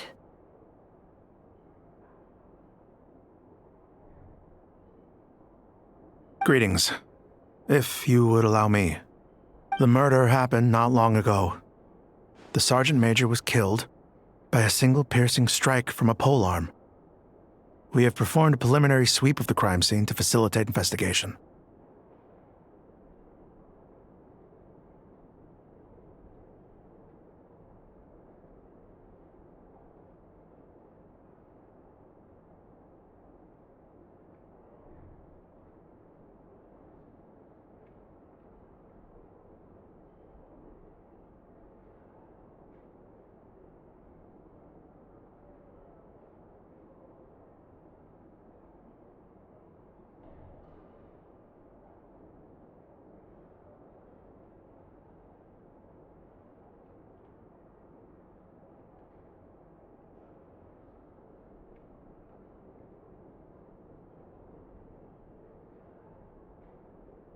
No obvious signs of a violent struggle. No damaged doors or windows. The culprit must have used some other means to enter the room unopposed. Before Entering unopposed? So, do you think there's a chance that the culprit would usually have right of entry?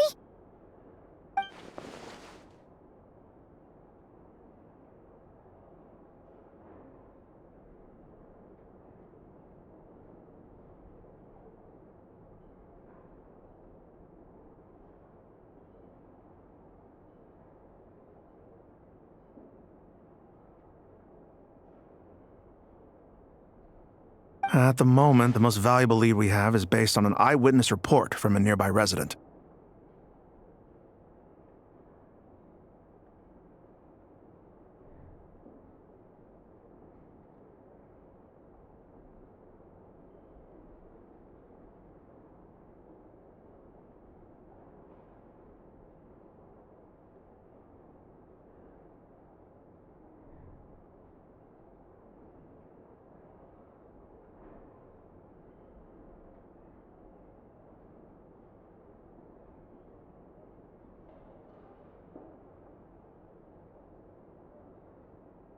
Specifically, that Flint's was seen entering and leaving this place in the time period when the crime most likely occurred. Flint's?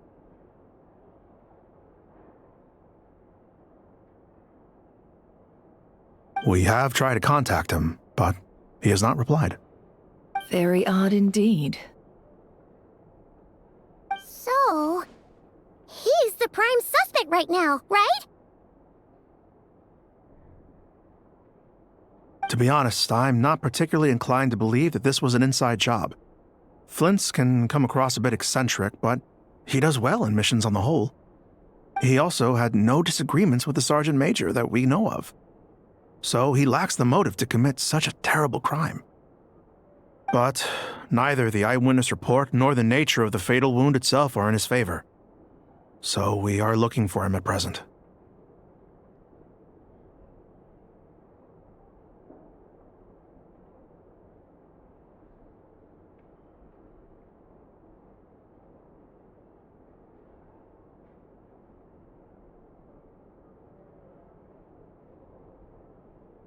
Looks like there's not much else to dig up here. Let's go outside and discuss what we've seen.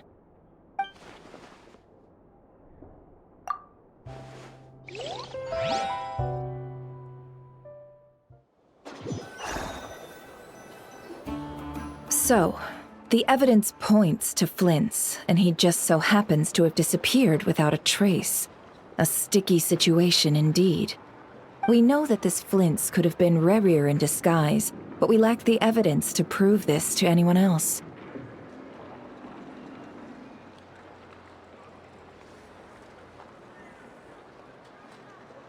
Furthermore, Flint's has left us with many questions, all of which will require a reasonable explanation. Yeah! He said he would report back to headquarters, but it seems he hasn't gone at all. What could he be doing?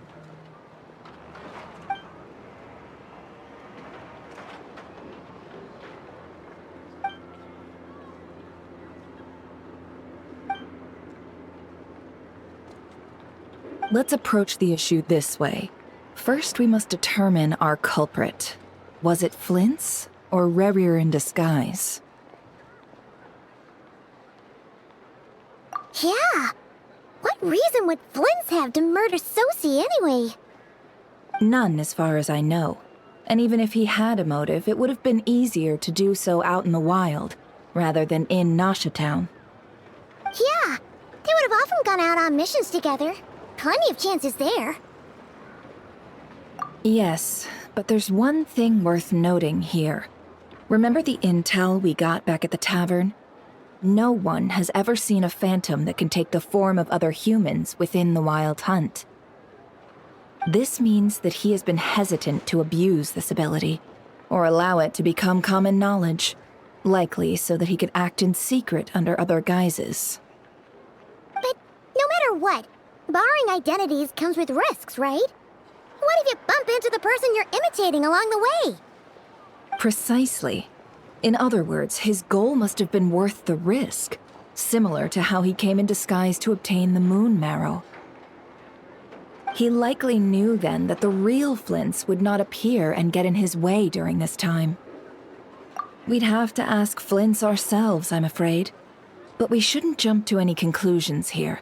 We can't discount the possibility that he might actually be the murderer himself. And there are other, less likely scenarios. For instance, Rerir may have already killed Flint's long ago, and been living as him for some time now. Yes, that is our ticket to a breakthrough. Then we've got to find him before the Lightkeepers do, or we might never see him again. Steady now. Our friend should be back soon. We've tracked him down to a beach north of Nasha Town. The Wild Hunt is present too, so we're putting a force together. I'll have you know that this is top secret information I'm leaking here. Don't worry, you'll receive a top-class reward in return. The beach is all yours. I'll stay and slow the Lightkeepers down. Things might go south if you bump into one another. Oh right, before we go, should we reveal Rerir's secret? Since he's trying to keep it all hush-hush, why don't we just pull the curtains on his little trick? That'll teach him to sneak around pretending to be other people. Hey, why are you laughing? Oh, I was just imagining how satisfying that would feel. But I'm afraid this revelation would only stir up more chaos. Setting aside the matter of evidence, some may trust Flint's on our account, whereas others would suspect him on account of his behavior. Tossing him into a swirling tumult of public opinion like that might just give Rarier more opportunities to capitalize on. And think about it. Once people learn that he can masquerade as those they trust, would they continue to welcome friends into their homes with such open hearts? Unease grips the hearts of those in Nasha Town already. We should avoid throwing more fuel onto the fire. Yeah, you're right. You've really thought of everything, huh? Nothing for it, then. I've just gotta find Flint's. Indeed. But just in case, let me stress once more. We should neither be excessively afraid of Rarier, nor trust in Flint's too lightly. This light source is of special Lightkeeper design. It provides illumination within Wild Hunt anomalies, and can briefly dispel the abyssal fog within. Oh, right. We'll have to deal with that mess, too. Yeah, this'll be important. Thanks a bunch, Nefer. You're welcome. I've charged it to your account, by the way. Hey, you!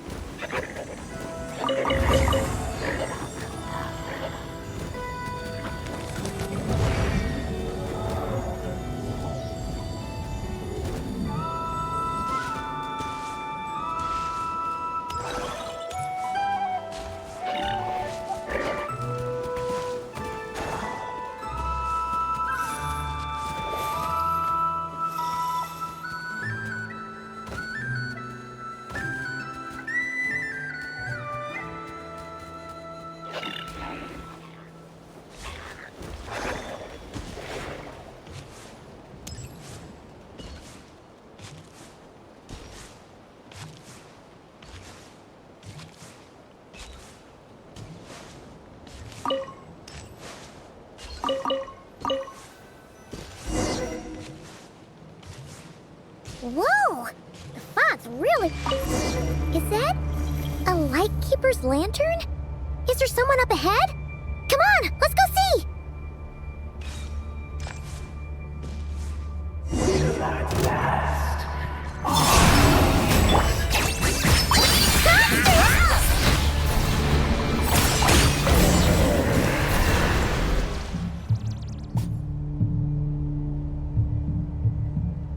This monster was lurking near the lamp.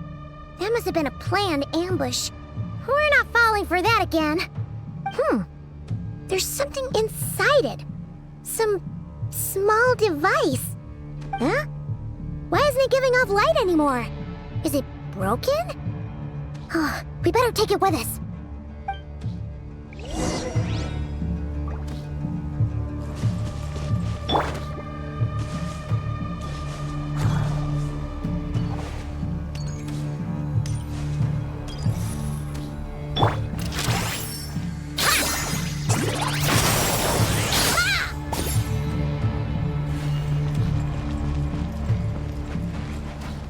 The fight took place here.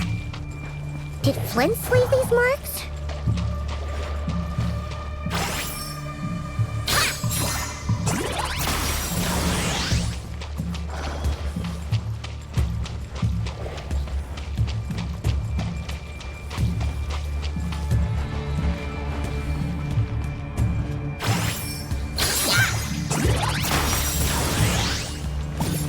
Is someone there?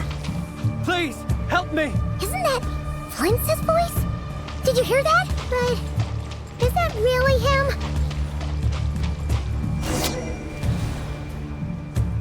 Ah! We'll be in trouble if these spooky shadows touch us! Quick, use the lantern!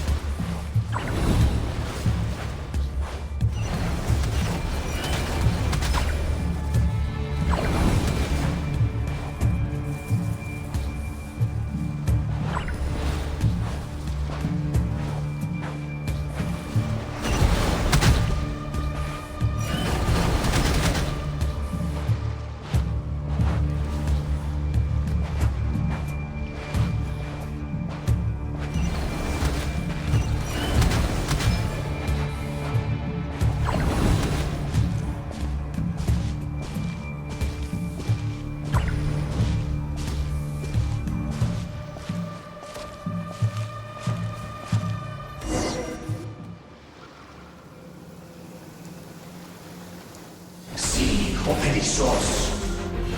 Sí, oericos. Yamalune satsisi forambos kalun. Inio selu siniso. Persebi kestul.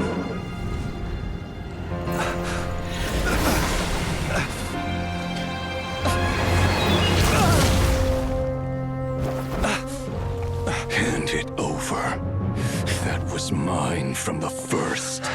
Tutonine torai desnevite. You're a fool. You again.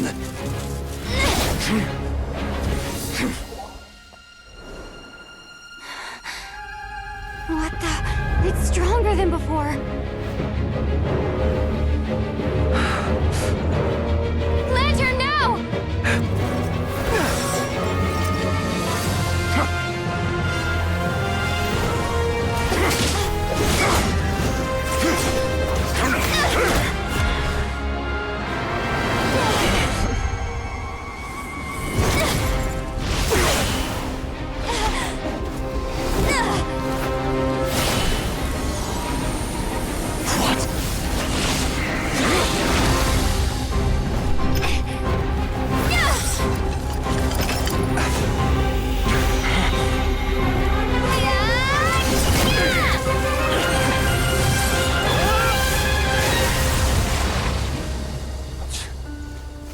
It escaped again. This situation speaks for itself, I presume. So, you were tangling with Rarer out here all by yourself. So, that vile phantom hiding inside the Wild Hunt has a name of his own. Yeah, you don't look so good.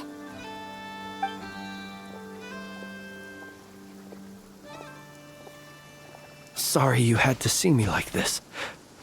All the same, you have my sincere thanks for your aid. To think you had the power to so easily cleanse the filth staining the lantern, which tormented me so.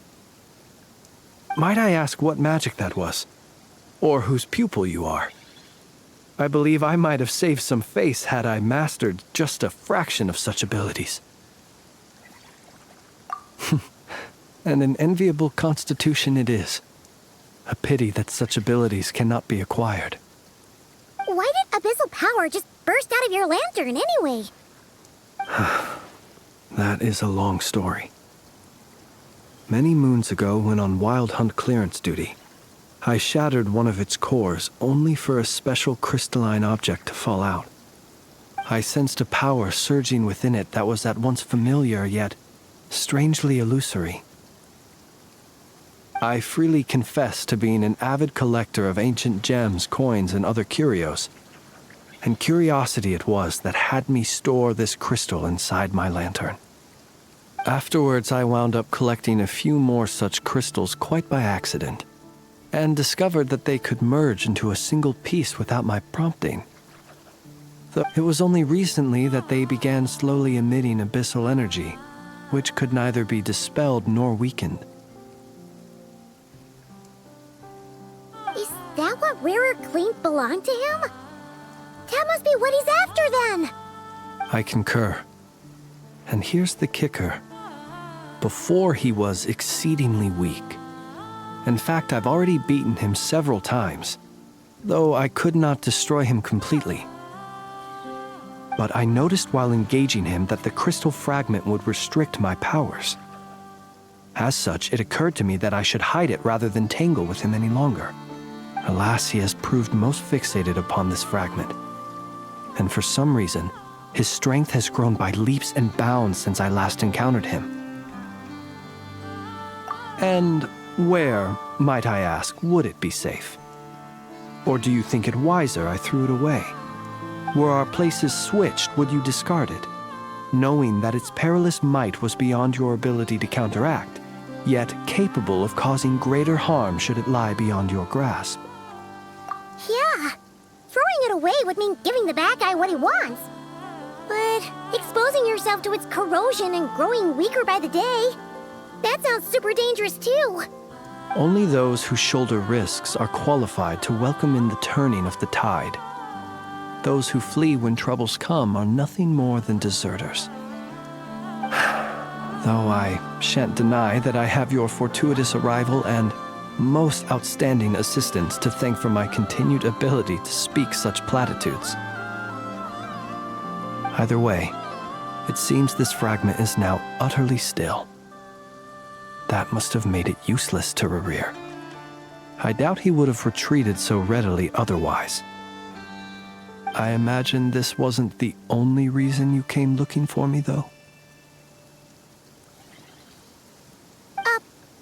Well, no, but...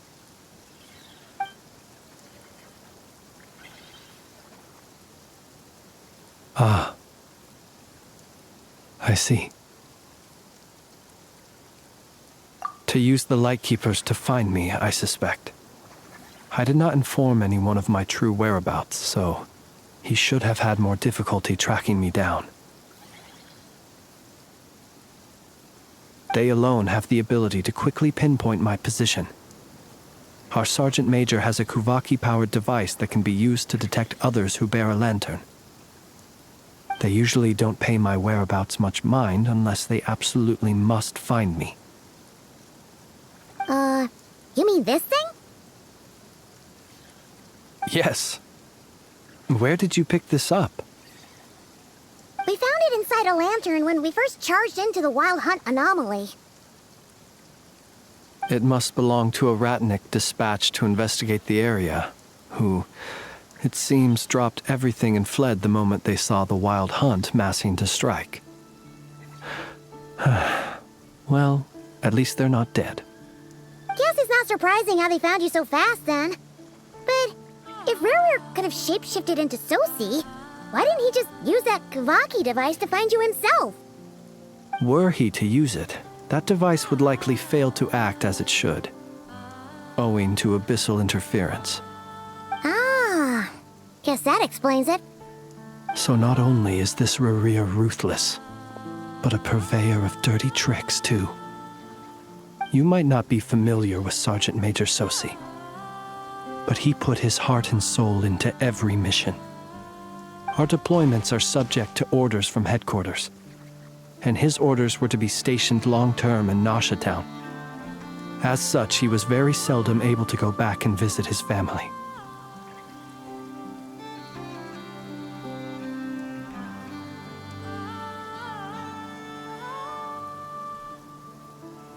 He worked so hard, seeking to produce excellent results that might convince them to transfer him out.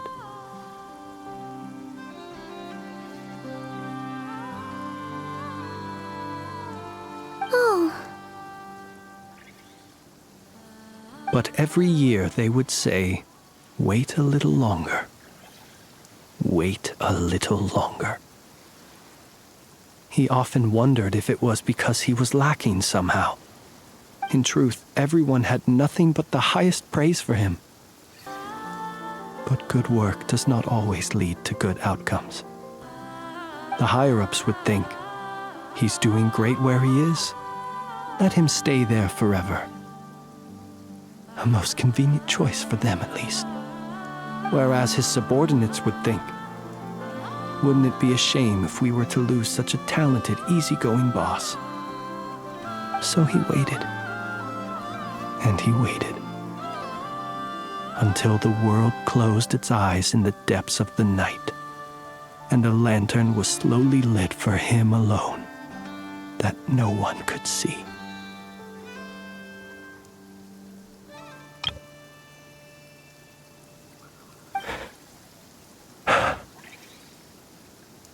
One that has played out many times throughout history. Another reason to take this Rerir's head. Oh. At least we now know that he's looking for these fragments inside Wild Hunt anomalies. And yet, what did the Sergeant Major have to do with any of this? Why did he have to die? Could Rarer be angry that the cannon Sosi set up to fire destroyed the fragments he wanted to collect? Could you take me to the scene of the crime? We shall just have to exercise some discretion then.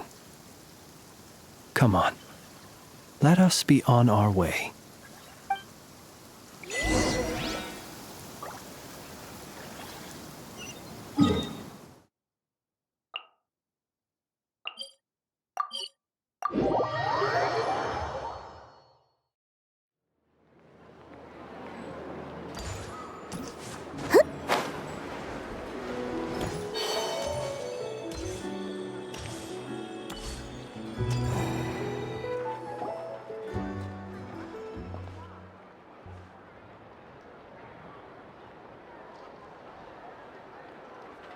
I understand the situation more or less. Much has happened, I see. Either way, I suppose we were lucky not to receive a warm welcome on the way over here. It seems my fellow Lightkeepers do not wish to make this case public just yet. Yeah. Guess Nasha Town's already been enough of a mess lately. Let's stop here. Any further and the Ratniki might detect us. Since you two can enter, I'll have to request that you kindly pick me up once you're inside. Oh? And how are we supposed to do that? You'll know when the time comes. See you later.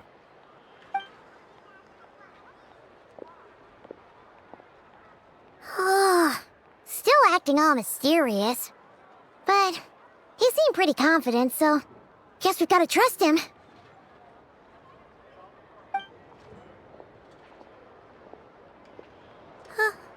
Hello?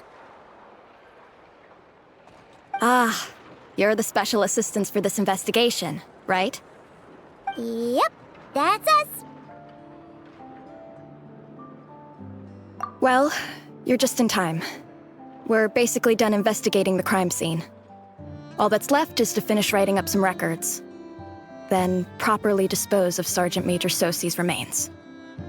If there's anything else you'd like to look into, this is your last chance to do so. Sadly, no. The motive behind the killing remains a mystery. And while we somehow managed to get news of Flint's, an unexpected accident caused us to miss him. But considering that Nefer from the Curatorium of Secrets came forward to help investigate, I have no doubt that a breakthrough's not far off.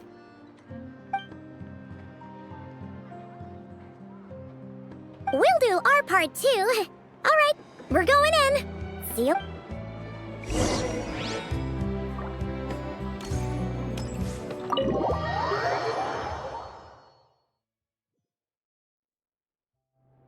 Phew, we're in.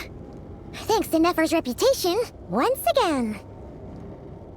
But we still know nothing about how Flint's is gonna enter, or how we'll pick him up. Never mind how we'll leave later on.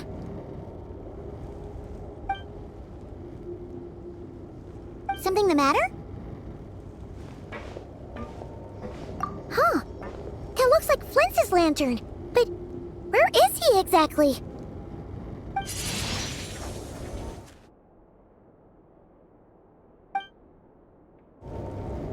Well, we've got the lantern. What now?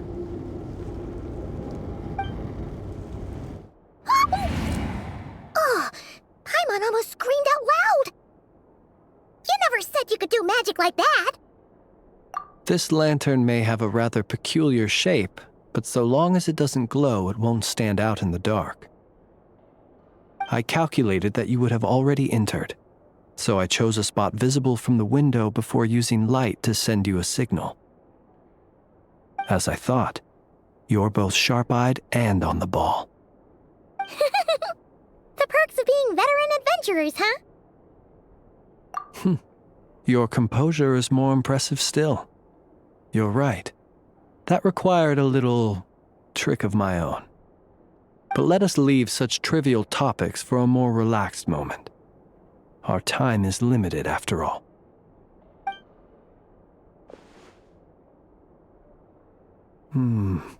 Just as I thought. Come, try sensing it yourself.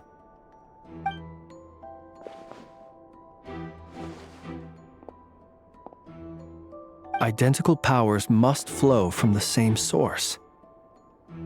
It was the Wild Hunt, then, that took my form and killed the Sergeant Major. But why do this? To sow chaos by depriving the Lightkeepers of one of their commanders?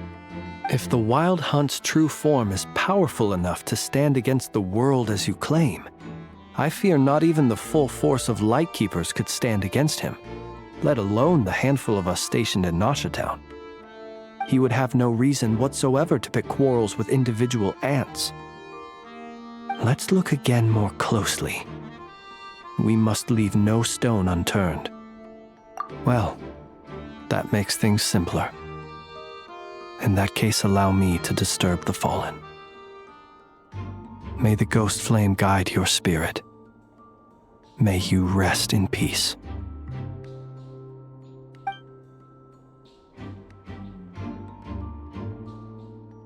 When we fought, he seemed like quite a reckless foe.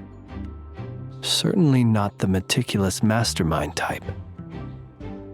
Yet here we are, grappling with this enigma he has left us.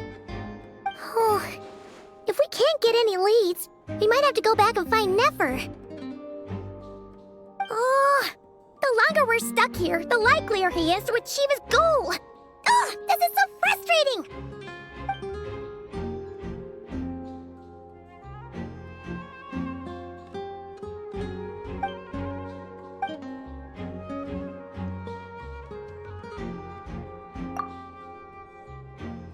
You mean this? I'm not well versed in machinery, but that means his mechanical arm is malfunctioning, right? It might have been broken in combat. No, that's not right. Paimon remembers this signal. We saw it before while repairing the cannon. It doesn't mean that the components are damaged.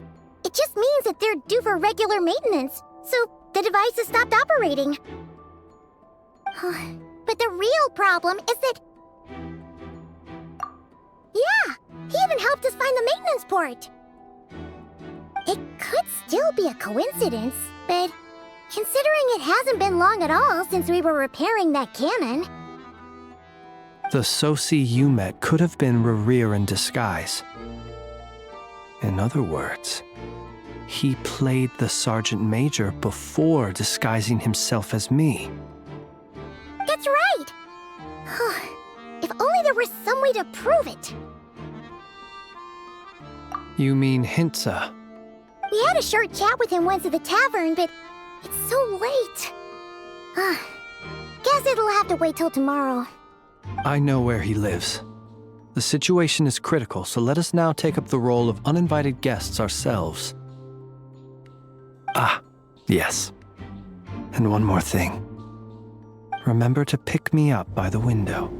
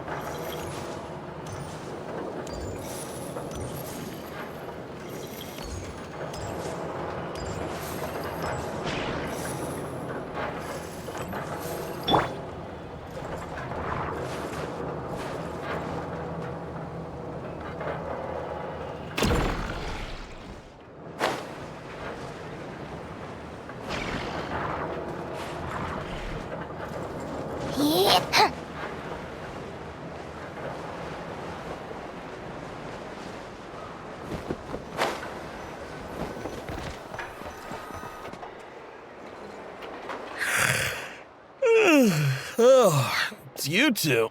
And Flint's. Given the hour, I guess it must be an emergency. It is indeed. Our sincerest apologies for interrupting your rest. We are investigating a certain matter in connection with Sergeant Major Sosi. We'd like to know if he has sent you a request for maintenance to be performed on his mechanical arm. Sosi. Oh, so the rumors I heard, are they true? You know what? Forget it. I'm sure it's complicated. No further questions from me. Just a moment. I need to check my records. Thank you for your understanding.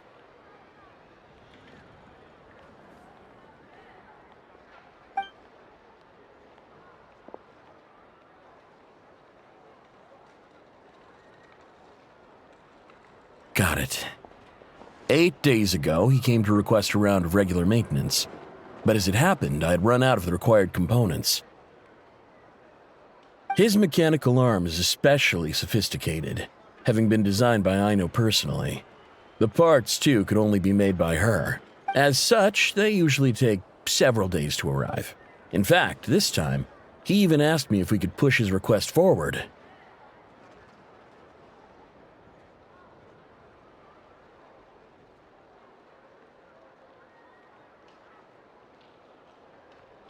And I understood, completely. Not being able to use your hand, that's rough for anyone. But even more so if your job involves fighting out in the wild. So I did my best to convince Aino to rush the job. And eventually, the parts arrived. 3 days ago, if I remember correctly. I sent word to the Lightkeepers immediately, but he never showed up. I assumed he was just out on some mission or other. What's with those faces? Everything all right? You've provided us with some very crucial information, Hintsa. You have our thanks. We can't make everything public yet, but once our investigation is complete, I will return to thank you and provide an explanation on behalf of all the Lightkeepers. No worries. Just glad I could help. Thanks. Good night. Good night. Hope the investigation goes well.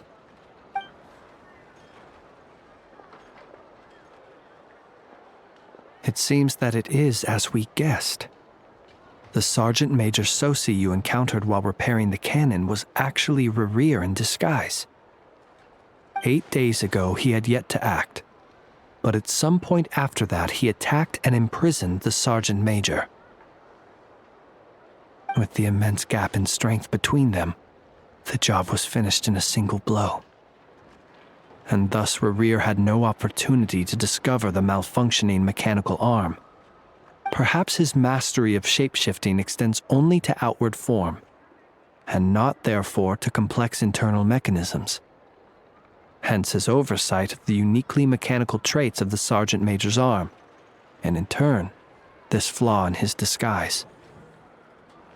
You're saying he thought no one would realize his mechanical arm was actually made of some kind of black muck on the inside, so long as it worked, right? Still seems like there's a lot of guesswork involved here, but it mostly makes sense. This also has me stumped for the moment. The cannon has always been used to destroy the Wild Hunt, and it works as intended. But how would that help Rerir exactly? Assuming he plans to collect the fragments within Wild Hunt anomalies, firing the cannon works against him, since it would blast those fragments to smithereens. So we solved one mystery, only to dig up another. Whew. This is getting Paimon kinda down. And sleepy too.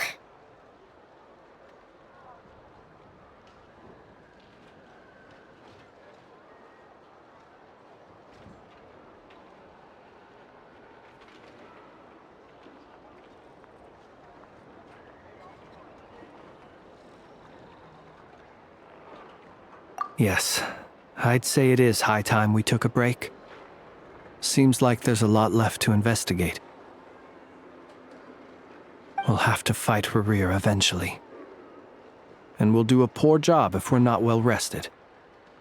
Yeah, we should totally get some sleep first. A reasonable suggestion. I have no doubt that my quarters have been turned inside out by now, at any rate. My colleagues have never failed to live up to my expectations of their discourtesy. Well, guess we'll just have to pick you up as usual. That would be good, yes. Feel free to put the room costs on my tab.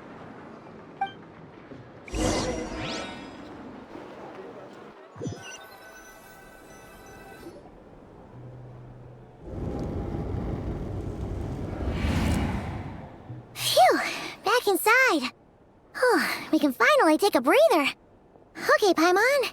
In and out. I suppose we could all take a moment to unwind. As I recall, our first meeting took place not far from here. Ah, the nostalgia. Had you already sensed the unique power within my lantern at that time? I see. Words truly do fail to capture your superlative insight. Fortunate then that abyssal energy was only leaking from the fragment in minuscule amounts when we first met. Or I might have been in for a real interrogation. Yeah, hard to say how that would have played out. We've had a whole bunch of unpleasant run-ins with the Abyss. You mean to ask why I'm going this far to oppose him? Well, as a light keeper, I'd say I'm simply doing my job. Yeah! You're covered in more mysteries than Paimon could shake a skewer at. You can't just get out of explaining yourself by making lame excuses. All right. I suppose I do owe you some honesty, whether out of gratitude or the need to build trust. Your deductions have been quite correct. Should one wish to conceal oneself within a lantern, elemental power alone is not enough.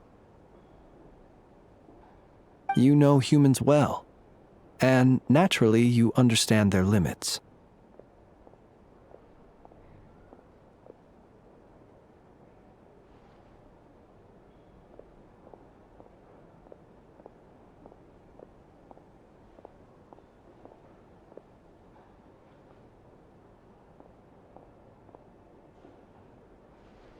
But some things that humans would consider difficult are quite normal in the eyes of non-humans.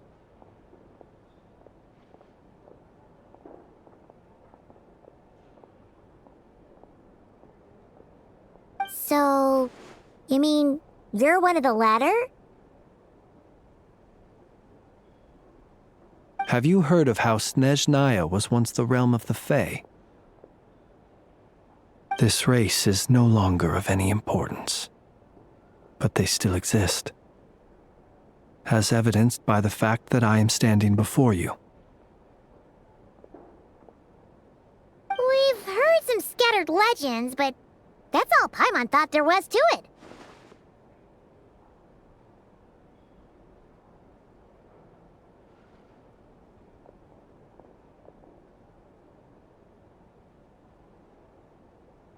I once turned my heart toward humanity, and thus did I experience loss. I once labored and did much, and put an end to my tale with my own hands.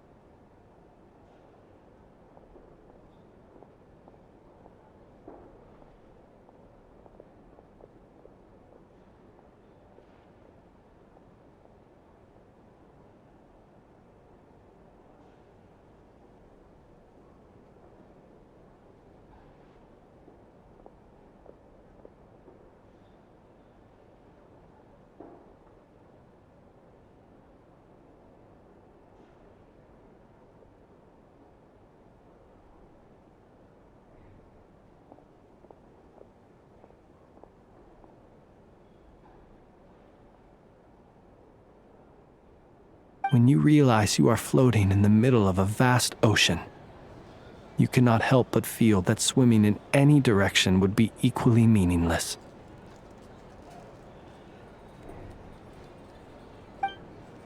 Would it not be better, then, to simply sink?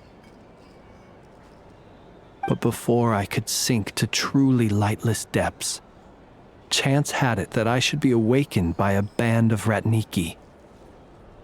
They were facing a horde of abyssal monsters, and could not last against such a disparity in strength. Yet none fled. Those who dwell in darkness for long enough become exceedingly sensitive to all light. And the first light I saw upon awakening was that which shone from their eyes.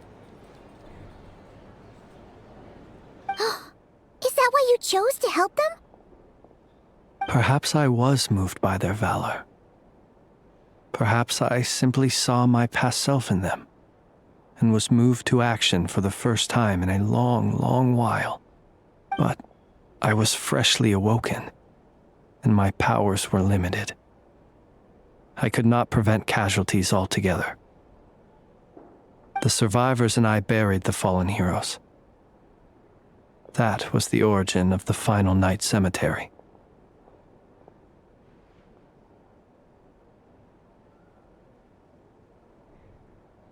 Well, not exactly. I was just more familiar with them, so joining up seemed the most convenient way to experience human life.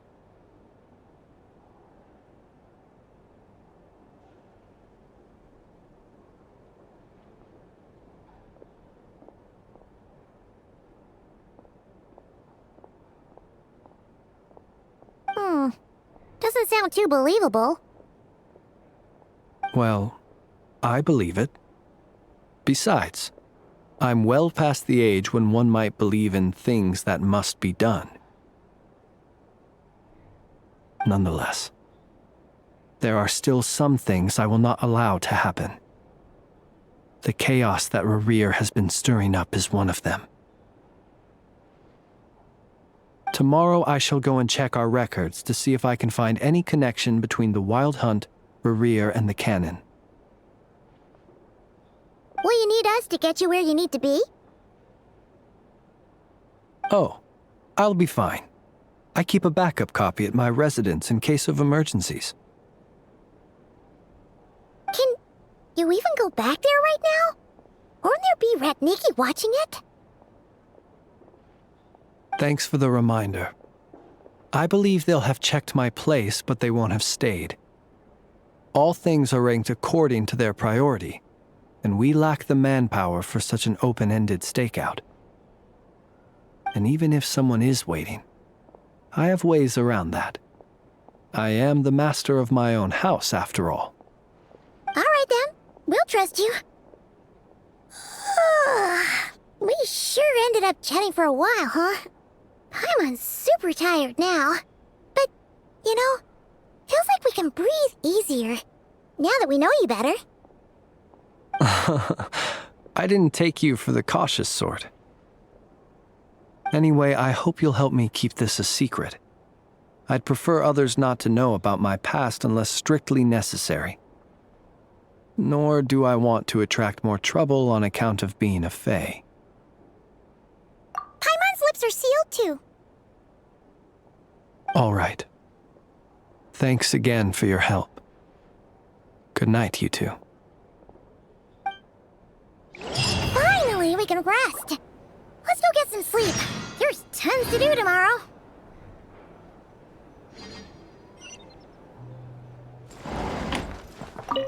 It's getting late. The situation is urgent, but rest is vital.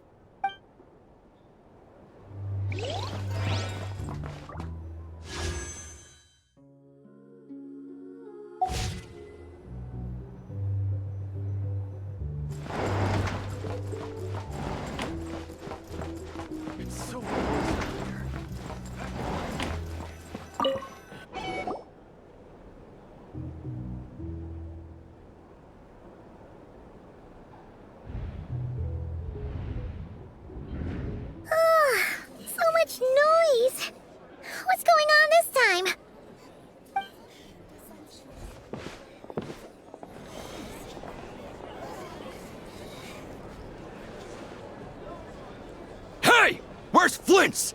Is he here, or isn't he? We would be most obliged if you would pipe down a little, dear guest. Our other guests are resting. Resting? We're all about to be done for, and you're talking about rest? Flint's is a wild hunt shapeshifter, here to deceive us all! If we don't get rid of him now, there'll be no end to this! You'd better give him up. If anything happens, your business here is done for. You want that, huh? Or are you in cahoots with him? You with the wild hunt too, huh? What happened? Did something leak out? But we were so careful last night. How did anyone see us? What do you mean? Ugh, this is so confusing! What do we do? These people are no match for Flint's, but they're super heated right now. It's not like all the unusual stuff about him will make it any easier to explain either. Okay!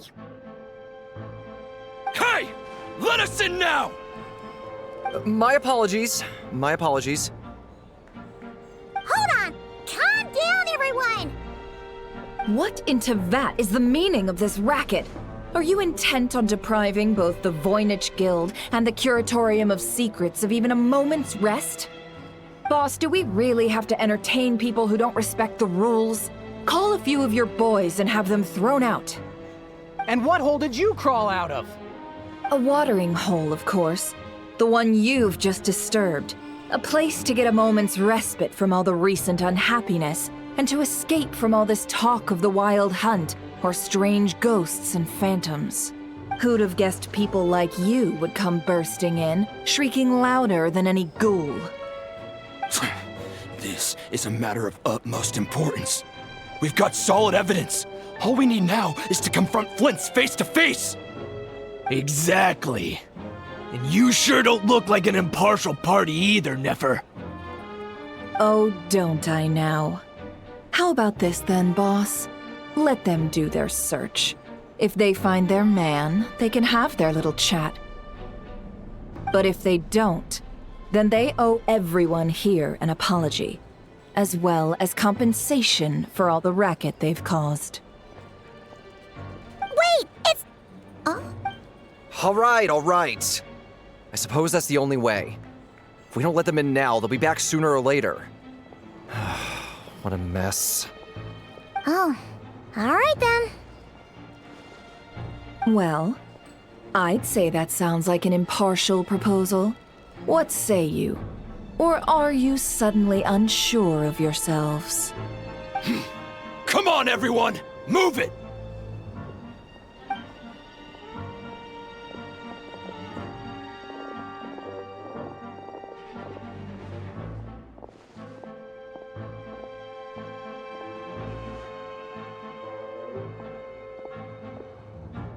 No sign of Flint's. But how can that be? Hasn't he always stayed here? Done searching, are we? Guess it's time to uphold your end of the bargain, huh?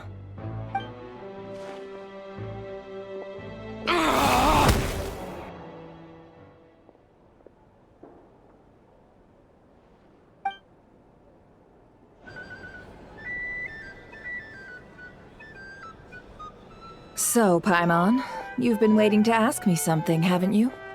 Yeah, how did they even find us here?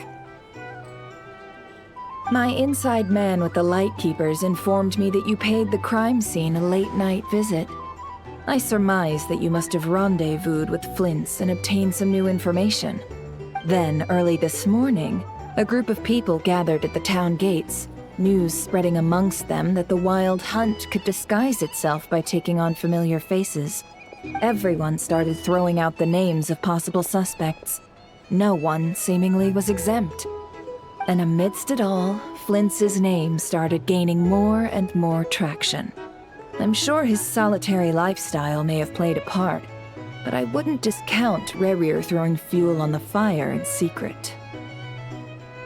So, did Flint's make his escape after hearing about this?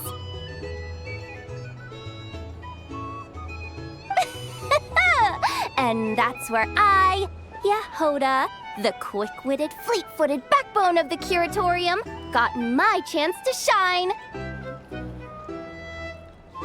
While everyone was super focused on the argument in the main hall, I alone noticed an opening. I got her to climb up to a window to help Flint's out, only for her to return with nothing but a lantern. Aw, come on, pause. I was just getting started.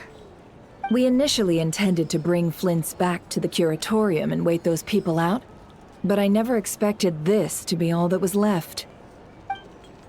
I imagine, though, that he wouldn't have left something that was so seemingly important to him behind. Might he intend to come back and get it later? Maybe. I'm not sure. Well, he's out of harm's way now, so that's not super important, right? Oh? What Paimon means to say is, we got lots of new intel to share. All right then. Yehoda, contact the others. We're going to need all hands on deck. Let's have this discussion over at my place.